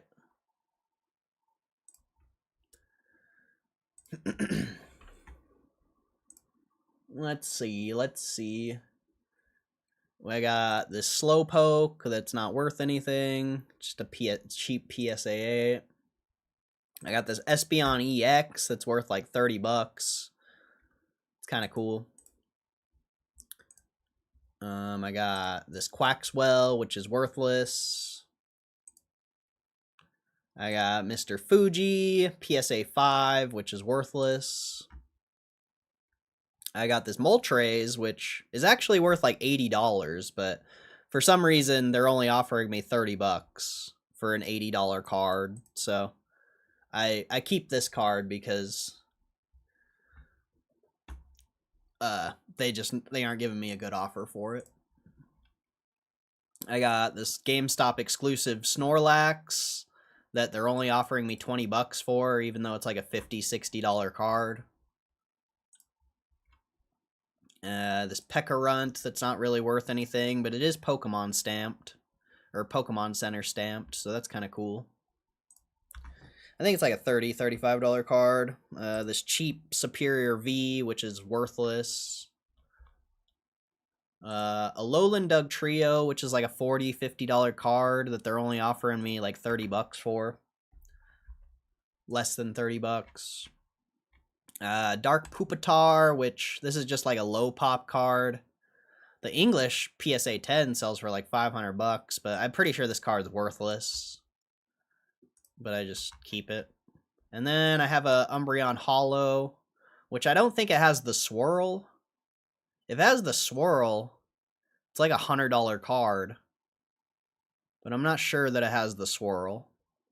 But either way, it's still like a $40, $50 card.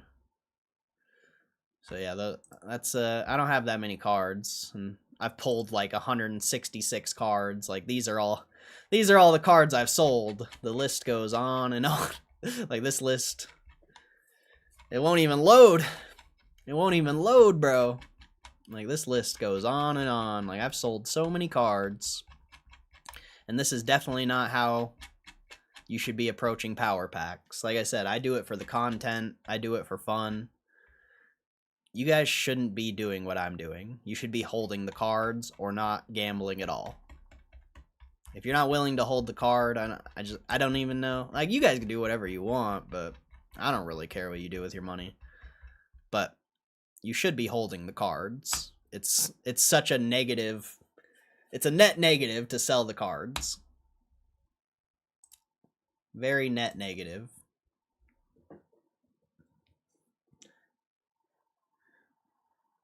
GME at 30 tomorrow. Well, that's not going to happen, so you better just keep dreaming. You should be happy that it's at 23 and not at 19. Sold all mine. They're mostly all Japanese. That doesn't matter. That doesn't matter. They can still be valuable. I have a bunch of sealed packs. Should I open them? Probably not. You can do whatever you want, though. I don't do whatever you want, bro.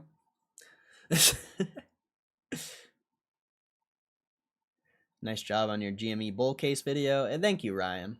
Was there anything that you felt like I left out? I feel like I mainly covered everything.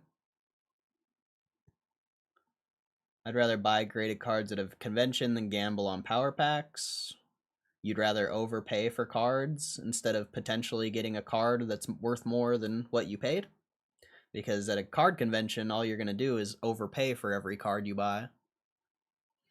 And sure, you can get screwed gambling on power packs, but even if you get screwed, a lot of the times the card's still about worth what you paid. So I understand like wanting to get the cards you want to get, but you're going to overpay in most cases.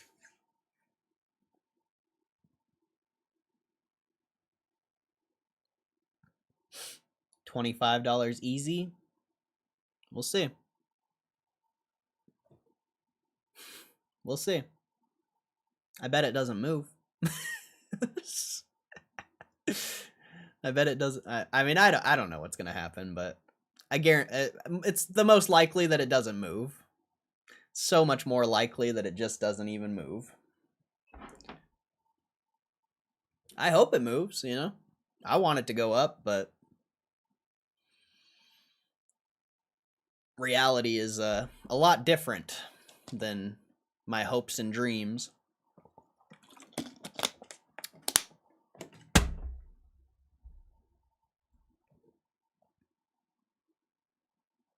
Because card conventions are local and open 24/7. Yeah, that's a good point too. That's a good point too. I think you'd just be overpaying if you bought anything from a card convention. I think, like, honestly, I think getting a bunch of cards from power packs and going and selling them yourself is the play.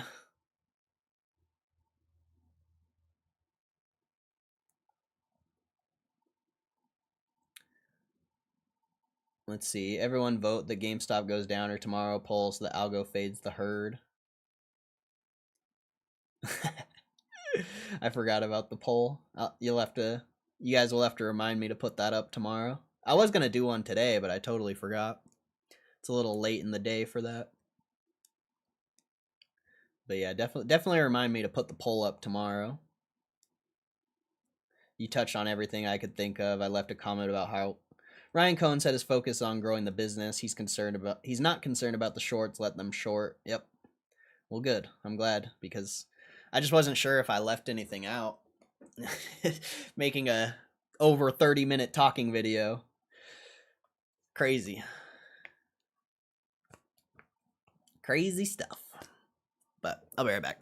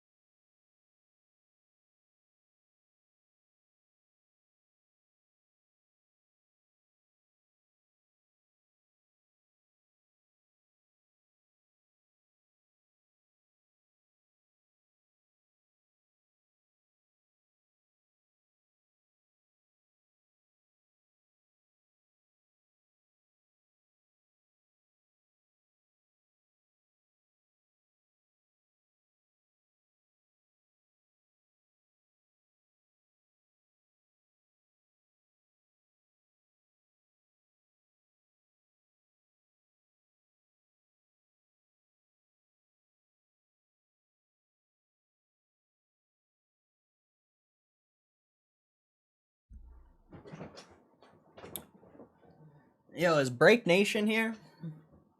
Break Nation Sports here? I think he said he left a while ago, but I'm wondering if he came back.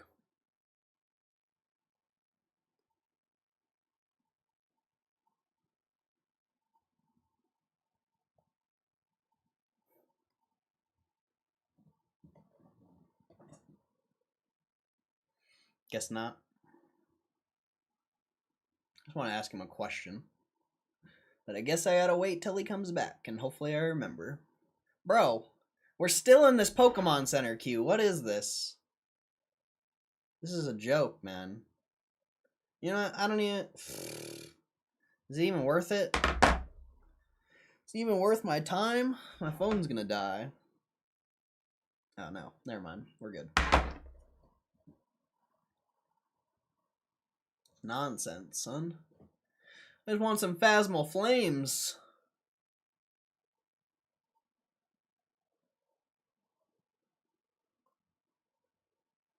That's all I want. Just some Phasmal Flames, man. Just a box or two.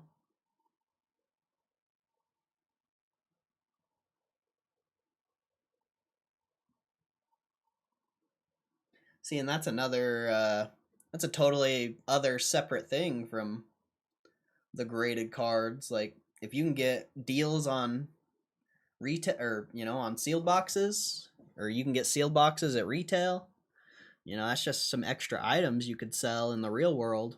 Like, I sold my black and white boxes. I think after fees and everything, it was like $250.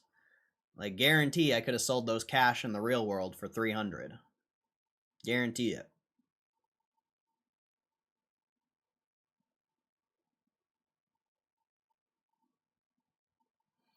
Cash is king, baby.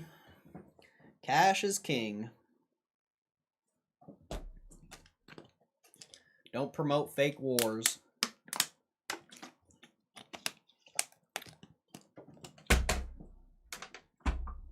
Or contribute, I guess I should say. I think that's the more accurate word. Don't contribute to fake wars.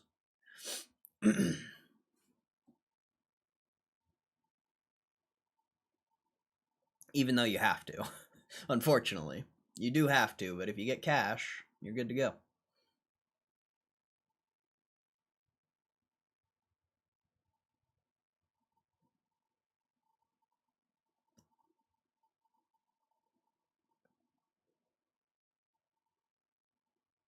It keeps refreshing.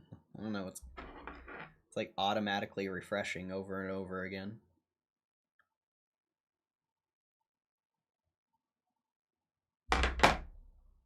It's ridiculous. It's ridiculous, son.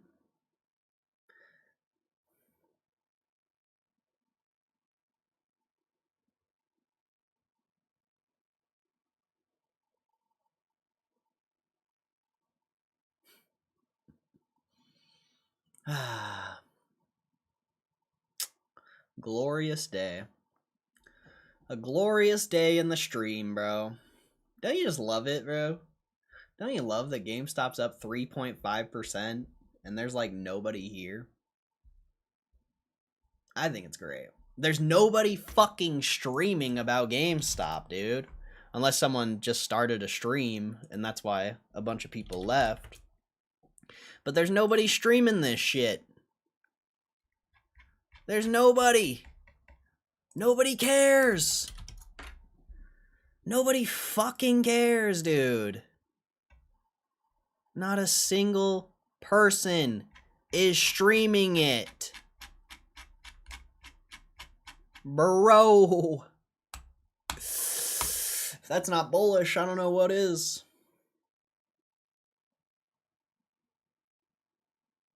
I don't know what bullish looks like if that's not bullish.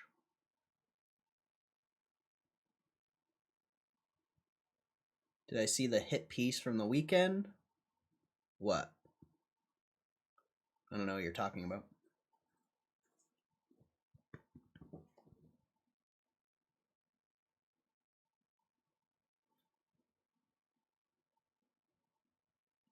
I don't know what you're talking about.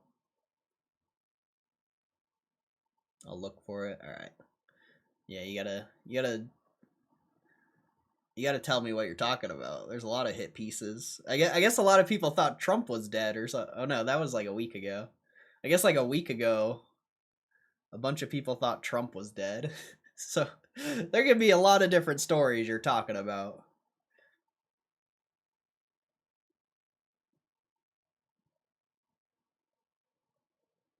You gotta be a little more specific.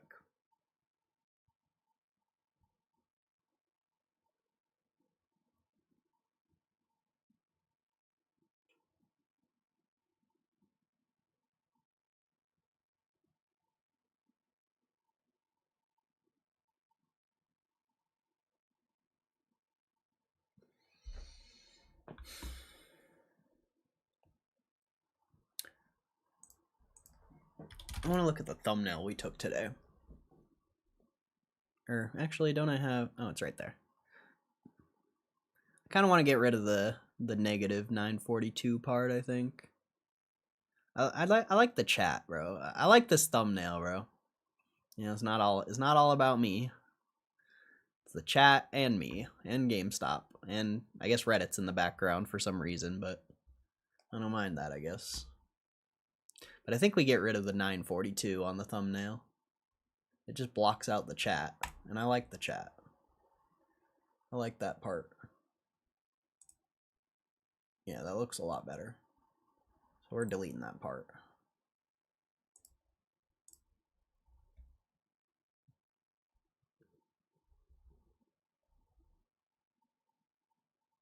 Why is that like white like that? I don't know what's going on there. It's weird.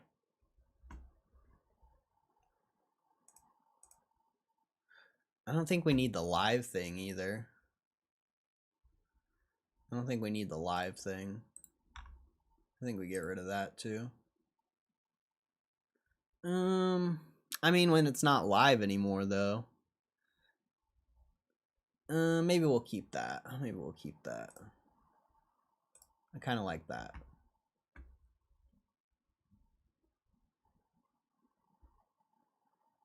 What is that white part, though? What is that? Where is that from? It's not the webcam. It's not that. It's not... It's not from this, is it? Oh, it's the fucking... Okay. Duh! It's the website.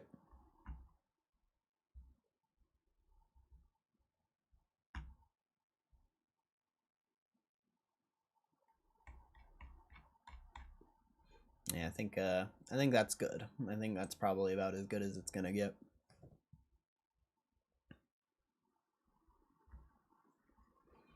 It's called Pathetic Fate of Reddit's GameStop Investors by a Disgusting Creep. He has only one video about stocks. This hit piece never talked about stocks. It's on YouTube? I mean, I'm not watching it if it's on YouTube. I'm not going to get clapped. Jeff Jolly. What's up, Jeff Jolly?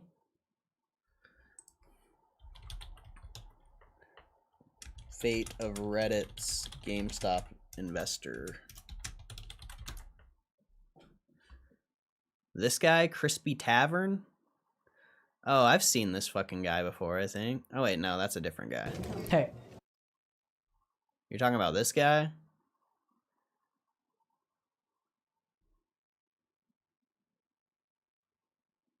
Am I in the video? If I'm not in the video, I'm not interested.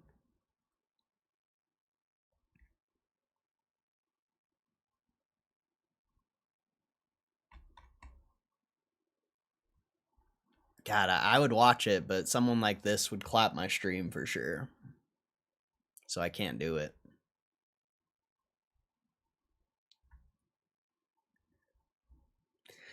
I would watch it, but I just don't trust that he won't clap my stream.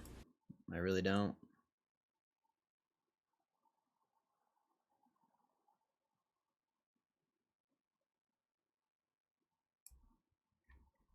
Let's see what the comments look like. Not going to lie, my dumb brain thought that was a gun. Wait, what? Never forget the real taste of the phrase, don't worry, it gets worse. You gotta feel bad for these guys. Sure, they're greedy and delusional, but even they say the entire financial system's a house of cards. See, they're giving the old story. That's the issue here. They're giving the old story.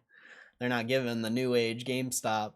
They don't know about GameStop being a 10 billion in cash and multi-billion in assets. I'm giving up on this Pokemon queue, bro. I don't give up. I ain't fucking with that. But he probably spreaded shit information, which I'm not surprised. Nobody knows what they're talking about when it comes to... I mean, this is why you don't listen to people when it comes to stock investments or anything, because nobody knows what they're talking about. Literally. It's a desperate attempt to shake people out. I mean, he's a small channel, though.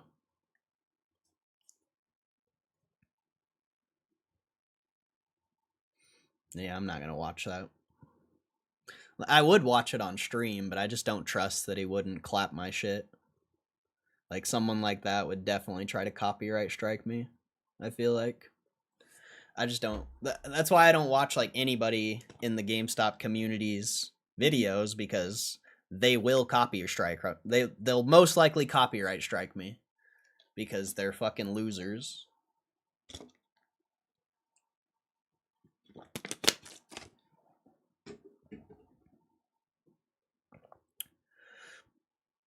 What's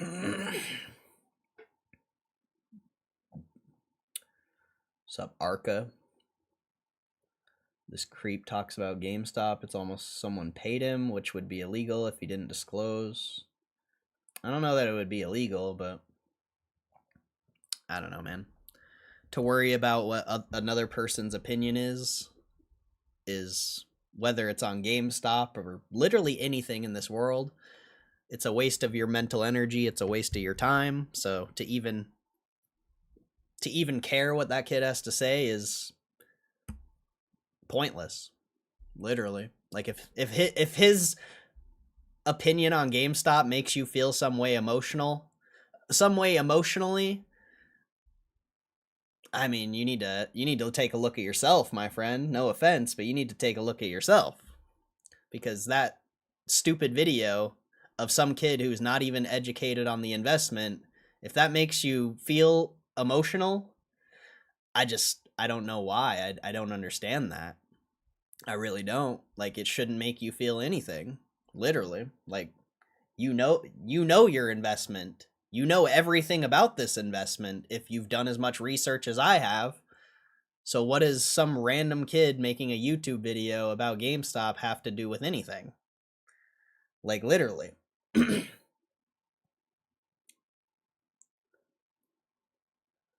Who cares what people talk? Let them talk. Make the world to know. And remember about GameStop, most epic investment of 21st century. Yep. It's already been. It's already been the most epic investment. Now it's phase 2, bro. Now it's phase 2. Is it gonna be the greatest? Or not the greatest, but what's phase 2 look like? Phase 1 was pretty sick. Phase 1 was pretty sick. I wasn't a part of it, but phase 1 was dope. I think people are getting paid to talk shit. That's my take on it, nothing more. They could be, but who cares? Who cares? The less people, if someone watches that video and it gives them the idea to sell their shares, that person was never a GameStop investor in the first place. So why does it even matter? They can pay whoever they want. They can do whatever they want. Maybe that kid sees the price action and he thinks it what a lot of us think, and GameStop is going to be popular here in the next month or two. Why wouldn't you make a video about it?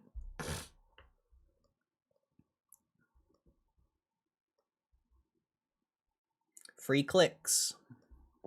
Free views.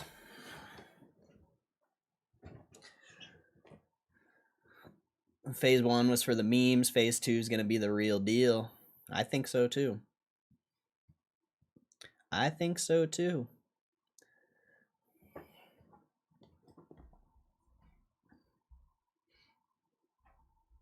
But yeah, I don't know. I just I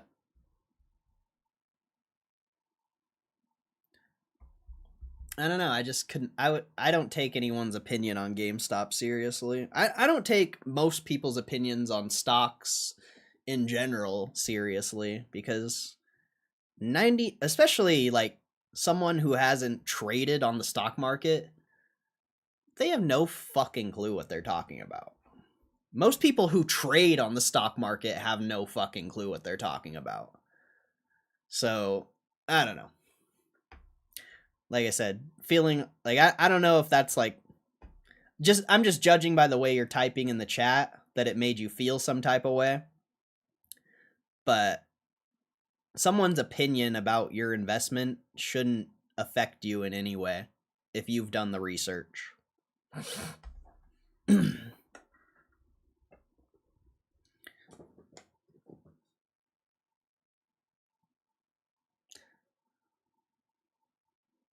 I'm 100% GameStop. Nothing can shake me out. Good. That's a different meme ticker. If we lost everything, the stock would be at 0. It's true. If the stock was worthless, if the company wasn't making money, it wouldn't be up. It would have squoze and went back to $10. Selling books by mail was a joke in 2000. Yep. Yes, sir, it was. Jedi, what's up, Jedi? Been a while, I feel like. Hope you're doing good.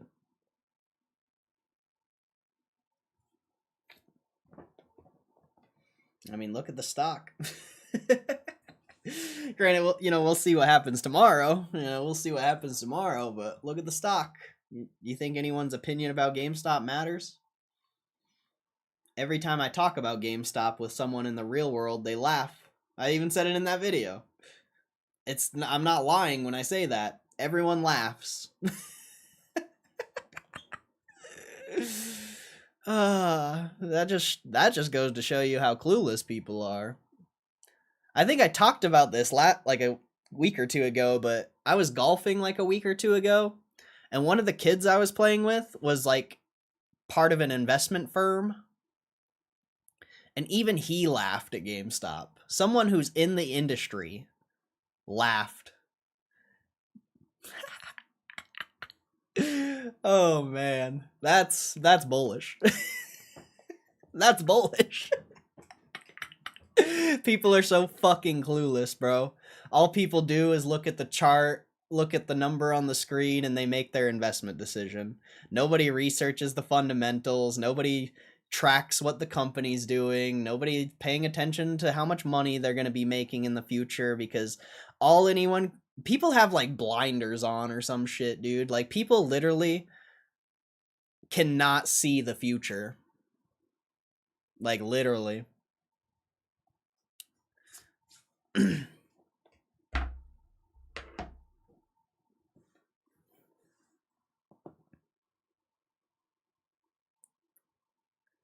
See, there's a video of Kramer talking about how to put out rumors that the iPhone was going to suck or something before it came out because they wanted to get Apple's price down so they could get more. Really? Interesting. That's wild. I mean, Kramer's an idiot, so that guy sucks. You know, my opinion about Kramer has nothing to do with GameStop. That guy is a terrible stock picker and terrible advice. I don't even know how he gets away with it. Like, fuck. I guarantee that dude has lost so many people so much money, and they still let him just fucking have his little stupid CNBC show. Crazy.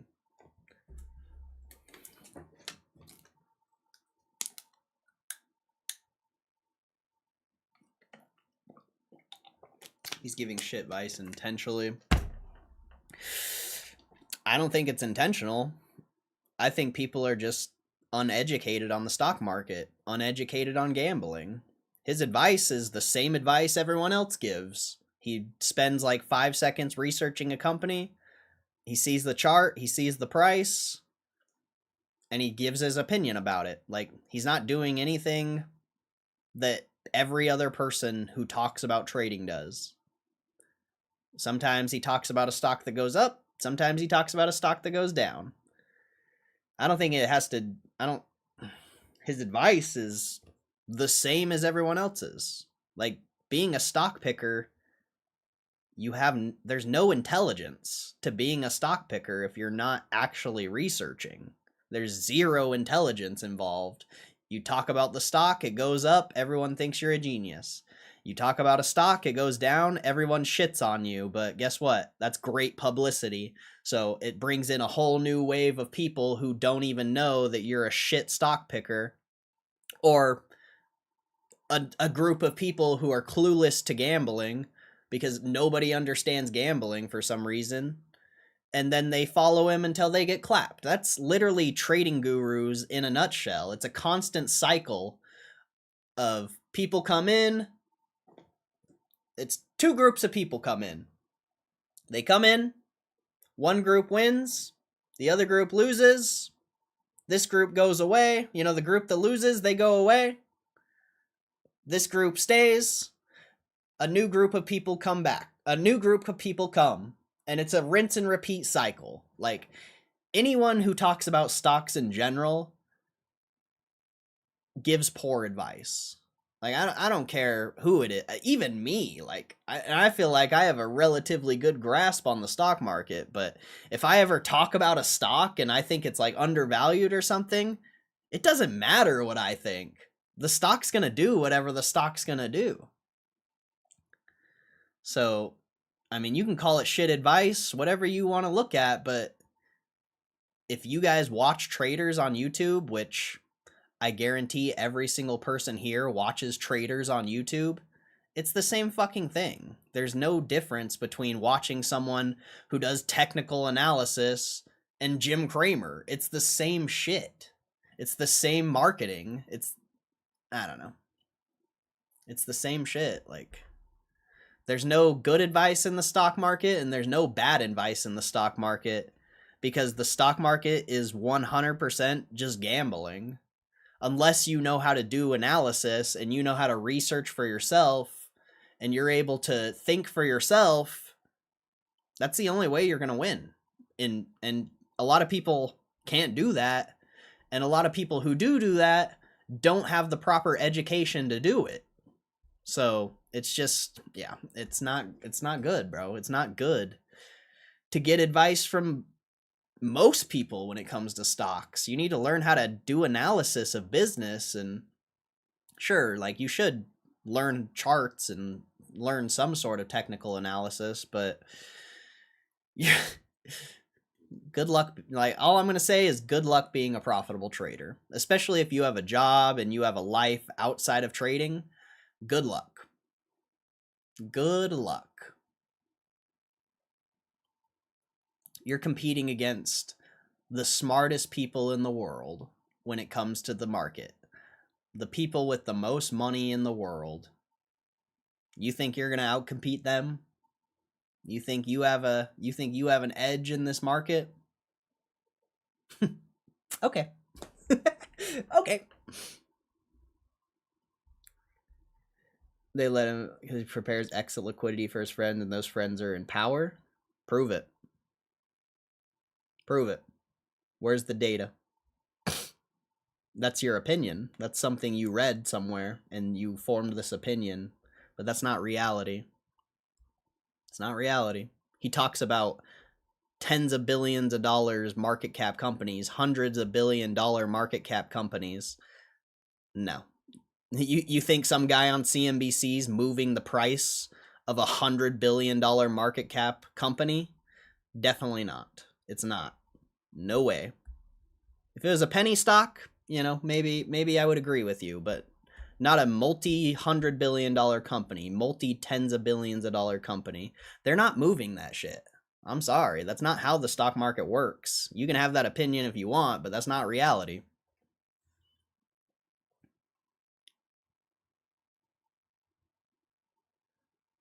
He should have a team that makes research and script. TV's a show, importance the show.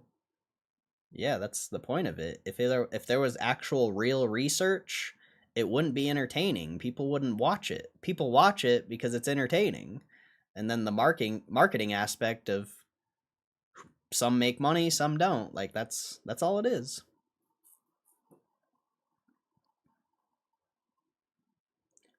Saying Planter's a buy with current PE is insane. Every single person you know thinks Planter's a buy. You're saying about the edge, what edge they had in 2008 when shit hit the fan.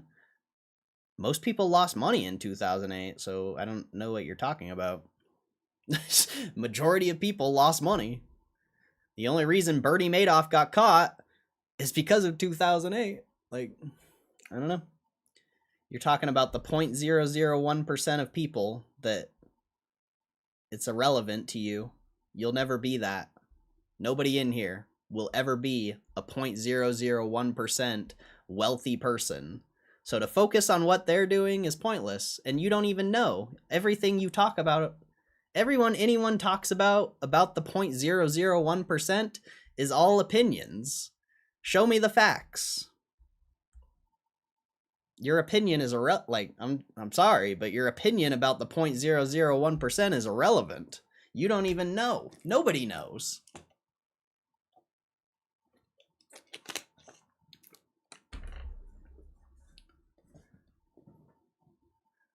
$2008, it tells me you're right until you don't. I don't even know what you're talking about. Straight up. I don't even know what you're talking about. 2008 was a unique economic event. Has nothing to do with today. So I don't know what your point is. I don't know what you're trying to get at.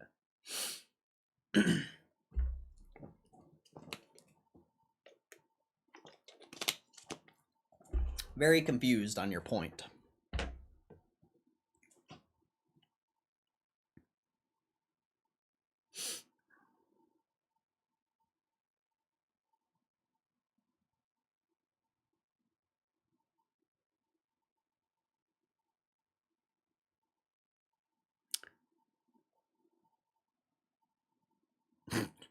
All right. All right. Deflationary. All right. I'm going to do one thing and then I'm going to drop this conversation because this conversation's going nowhere. You say 2008's deflationary? Oh, I can't even look at the data. The US has never had deflation. So That's all I'll say about that. Never happened, never will. Well, maybe it could happen in the future, but it's never happened in the history of the US, so I don't know where you're getting that from.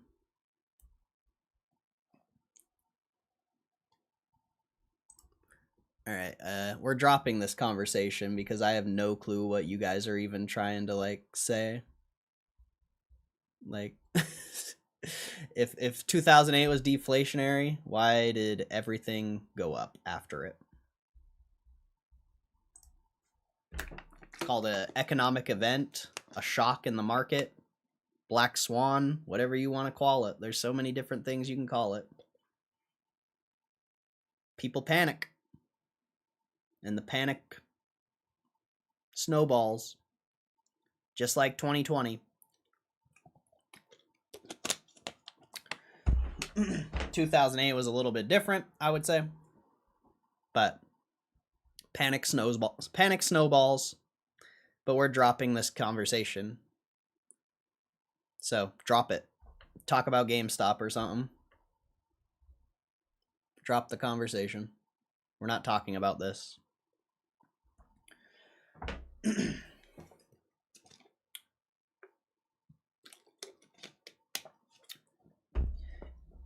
If you guys could bring like good points, it would be different. But you guys are your guys' opinions, and I'm good. I'm good. I'm good.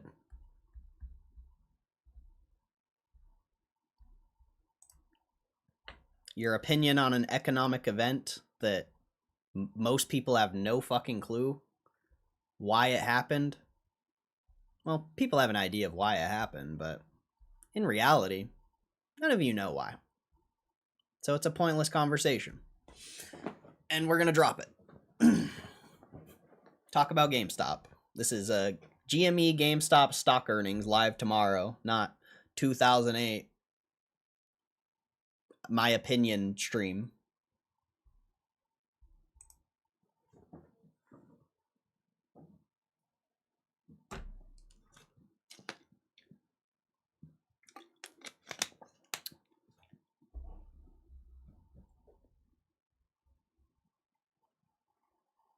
Why it happened was the same as always, greed. Another opinion. Where's your facts? Where's your data? Now we're dropping it.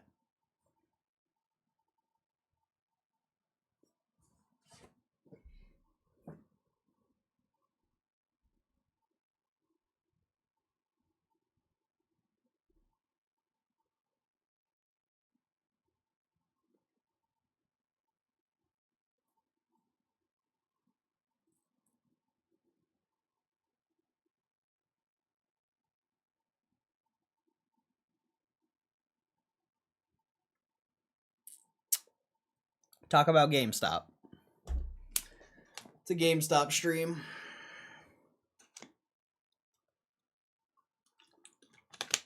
No, you can't post links in the chat. It don't work. It doesn't let you. Only I can.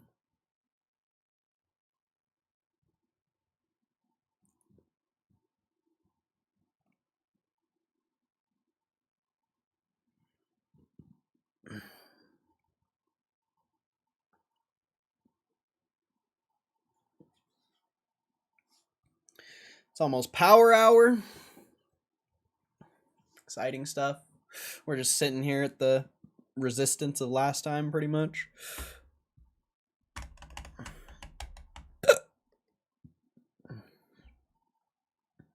Chilling. Straight chilling.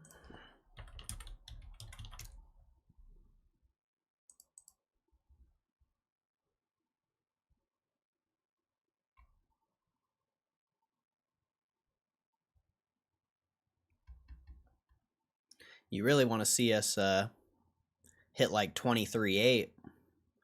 That'll be nice. A nice bullish short-term price action chart if we can start trading into 23.8. Will be nice. You have your low or your higher lows and your higher highs. That's what we're looking for. You really want to see 23.8. actually.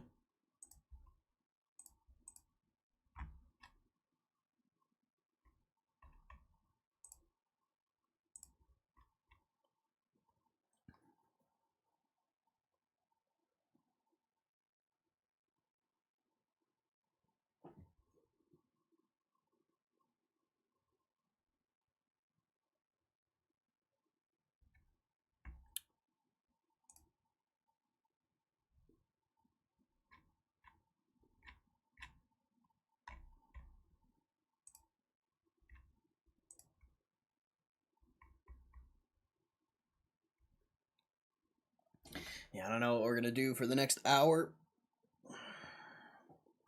Guess we can check Reddit. See if anything new. See if there's anything new. Probably not. Nothing there. Nothing there.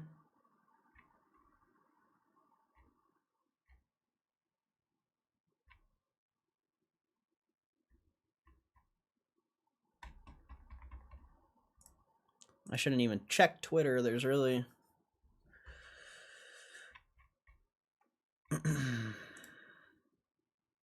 really nothing on Twitter that's important.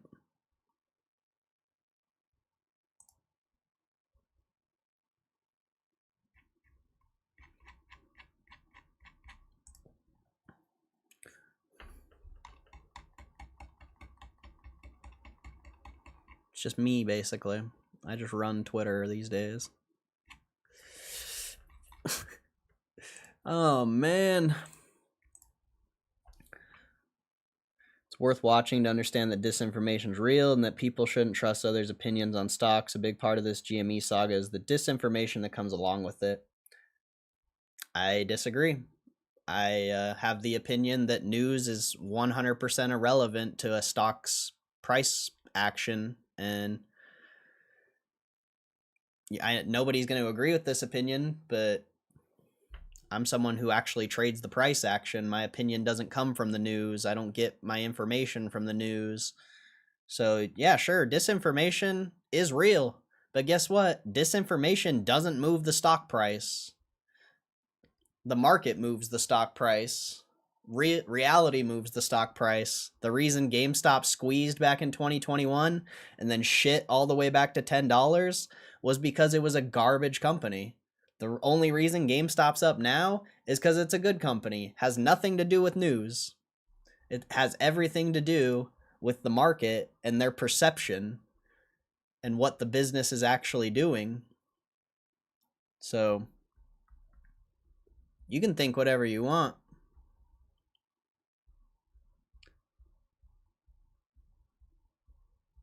Trump tweets move price, not news. Okay. No, they don't. Trump called the bottom of the stock market. Sure. He called the bottom. Did it go up because of his tweet? Or did he just call the bottom of the market and give you the opportunity to buy by doing it?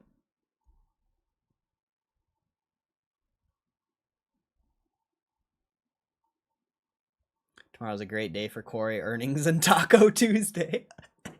Oh shit, Taco Tuesday, bro? I might get tacos today. Oh man. Oh man, Taco Tuesday, bro? You already know I'm excited for Taco Tuesday.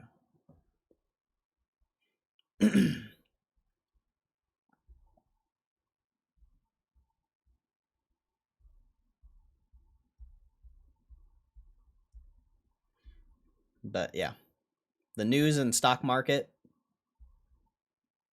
has no correlation in my opinion. Sure, you know, sometimes a news article comes out, the stock moves, whatever. It's irrelevant from my opinion. Has nothing to do with whether a stock is valuable or not, or whether the company is valuable or not. Focusing on short-term price action that nobody can profit off of is irrelevant. Straight up. It's straight up irrelevant.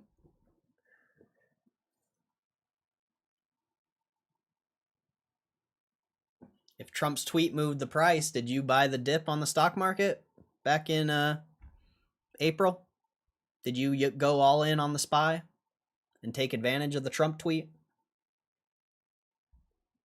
If you didn't, then you must not actually believe in what you're saying.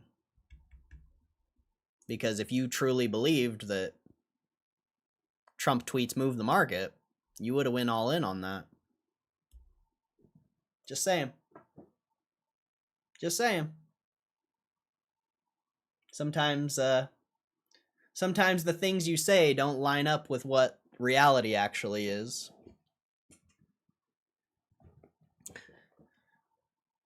I bought GME 5 minutes later, but I do that almost every day.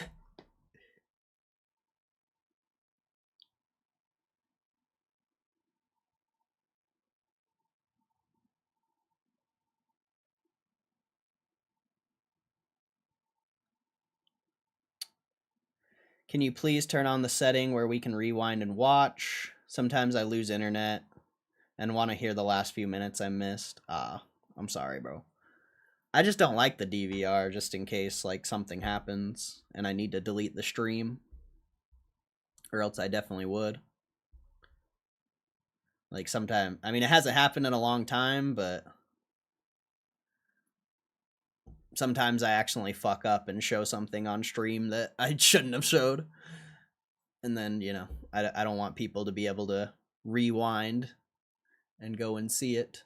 I'd rather be able to delete the stream and make sure nobody sees it besides the people who were paying attention. So, I'm sorry. You'll just have to rewatch it. I'm sorry, bro. I'm sorry.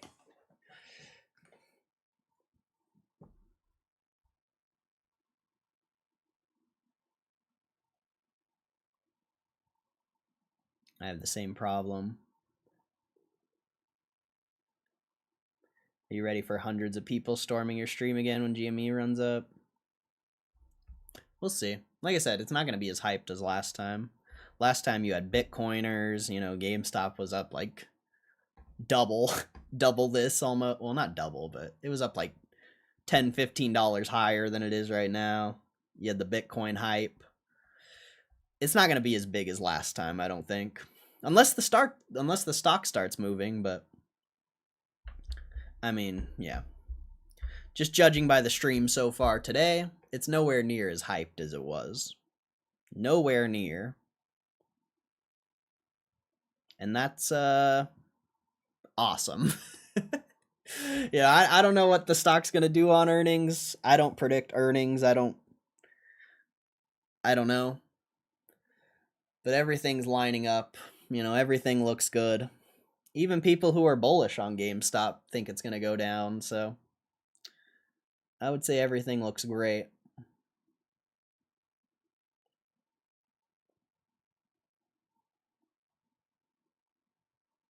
Same as in 24. Oh, really? See, I wasn't here during 24. Not a lot of posts on Reddit. Somehow everyone disappeared. Yeah, it's weird, huh? It's a lot of bots. A lot of bots. A lot of people with multiple accounts who just post shit.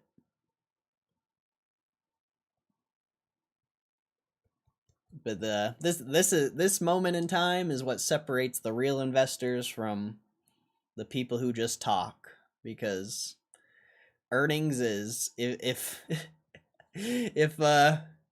if you've been around as long as I have, earnings is terrifying. So anyone who is a GameStop investor, you know, the finger quotes, they're not in this stock right now.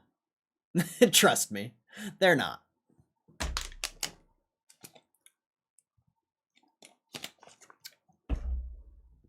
Earnings is terrifying.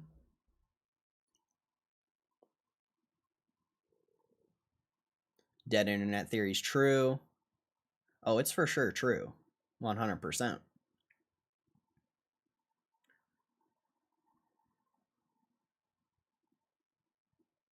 Always excited on news to check out how they're progressing. I mean, I have a video on the Clip channel releasing tomorrow. I already know what GameStop's going to do for their earnings. So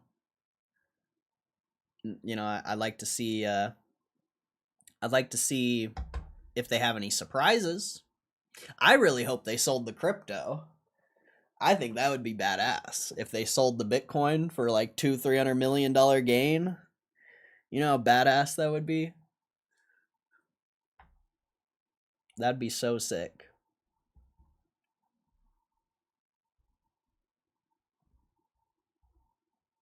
I follow you on X since a long time. Happy that you started posting. Yeah, I appreciate that, bro. This earnings is going to be chill. I think so.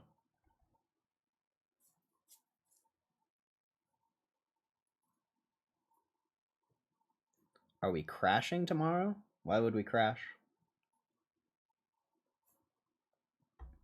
I don't have any thoughts because I don't even... Earnings? I don't have a coin. I don't have a coin. Do I have a coin?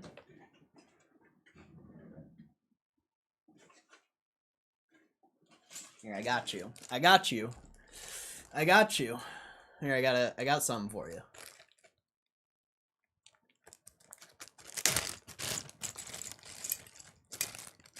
See this coin? See this coin? This is GameStop earnings tomorrow. You see it? Heads, it goes up. Tails, it goes down. You ready to see GameStop earnings? Are you ready? I dropped it. It's tails. It's tails.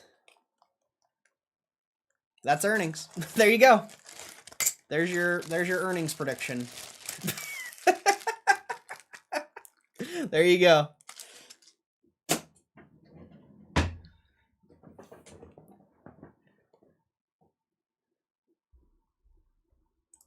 There you go. Are you putting your faith in a coin? Because I'm not. I'm not putting my faith in a coin.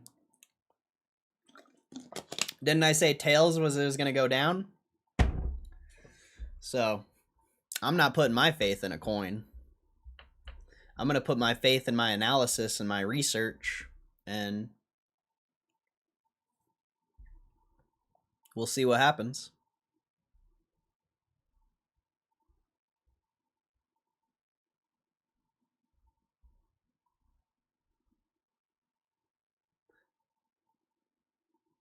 Bitcoin's an asset valued over time because inflation. 200 mil gain in 1 quarter is insane. You can think whatever you want about Bitcoin, but $300 million gain in 1 quarter is ridiculous. So, you know, if I, whatever this is worth, if I was Ryan Cohen, I would have sold the Bitcoin. I don't give a fuck that it's an asset. Doesn't matter. Your opinion... I'm going to say this again. Your opinion is irrelevant. Not not yours. I'm not saying yours is irrelevant, but everyone's opinion is irrelevant. When the money's on the fucking table, it's a complete different story.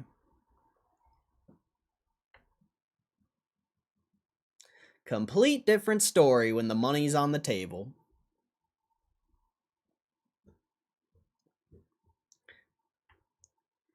Dropping the coin's a technical indicator. Crash incoming.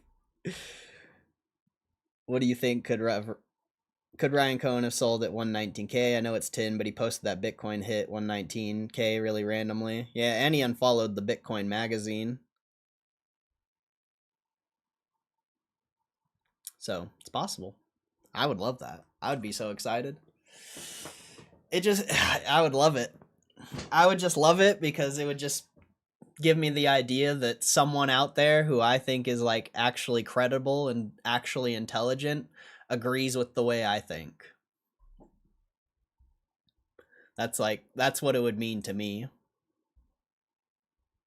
If they keep the crypto, which, you know, is probably the most likely scenario, whatever, who cares? But if they just took the profit, oh man, goated. Absolutely goated.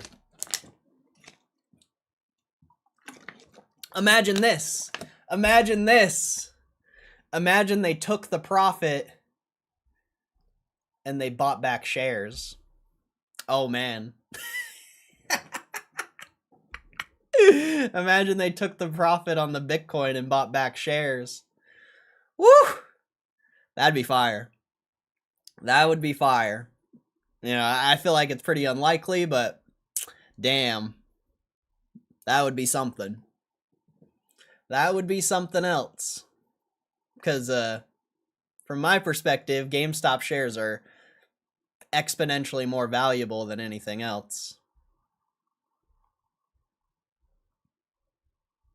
Power Hour, let's go. What's up, AP?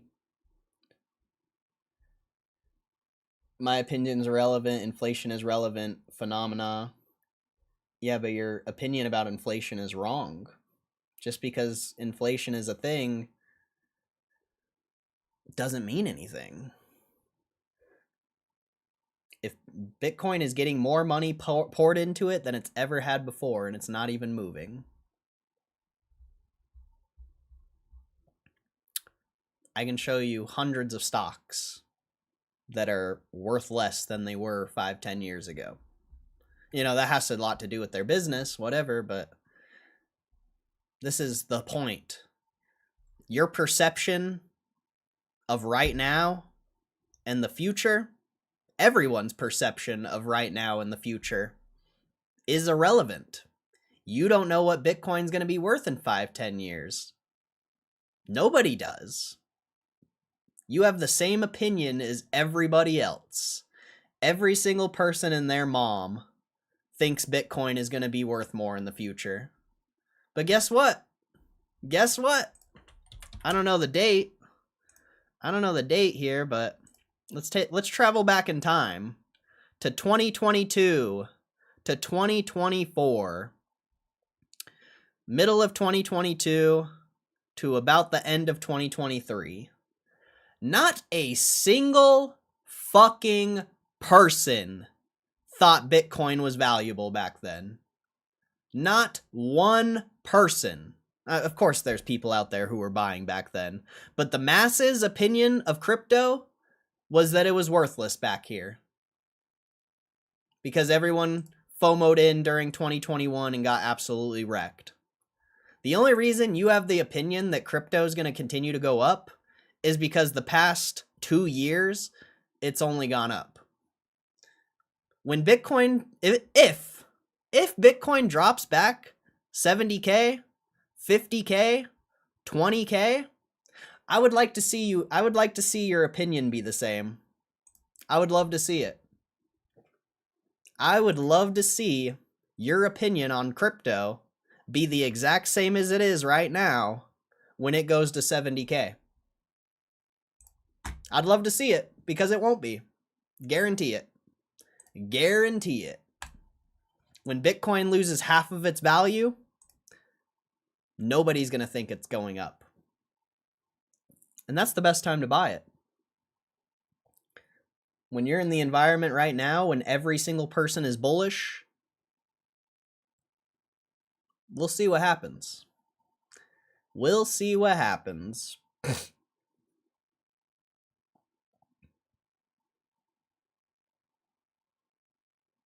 2022 to 23, house price increased 20% a year. No, it didn't. House prices have been losing value ever since interest rates have gone up.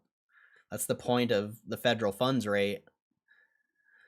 It makes money harder to get, which in turn makes a lot of assets cheaper.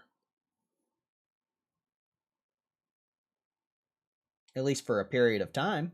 Once interest rates start coming down, houses will start to increase in value again. But this is the issue with your argument. Certain houses are worth more. Certain locations are worth more. Not every single house went up in value. I would say a majority went down in value. This is the issue with like the arguments you're bringing here. You're trying to put everything in this like bubble when it's not that. Certain locations went up. Certain investments go up. Not every single piece Not every single card in Pokemon goes up in value. Not every single house in real estate goes up in value. That's not how the world works. It's not. Have you not heard?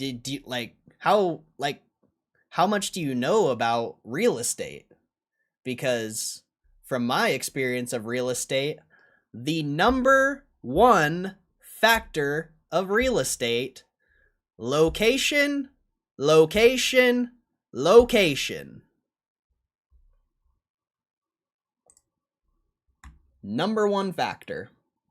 Ask anyone who actually does real estate.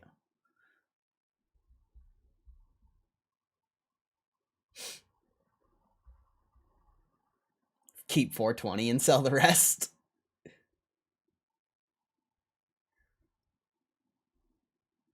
Would be baller if they sold it. Would no longer be just a brick and mortar to the public. Oh yeah, bro.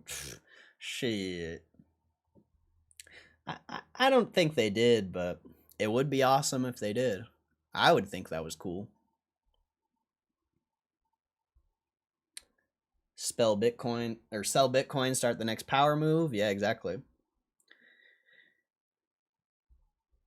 Inflation is one of the most powerful financial forces in the world. Yeah, but inflation doesn't affect everything, and things go down in value too. Not everything goes up in value. Certain things go up in value, some things go down, and then sometimes those things that went down in value go back up, and then sometimes the things that went up in value go down. Inflation is not a good measurement of the world.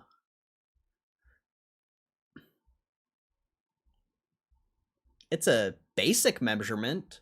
It's a generalization. But that's not how it works.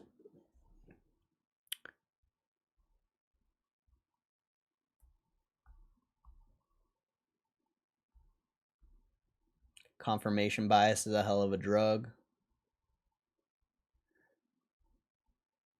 Very few stocks beat GME's 5-year. Very true.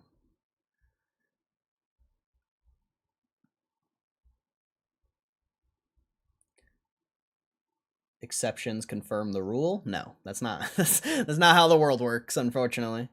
Exceptions don't confirm the rule. That's crazy.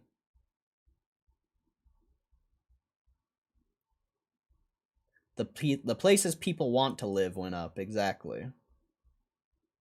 Exactly.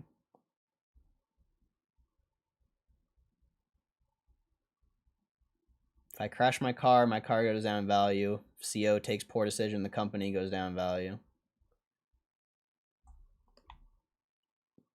Okay. So, your point? What does that have to do with inflation?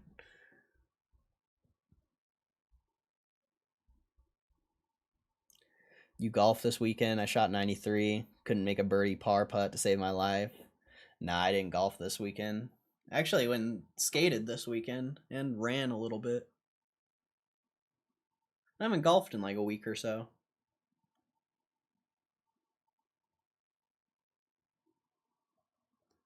I wish. My legs have just been so cooked from running. Like, I could barely walk the past like week. But we're back now. I'm sure I'll golf sometime this week or during the weekend.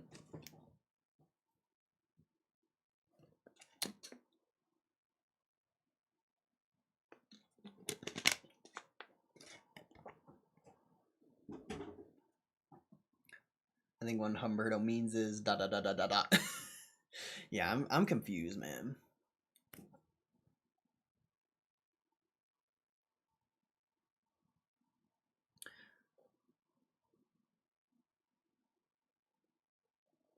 The money that doesn't go for the company that will bankrupt will inflate some other company stock. I mean, that's a fair thing to say. But that has nothing to do with inflation. That's called rotation of money. It has zero to do with inflation. Take a Epsom salt bath, Cordell, good for your bones. I've never taken one. Maybe I should. I've done like ice baths, but never Epsom salt.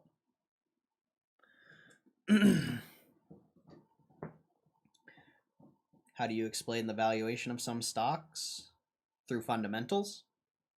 If you can't explain the valuation, it means it's potentially overvalued, but overvalued and undervalued is a matter of opinion, even if you've done the analysis. Just because a stock price is high right now doesn't mean anything. Is it going to be high in 5 years? Is it going to be high in 10 years? You don't know that. You literally don't know. All you're seeing is what you see right now, and you're basing your opinions off what you see right now. What's going to happen when your opinion changes?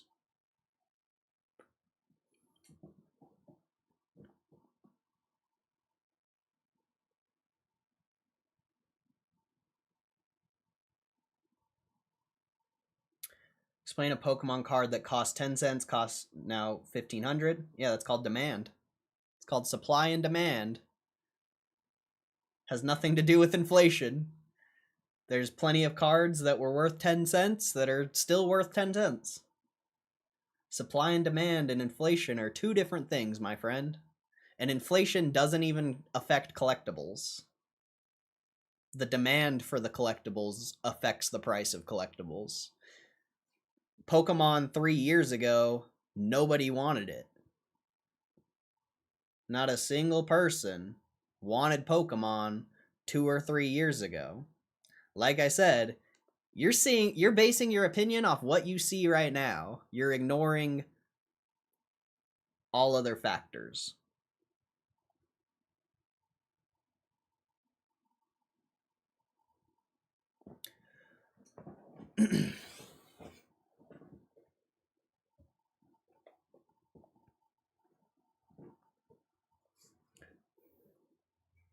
The demand must be continue enriched. I'll say no more. If there's no supply, the demand's always going to be there.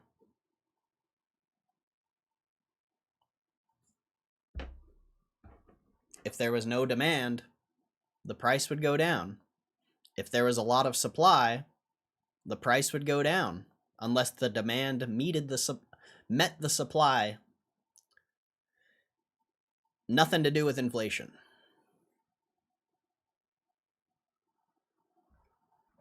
Like I said, you're trying to put all these things in this bubble, but that's not how the world works. The world's not black and white. Like, investing is not black and white.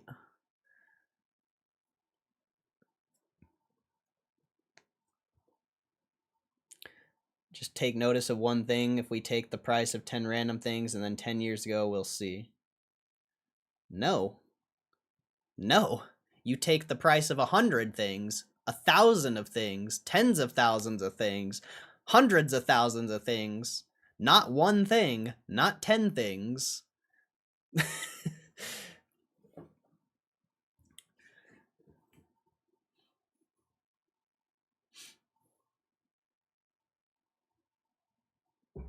And when you're looking at 10,000 houses in real estate, what, 2,000-3,000 of them went up in value the past couple of years?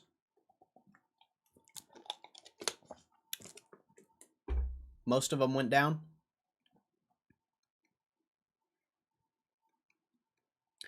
Recover your muscles, very least relax them. It's a game changer. I'll have to try it. I usually just stretch and just let time take its course.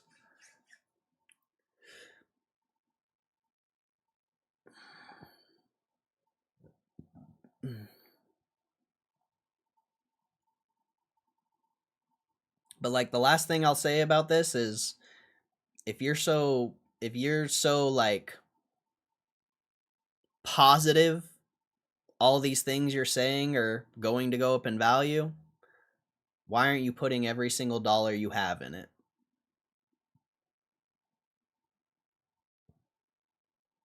Do you actually believe in what you're saying? Are you actually doing what you're saying? Or are you just saying it? Because I talk about GameStop every day. I put all my money in GameStop. There's a difference between saying things and actually doing the things you say. So, I'll leave it at that. If you're not doing the things you're saying, you don't actually believe in what you're saying. From my perspective.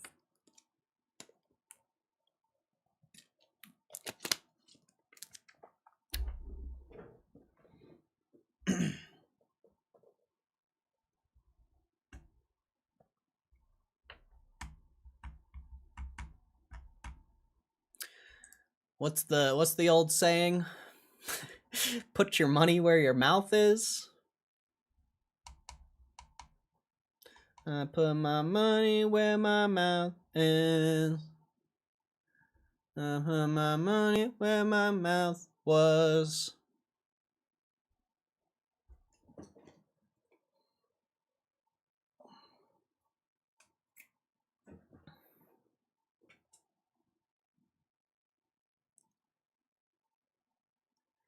You think running's painful, but it's really just muscle tension and inflammation. The more you can manage, the better your running experience will be.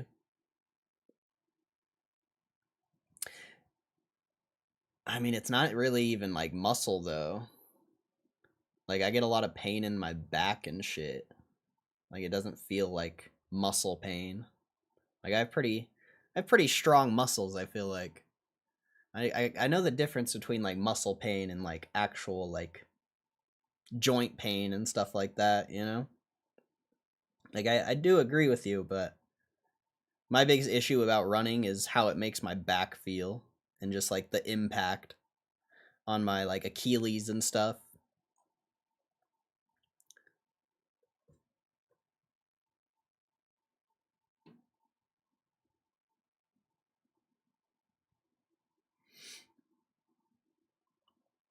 Every stock is going up today. Oh really? Oh really? Wait. Wait, Walgreens got taken off the market? Wait, Spirit Air wait. Wait. Wait. Oh, Spirit Airlines is up. I can literally top losers. Pampa Energia down 16%. I don't know what that is.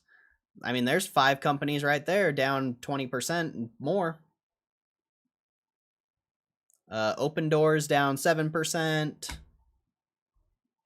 Apple's down 1%. McDonald's is down 1%. Google's down 0.4%. Chewy's down 0.8%. Oh, Humberto. You'll learn eventually, my friend. You'll learn eventually.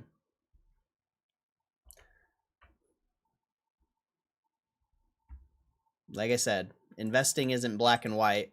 There's a lot of gray area in everything you do.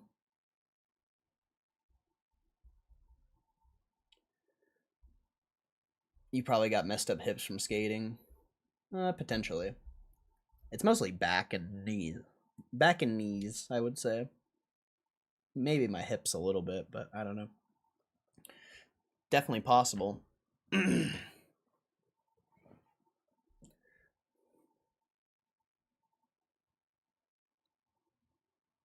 here because I'm all here almost daily. God bless you, Rosh. God bless you. I wish all my stocks were up today. Hey, mine are. All my stocks are up today.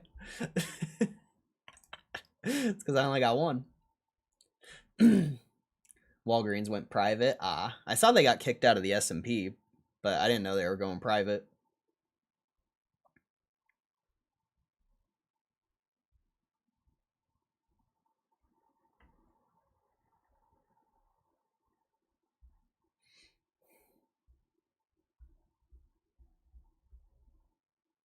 Every asset with value will be bought. Kraft Heinz. Kraft Heinz. I'm pretty sure Kraft Heinz is a decent company too. Can we look at the financials real quick? I don't know, but let's see. Or let's see what they made last year, or if they lost money last year. We'll see. Let's see. Oh, they made $2.7 billion, and they're sitting on $88 billion in assets.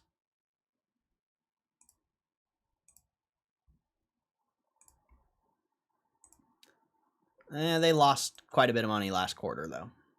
So that's a little worrisome there.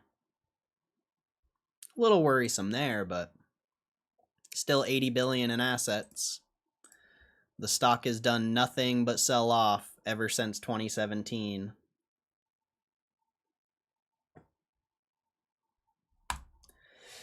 So like I said,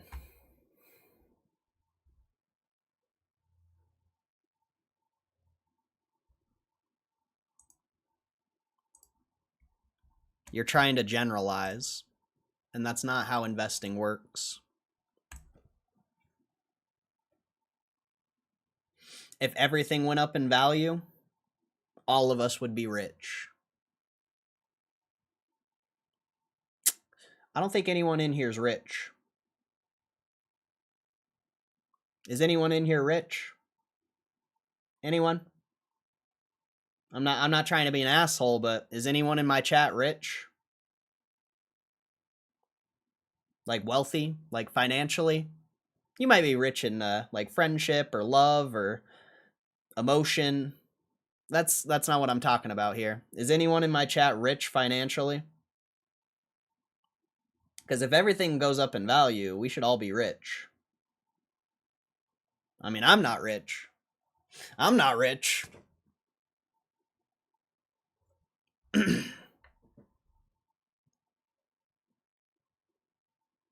Rich with spirit.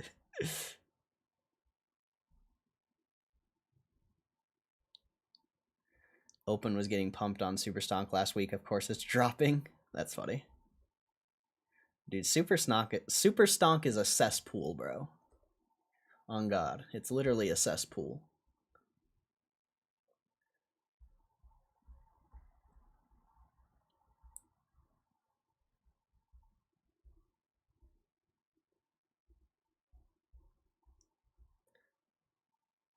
What's your prediction for tomorrow's earnings? I don't have a prediction. Well, I do, but it'll be uploaded tomorrow on the Clip channel, so go subscribe to this channel. And, where is it? Where is it? This is the Clip channel. If you want to know my earnings prediction, it'll be on that channel tomorrow. And if you want to know my perspective on GameStop, there's already a video on that channel for you. 30 minutes long. Tells you everything.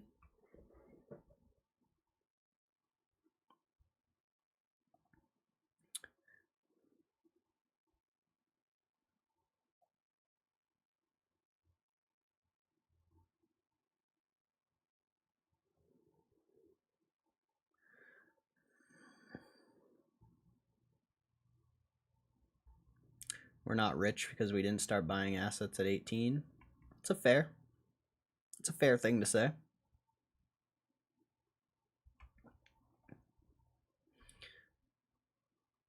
But again, you're generalizing. You're trying to put everything in this bubble, and that's not real. Be more open. Like, quit being so close-minded. Like, your generalizations about investments and the world, it's not reality. You need to be able to look outside of your little bubble that you're putting everything in, because that's not real. I agree. If you started investing when you were 18, you would be crushing. But the next comment you said, we all sell because the asset goes up 5%, we sell, you're generalizing. Most people don't even fucking experience what it's like to be up 5%. Most people don't even know what the stock market is. Well, they do, but most people don't even put their money in here. As far as your other comment, if they paid Ryan Cohen $1 million a month, they have $10 billion in cash. They put $50 million towards the people who made this company what it is every year. I don't think that would matter much.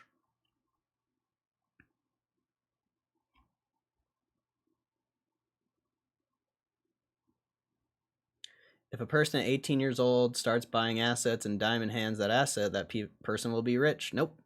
Nope. Nope. If they buy the right asset, yeah.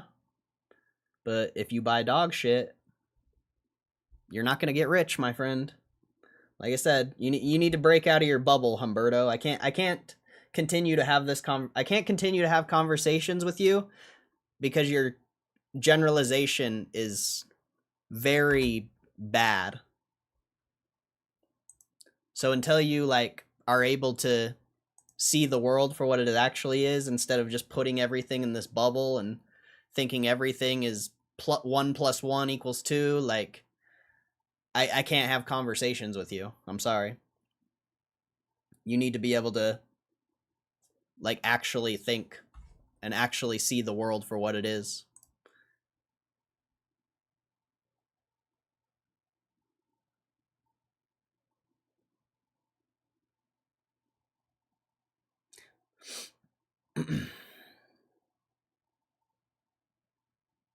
Imagine buying AMC.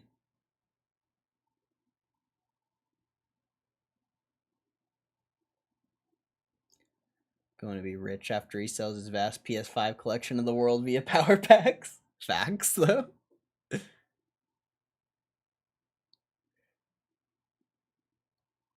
Someone said the A word.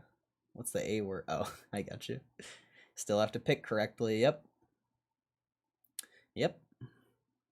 Not every investment Warren Buffett's bought goes up in value. Kraft Heinz, literal one of Buffett's largest positions, has only gone down in value since he bought it.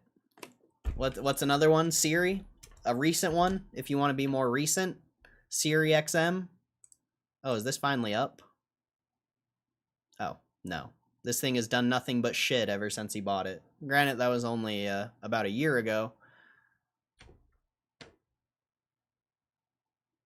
Not everything goes up in value, bro. Never has, never will. The things that go up in value are in demand for various reasons.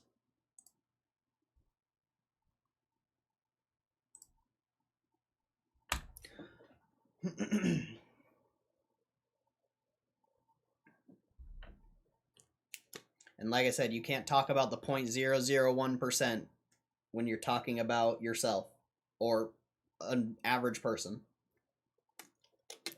Trying to bring Warren Buffett in a conversation has nothing to do with anything. I don't give a fuck what Warren Buffett's done. Warren Buffett's irrelevant in my world. Warren Buffett doesn't put food on my table. He doesn't make me pick my investments. Irrelevant.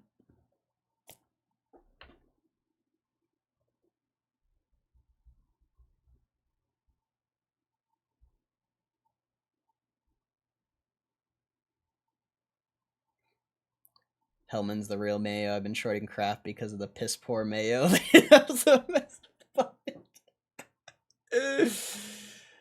Oh man. I only brought Warren Buffett because you brought him up, bro. But Humberto,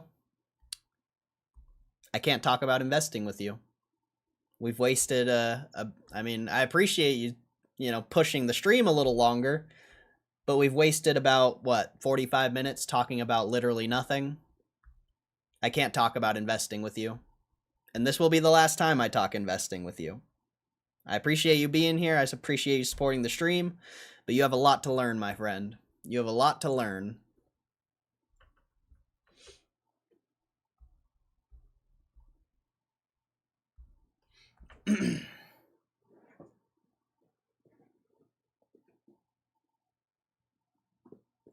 30-year-old Buffett versus 30-year-old Ken, who's gonna win in a boxing match. I haven't seen, but what does Buffett look like in his 30s? What does a young Warren Buffett even look like, bro? I bet he looks like a stock nerd.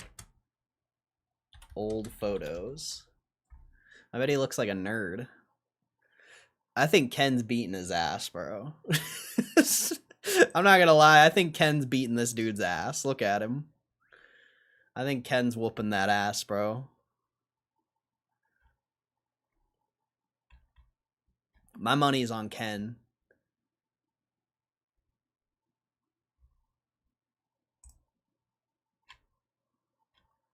I don't think Warren got that dog in him.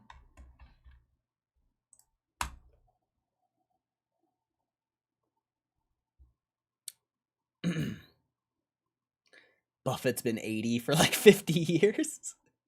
That's why we're in GameStop, because we know that's a good pick. No, we don't know. We think. We can assume. We can hope. We'll see what happens in the future, bro.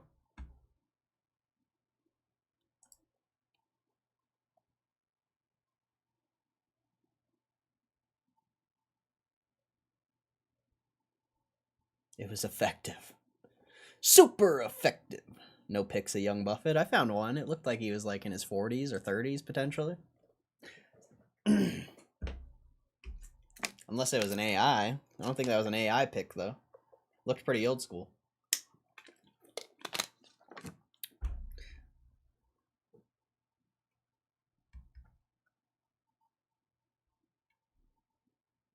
Here's the real boxing match. Ryan Cohen versus Larry. My money's on Larry, 100%. Larry's whooping that ass, bro. I think Larry would beat, like, imagine a battle royale of the board. Larry's beating all their asses. He's a beast, bro. Larry's an actual beast. He would fuck all those dudes up.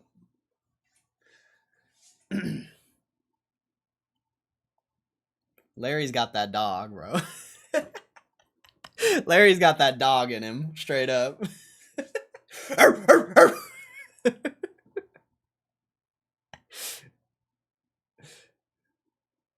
Larry dominated the push-up, pull-up challenge. Long leg Larry. You think Kitty would beat Larry? I don't know, dude. Larry's a beast, bro. Larry's an actual beast. I think Larry's whooping that cat's ass, bro. Larry's a don't mistake my kindness for weakness kind of dude. He'd be kicking ass. I think so. I think so, bro. Larry's a beast. Like, I don't think he ever really like posts pictures of himself. But man, what does Larry look like as far as like muscles and stuff? I'm about to look up Larry. Like, I'm about to gawk at about to gawk at Larry, bro.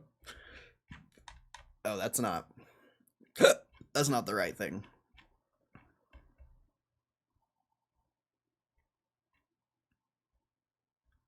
Ah, here he is. Here's our boy. Let's see if he's posted any pictures. Oh, there he is. What I realized, he's got a suit on. I can't. He doesn't have like any pictures of him.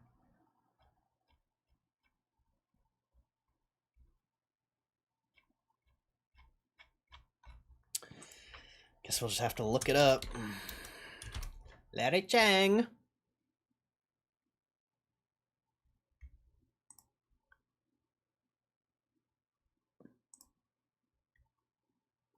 Man, he covers up his muscles, bro. I mean, look at this. Who's winning in this fight? Can we blow this picture up?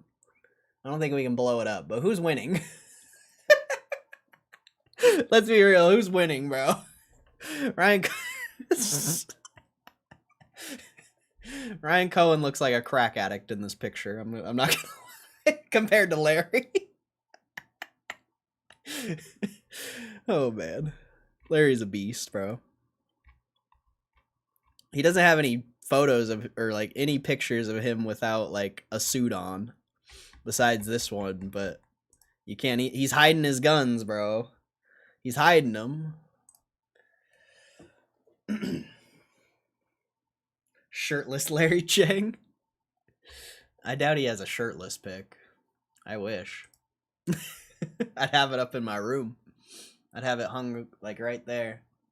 A shirtless Larry pic.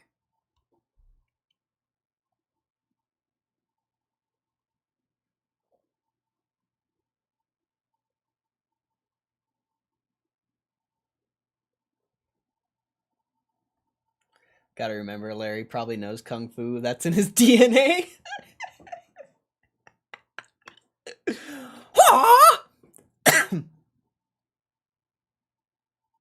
Roaring Kitty has high stamina.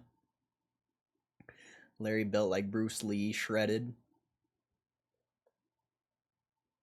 Looks like this emoji. Larry Chang OnlyFans. Kitty could run away from any fight. Larry Chang has a grizzly bear rug in his bedroom. It's not dead. It's just too scared to move. Oh, man. Oh, man. Who's the toughest in chat? At Matt Romano.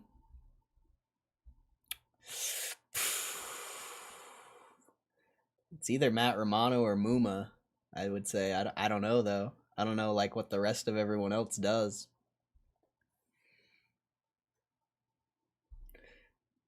Matt, I mean, if you guys have been around for a while, you saw Matt Romano's fucking wrestling clips. That shit's scary, bro.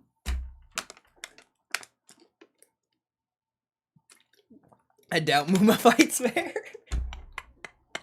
That's why it's scary, bro. You're gonna get the blicky out. You're gonna have a blicky in your face. You start winning. Or the boys are gonna come up.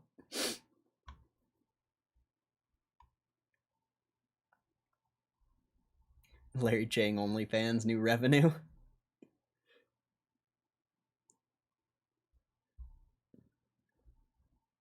Larry Chang was once bitten by a rattlesnake, and after 5 days of agonizing pain, the snake finally died.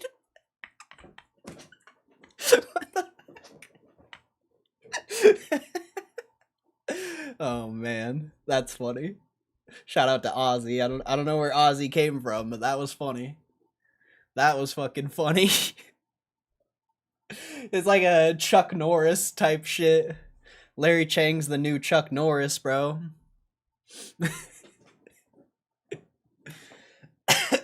Larry Chang can slam a revolving door. What the fuck? Oh my god, dude. Oh man. It's like every Chuck Norris joke ever could be a part of Larry.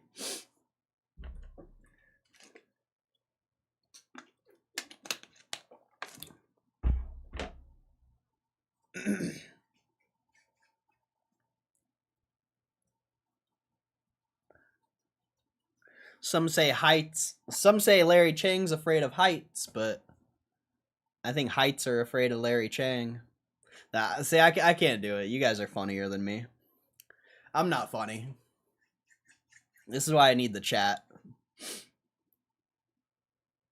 When Larry Chang was born, he drove his mom home from the hospital. Jeez. Oh my god.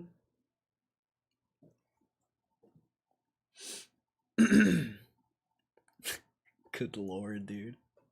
Who would have thought Larry Chang would become a meme in my stream? That's something I never expected. That's something I never expected. Oh man.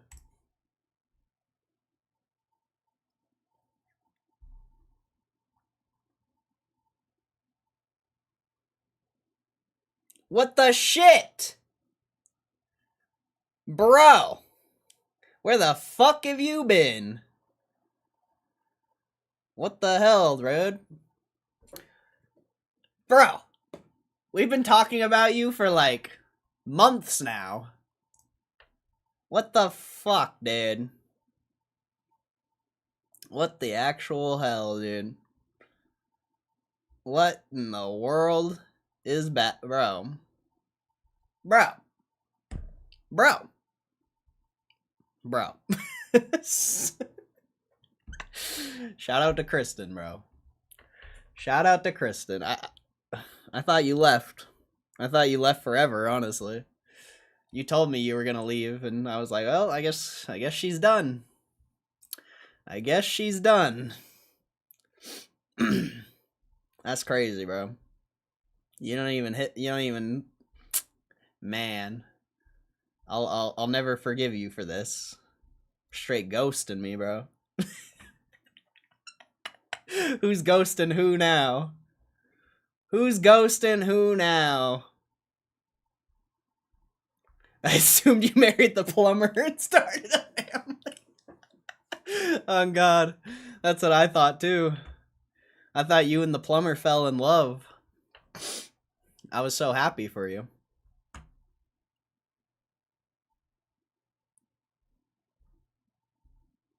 When Ken goes to sleep, he checks his closet for Larry. There are no Larry Chang jokes, only Larry Chang facts. Amen, amen. Oh my God, this is awesome. The Larry Chang memes in the chat might be the greatest thing ever. Larry trained David Goggins. Wait, you got hacked? How'd you get hacked? A chain of events. Fair enough. Coming back during earnings.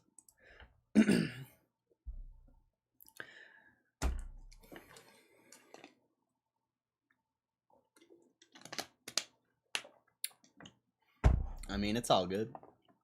Just glad to see you. I'm glad you're okay. I didn't want to hit you up because I didn't know what was going on. I didn't know if I said something or what. So I just let you do your thing. But I'm glad you're good. Because GameStop's up. I mean, it was up the other day.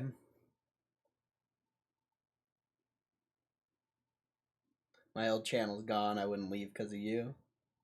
Fair. Wait, this is a new channel? I did see that. I went and watched like a few streams ago. We went and watched one of the old videos and your name wasn't in there and I was like, what the hell? I did notice that. Cuz Trisha popped in. That's why we went back to the old video. She popped in and then I was like, bro, what happened? I thought you just deleted your YouTube and you were done. Like, that's literally what I thought. I thought you deleted it and you were gonzos. I was like, okay. I mean, I was not happy about it, but I'll be right back.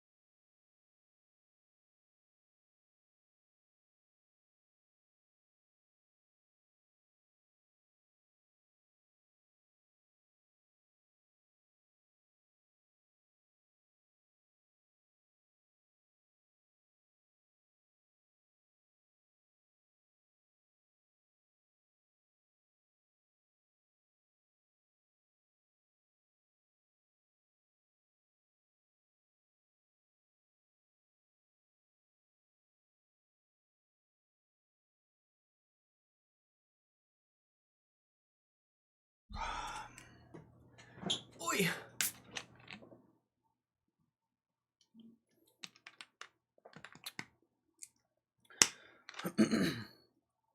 What was the chain events?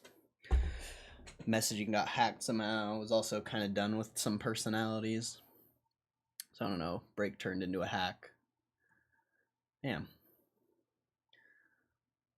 I mean, the personalities are still around, but it's a lot more rare.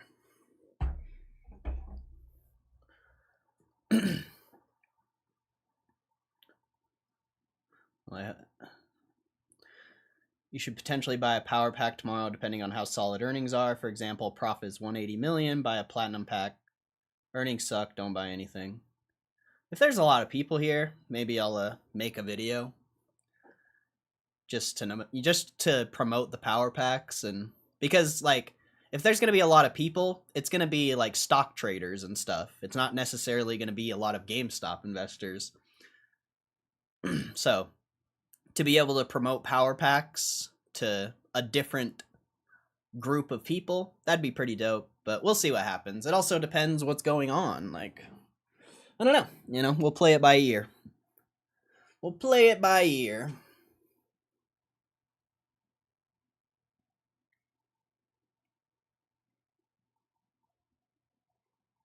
How I know if it's real Kristen and not AI Kristen?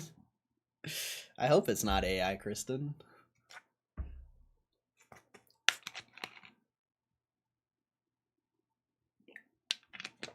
Were you streaming on another service? Kick? Oh yeah. I haven't streamed on Kick since like that 1 week we streamed on Kick.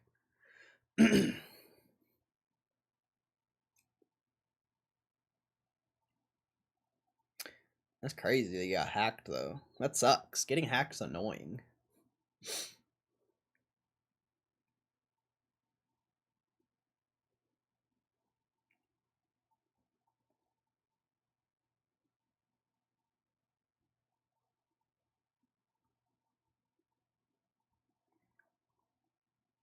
But nah, yeah.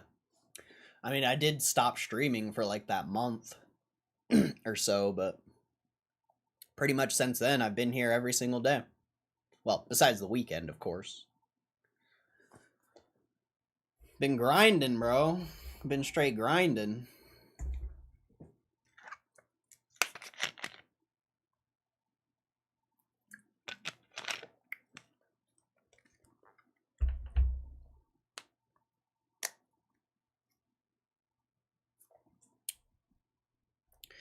Straight grinding on Christmas.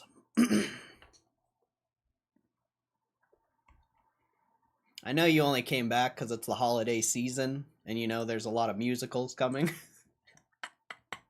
I know there's a lot of banger tunes that you're ready for, but it's not quite ready yet. You know, the tunes are ramping. The holiday season's coming. It's around the corner.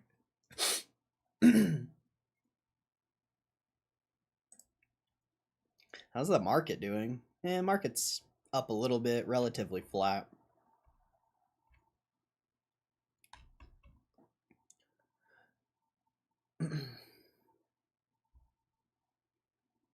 Visited Wilmington. Nice. No, Wilmington. That's Wimbledon.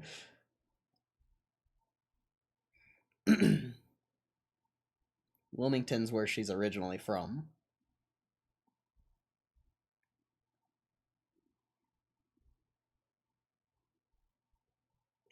Whatever it's called. No?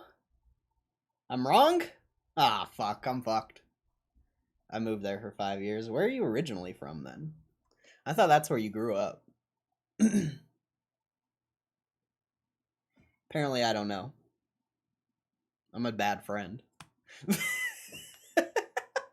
Apparently, I'm a really bad friend. Nebraska? Wait, that's where you live now! See, now I'm confused. That's where you live now. Right? I'm so confused. I don't even know what life is, bro. I don't even know what life is, bro.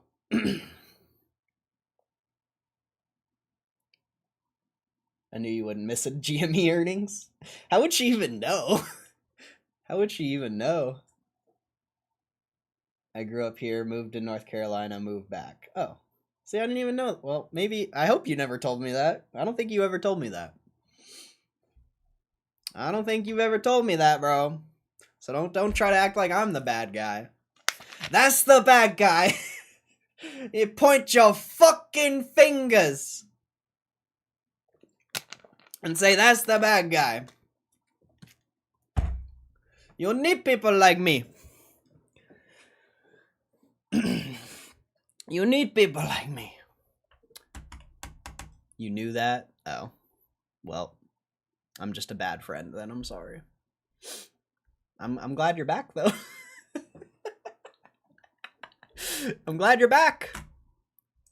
I think a lot of people in the chat are potentially glad you're back. A lot of people have been asking about you.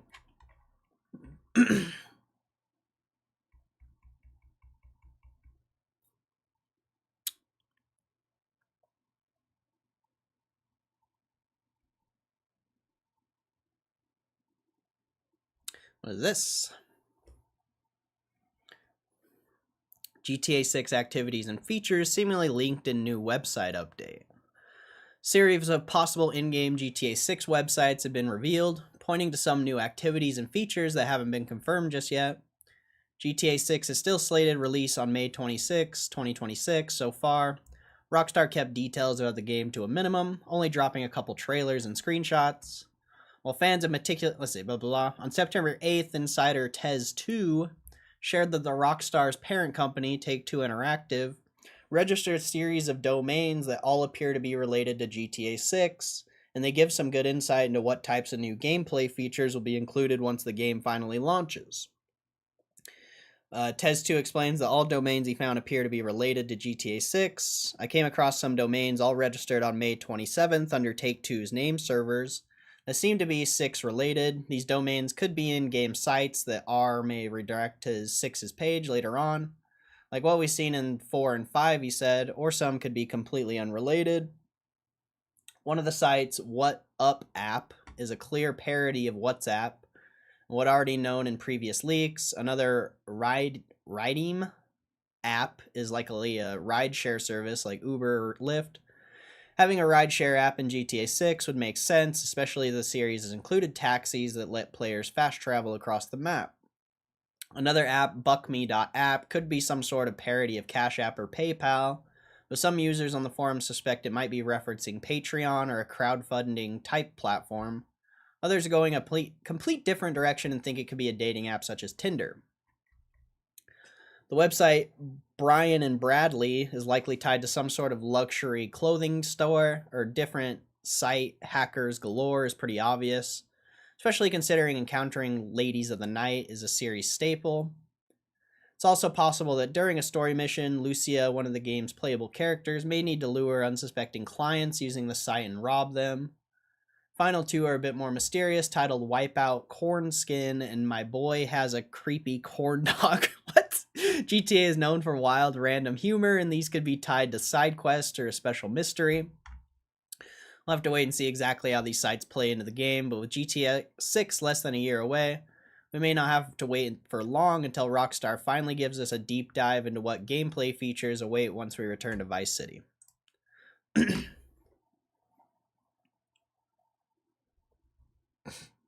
Let's see. You need people like me. I saw Lucid went up the other day. That's because of a reverse stock split. It didn't actually go up.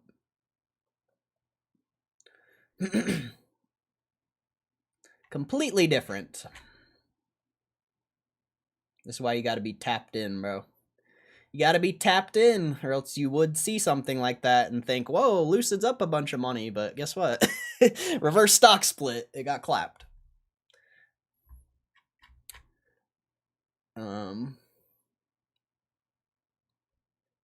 realized they just did a 10-to-1. Yep. Every time I talk about inflation, YouTube's giving me an ad to view. Good. I mean, once the earnings is over, I might turn off ads again for the people. for the people. We'll see. We'll see. But this week will be ads. Or at least the next couple days, you know, we'll see what happens.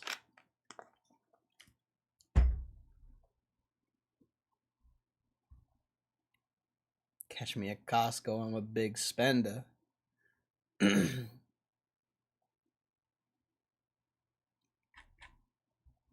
I'm a big spender. Get my breads, meats, and cheese. I don't go to no vendors. I think it's an AI Kristen because she hasn't mentioned ads yet. I hope not. Probably not, though. Probably not. That'd be sad if it was AI Kristen. That would be sad.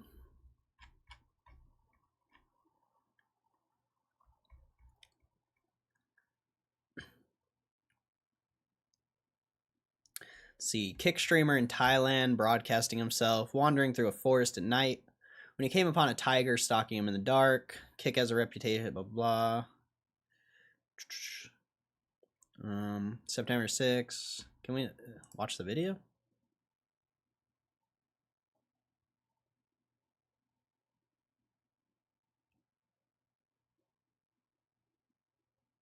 He just pokes animals? What the heck? What a weird TikTok. He's just poking animals.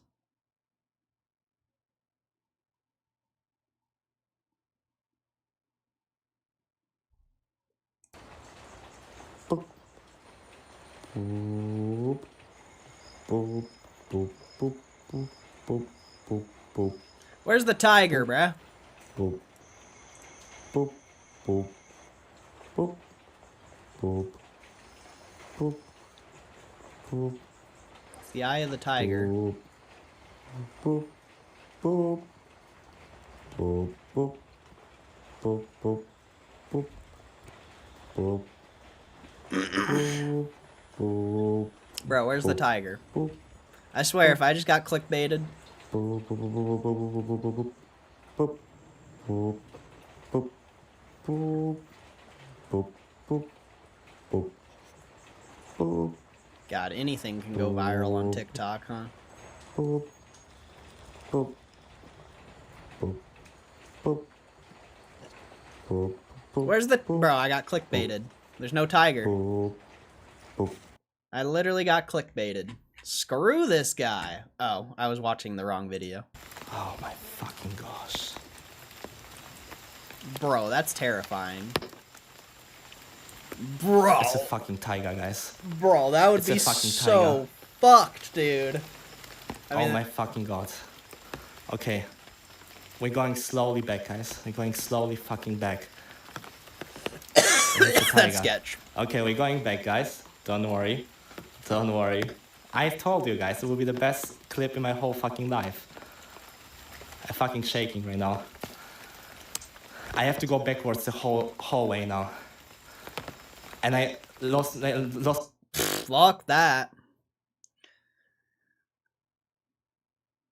There's a large recommended such situation. Anytime you encounter a big cat in the wild, experts suggest you make yourself appear large as possible, making lots of noise and backing away slowly without losing sight of the animal. Turning and running will activate the cat's prey drive, prompting them to give a chase, ultimately attack.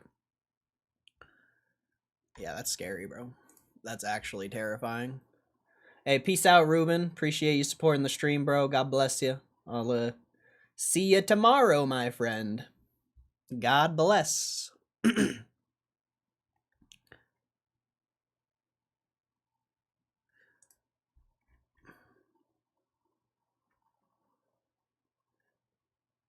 Woman was a contestant in a YouTube survival challenge.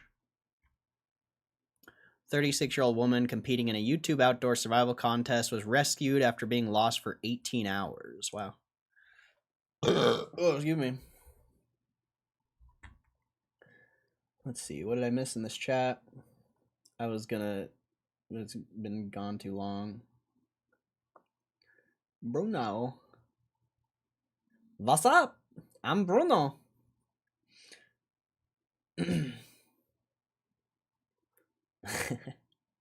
Where's my wrench? Oh, you think you can just come back and demand a wrench? Think again. Where's my membership? Where's my membership? Oh, the stock closed at 23:30. New fear unlocked? For real. I don't know. I must be dumb. I low-key want to pet that tiger. Dude, that shit would be scary, though. I demand my wrench. You think you can just come into my stream and make demands? Shit, son, that's crazy. Legendary competitive eater Joey Chestnut has added another jaw-dropping achievement to his resume, demolishing 26.5 pounds of... What is poutine? What is poutine? What the hell is a poutine? Win the 2025 World Poutine Eating Championship in Toronto. What's poutine? Oh, it's right here. Fries, gravy, and cheese curds. I've never heard of that. Never heard of that.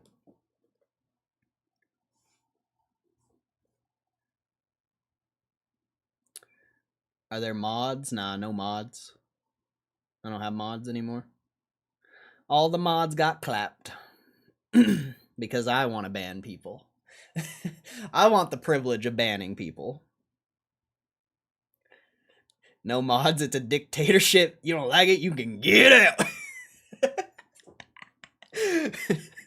You don't like America, you can get out.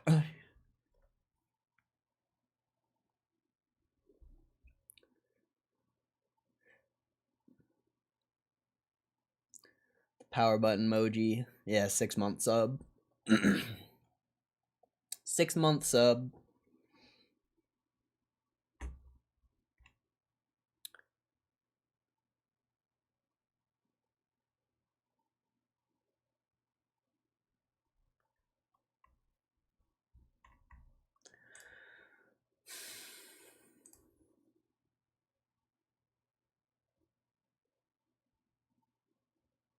It's Canadian slop. Poutine? Oh, okay. Poutine. You must have some fire. Poutine. Poutine. 6-month sub. It means he's been a member for 6 months. Like if I don't know if you're on your computer or not, but if I go to my like YouTube studio and you go to earn and you go memberships and we go to active members, Hugh G's, you know, total time has been 4 months. A lot of people, you know, get gifted their memberships mainly whenever Moose donates. He's probably like one of the last few that donate still. Like YoNSO is about to be on his 2nd year as a member. Stogie Stonks, he's 14 months. Moose Again's at 8 months. KCR's at 8 months. Clyde Buttersnaps is at 8 months, but I haven't seen Clyde in here in so fucking long. Muma's at 6 months. Jeremy R's at 2. Break Nation's at 3. Rosh is at 2. Drown's at 2, I think. God damn it. The stupid thing. It always glitches out, though. Shit's annoying. Yeah, Drown's at 2. Small Fry's at 8. David's at 2. Devin Toops is at 7. I haven't seen Devin in here since April. You know what's funny? Devin Toops came in my stream that day. He's like, "This is the time to buy options." Oh, was it? Oh, I didn't... Wait, it was the time to buy options? I'm pretty sure the stock didn't move for 3 months. So anyone who bought options got absolutely fucked. And yeah, I told that guy not to promote like trading in my stream, and I haven't seen him since then, but it's kind of crazy that he's still a member. Matt Romano's on 1 month, which is very surprising. And I don't know a lot of the... Well, Sean H. Sean H has only been 11 days. I thought you've been in here longer, Sean. Anthony Walker. Those people just get gifted their memberships, though.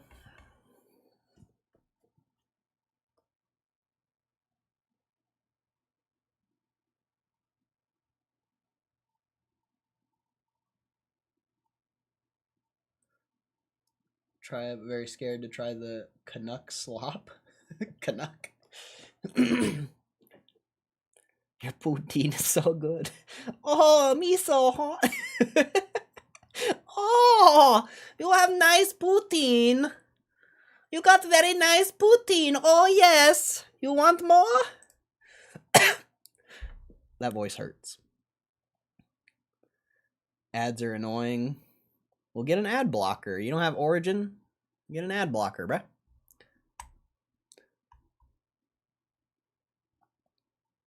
How do you not have an ad blocker still? Like, how do you guys live your lives without ad blockers? I'm gonna be honest. Like, how do you live your life without an ad blocker? Like, bro. My ad blocker, since I downloaded it, has blocked 1.5 million ads. 1.5 million ads since I've downloaded this. Holy shit. Bro, that's so many ads. That is so many ads.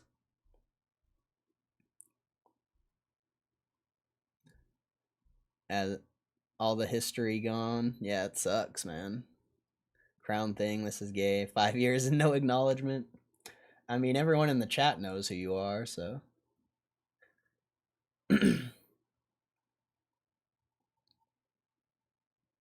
Yo, NSO #1 member. Yeah, bro.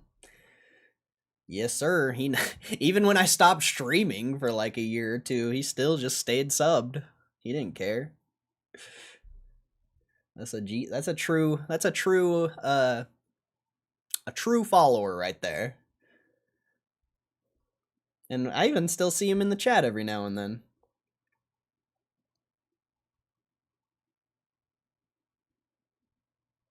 The crown thing, it's like XP in the chat. I don't really know how it works. It's kind of glitched.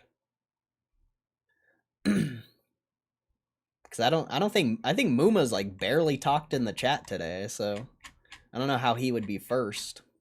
I think me and Humberto argued for literally like an hour, so if anyone was first, it should be like Humberto.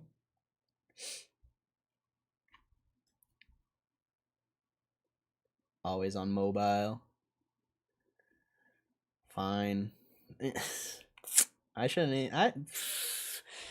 You left me with no warning, no update, and you think I'm gonna give you a wrench. You just leave, have me all worried, break my little heart, and you think you're just gonna get a wrench? You tripping, bro. You tripping. I do know why, but doesn't matter. Doesn't even matter. You hurt me inside. You made my insides painful.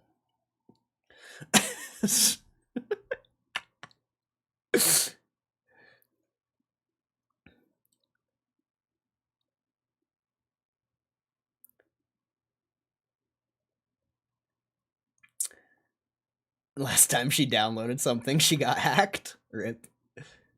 I thought my clock was wrong. Hit the like button. Thank you, Daniel. Thank you.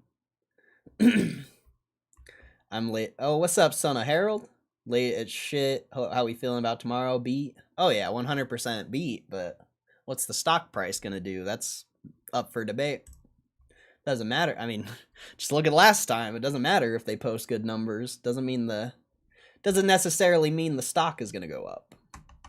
We'll see, you know. We'll see. I do have a video. Wait, do I still have it?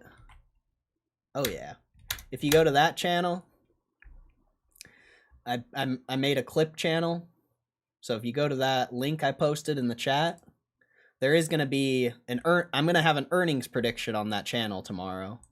And there's a 30-minute long video talking about why I'm bullish on GameStop and my first year as an investor in GameStop. So definitely go and check that link out and, you know, support the clip channel.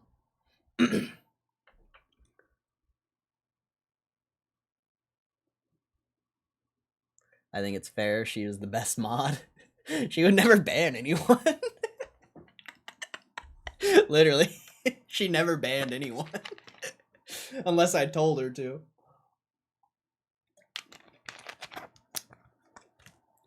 Which is just how it should be. Just kidding. What's more painful on your insides, Kraft Mayo or Cordell? My vote is Kraft Mayo. By Hellman's. What? What? I'm so confused. That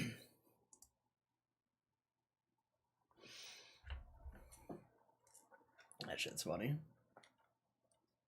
That shit's funny, bro.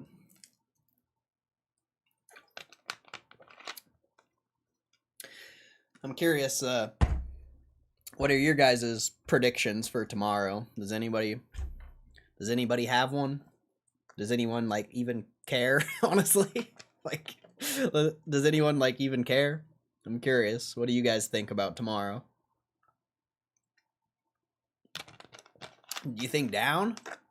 See, that's why I'm bullish. That's why I'm bullish.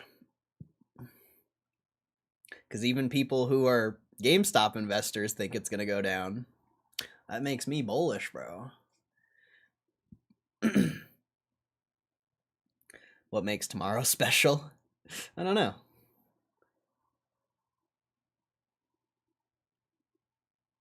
What the hell did you make your profile picture? What the fuck is that? Oh, okay, it's Bruno. I was like, what? It's Bruno! What's up? 0.39 EPS? Why do you say that? That's high. What makes you think 0.39? That's very high.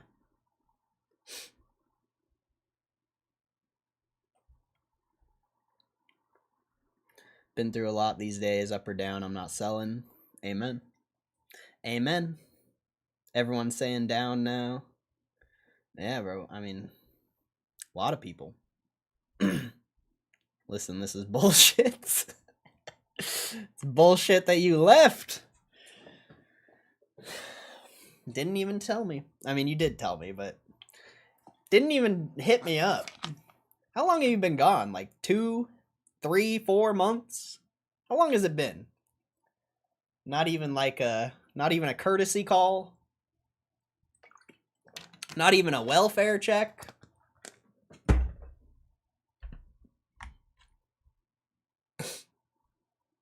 That's a puppy. I couldn't tell what it was at first. Doesn't matter because the fundamentals are solid, but I feel like they inflated the EPS, making it likely miss by a little. Inflated the EPS? What makes you say that?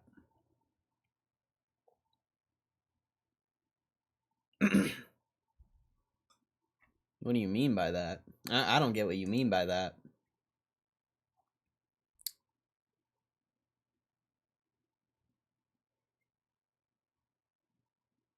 Does he like peanut butter? Jeez. Been in straight panic mode for 2 months. I mean, I get that, but are we not homies?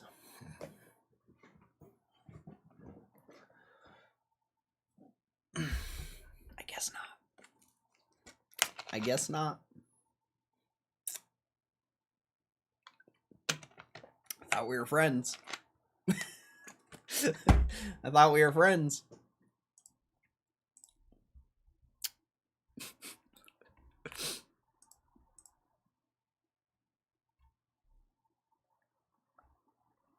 Why is there like no posts on Reddit? Bro, why are there no posts on Reddit? What the fuck, dude? So weird, bro. So weird.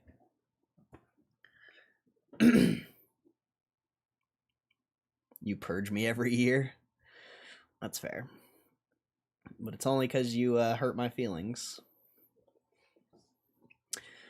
Estimates are just some analyst number, right? GameStop always has the fuckery, so I just assume things. Well, I think the estimate is only like 0.19, which is relatively low, I think. Because from my perspective, the cash alone should produce around that. I mean, you'll see the video tomorrow, you know. You'll see my estimate.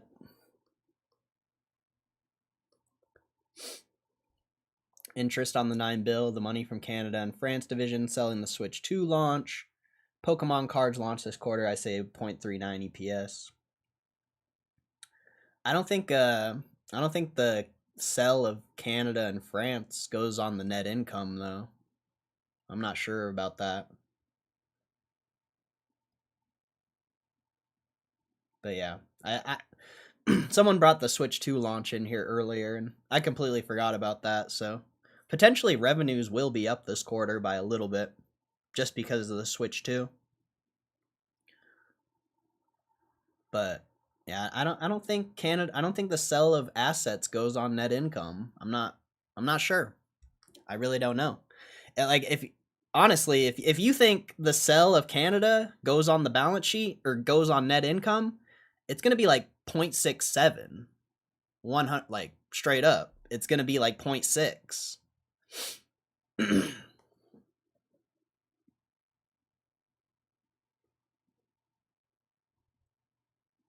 I'm only nice. Debatable. If not Moon tomorrow, then maybe next tomorrow. Hey, bro, as long as it stays above $20, that's really all that matters, honestly. The second it starts dropping below $20, that's where it gets a little scary. I mean, it's not really scary, but a bunch of people are going to panic sell, and it could go down a lot. So, as long as it sticks above $20, that's all that matters for me.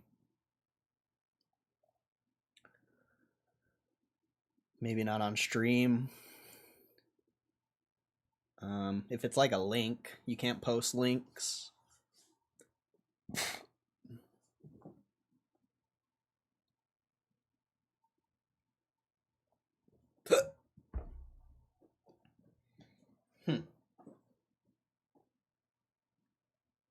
So weird, bro. This is gonna be a weird earnings. Very weird.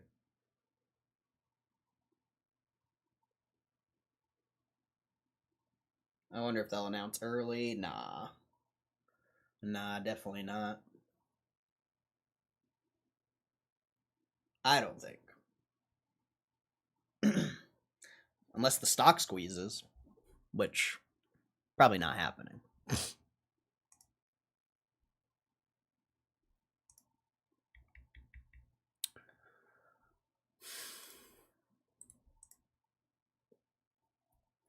It would have to go up pretty quick.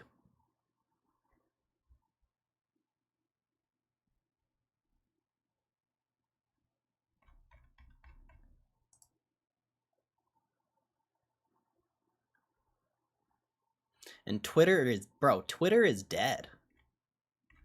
Like, this should be hyped. Going into earnings tomorrow, like, I don't know, this is weird, bro. This is weird.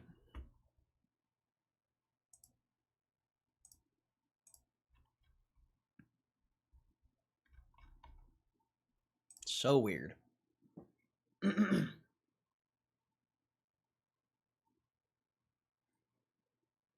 More and more examples emerging in public markets of hammered public companies that lost most of their value, kept their heads down, executive on fundamentals, got rewarded once the fundamentals were sound, consistent, the ultimate superpower. Yeah, I think I saw that on Reddit or Twitter or something. Something like that.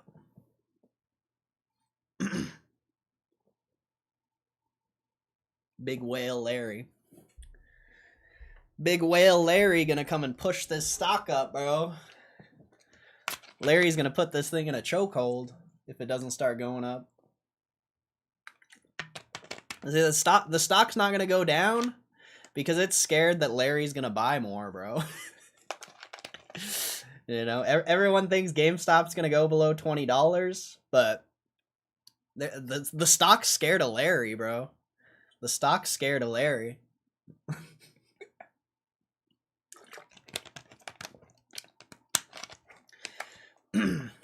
If the stock goes down, it's gonna run into Larry again.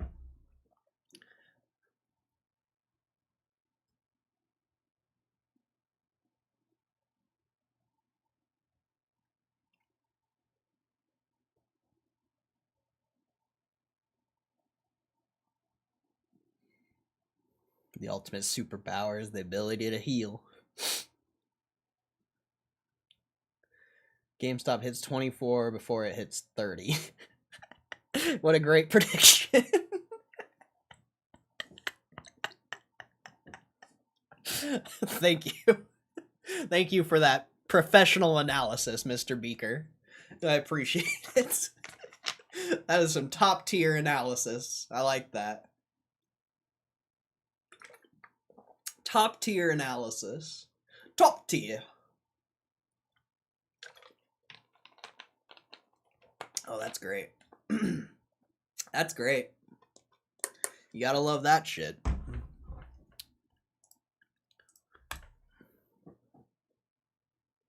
You might be onto something. Is that the new hype date? Cue the X-Files theme song. And Gap Up. Oh, that would be so funny. Can you imagine? And Gap Up. I mean, you kind of gapped up today. Again.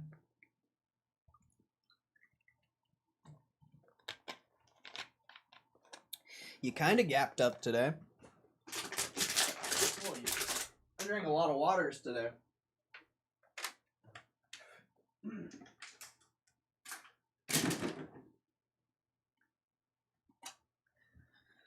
Lots of waters.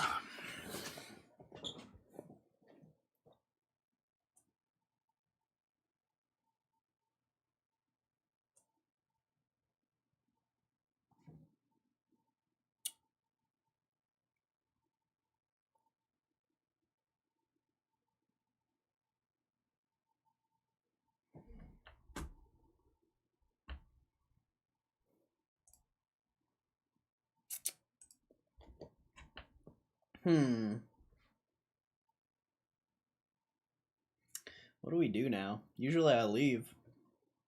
Usually I leave at this point, but I don't know. Do you think they would announce something before earnings? Anything? Any filings? Any news releases? Probably not. Nothing. Any whales? Nothing.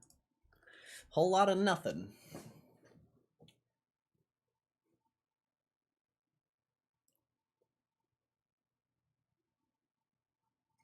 Whole lot of nothing. I hope Larry drops a Form 4 right after earnings. I hope after, that'd be interesting.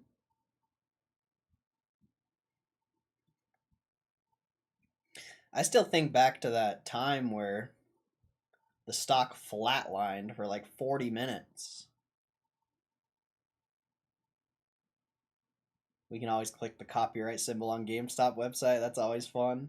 I just can't play music on the stream. I just can't play music on the stream, but we can do that. I'll have to mute the sound. Where is it?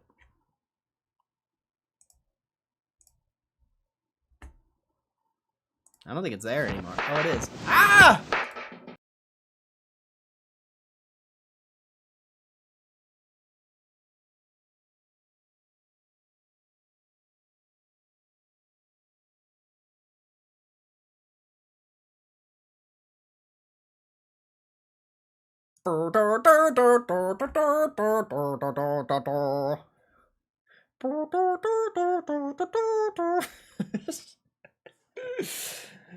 Flatline, never forget. You know what's interesting about that? You know what's really interesting about that? Not a single person you know, besides the people that were there that day, know that even happened. Not a single fucking person you know knows that happened. That's not opportunity. I don't know what it is. If that's not opportunity, I don't know what opportunity is, bro.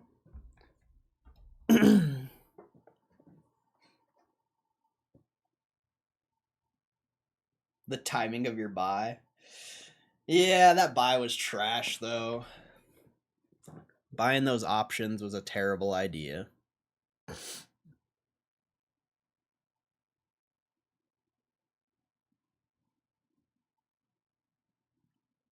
Should have just bought shares. Although I think I did buy shares. I should have just bought more shares. Options are booty. I hope the stock goes up a little more tomorrow so I can actually get out of those. I'll be honest. I really hope it runs a little more tomorrow because I would love to get out of that position.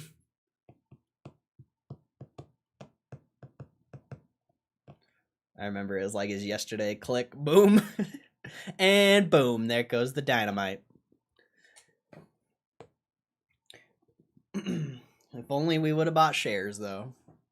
You know, instead of being down $200, I would be up $200.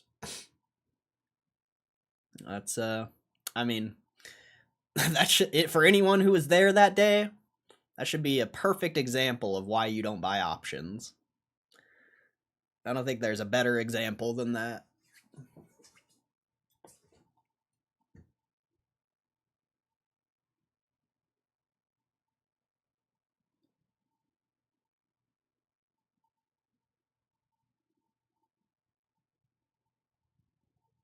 Do do do do do do do do. Dun dun dun dun dun dun dun. Bam bam bam bam.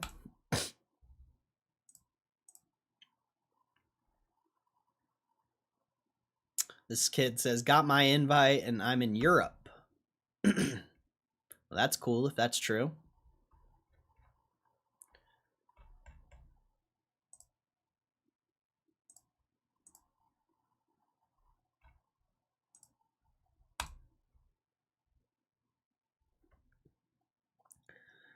Motherfucker in Europe getting in. Try making a new account. I saw something on Reddit that someone made a new account and applied for it. Or if you have like a secondary email, you know, try a secondary email. Potentially.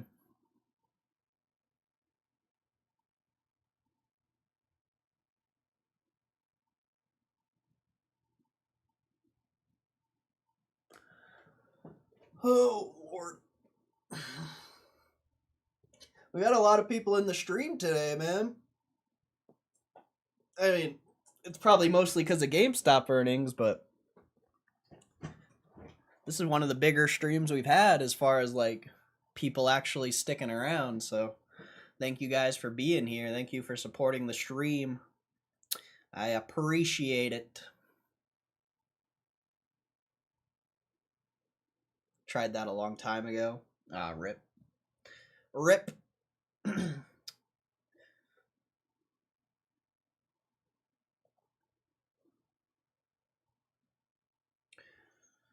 230. It's what made Gme Baby reappear.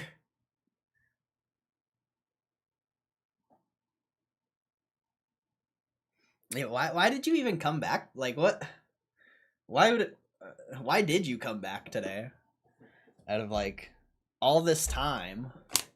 Why now? Earnings? No, that's not the reason why. She doesn't even know earnings is tomorrow. I just feel less stressed today. I don't know. I see. Fair enough. Fair enough.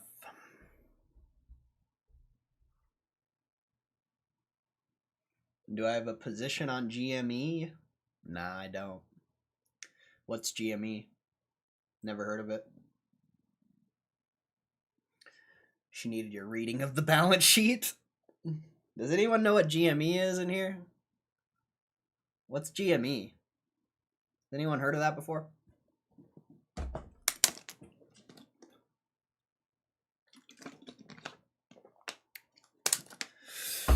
Never heard of it. Good medical equipment? Oh, man.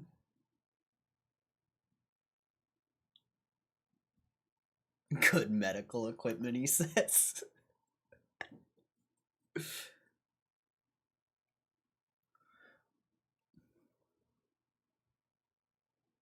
Great. Marvelous. Edamame? I don't know. Give me my equity. Give me my equity.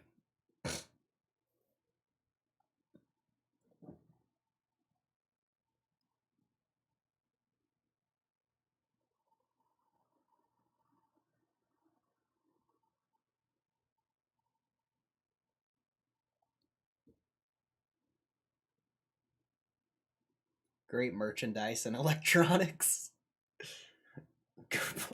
You're obsessed with gooning, bro.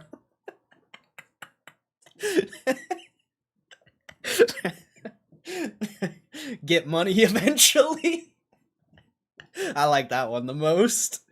Get money eventually. Eventually. What is that off of? Eventually.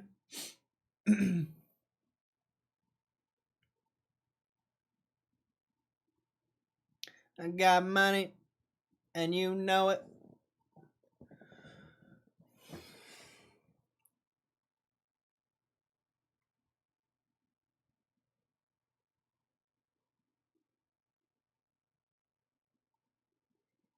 I got money, and you know it.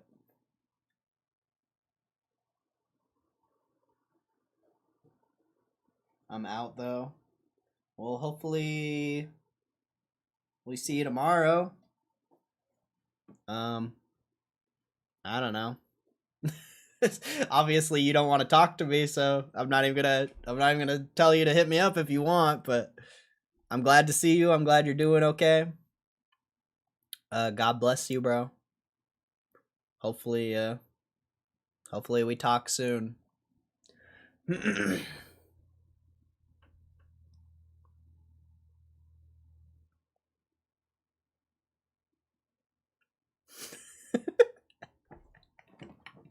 I do.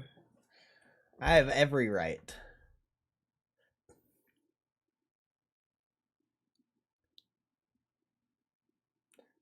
Who you gonna draw? Slab Busters.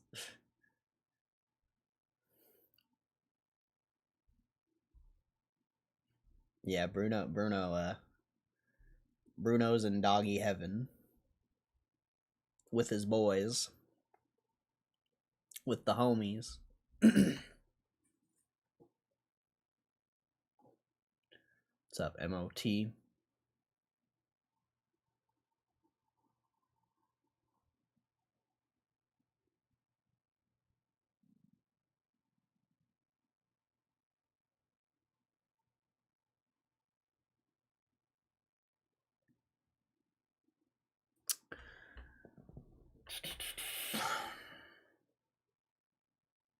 Well, I don't know what to do now. So,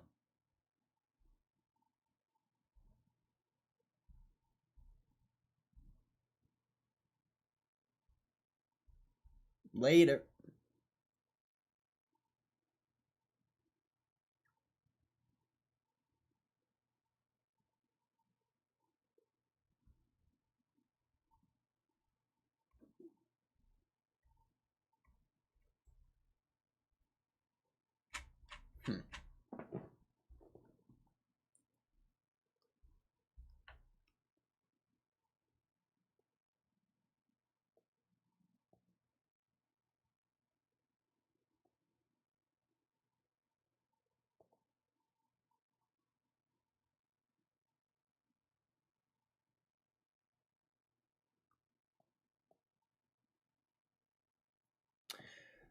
All right. I don't know where we go from here, bruh.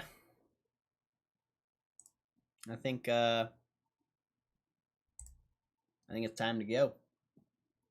I think it's time to hit the dusty old trail. We're pushing a 7-hour stream here. So, I appreciate you guys. Thank you for supporting the stream.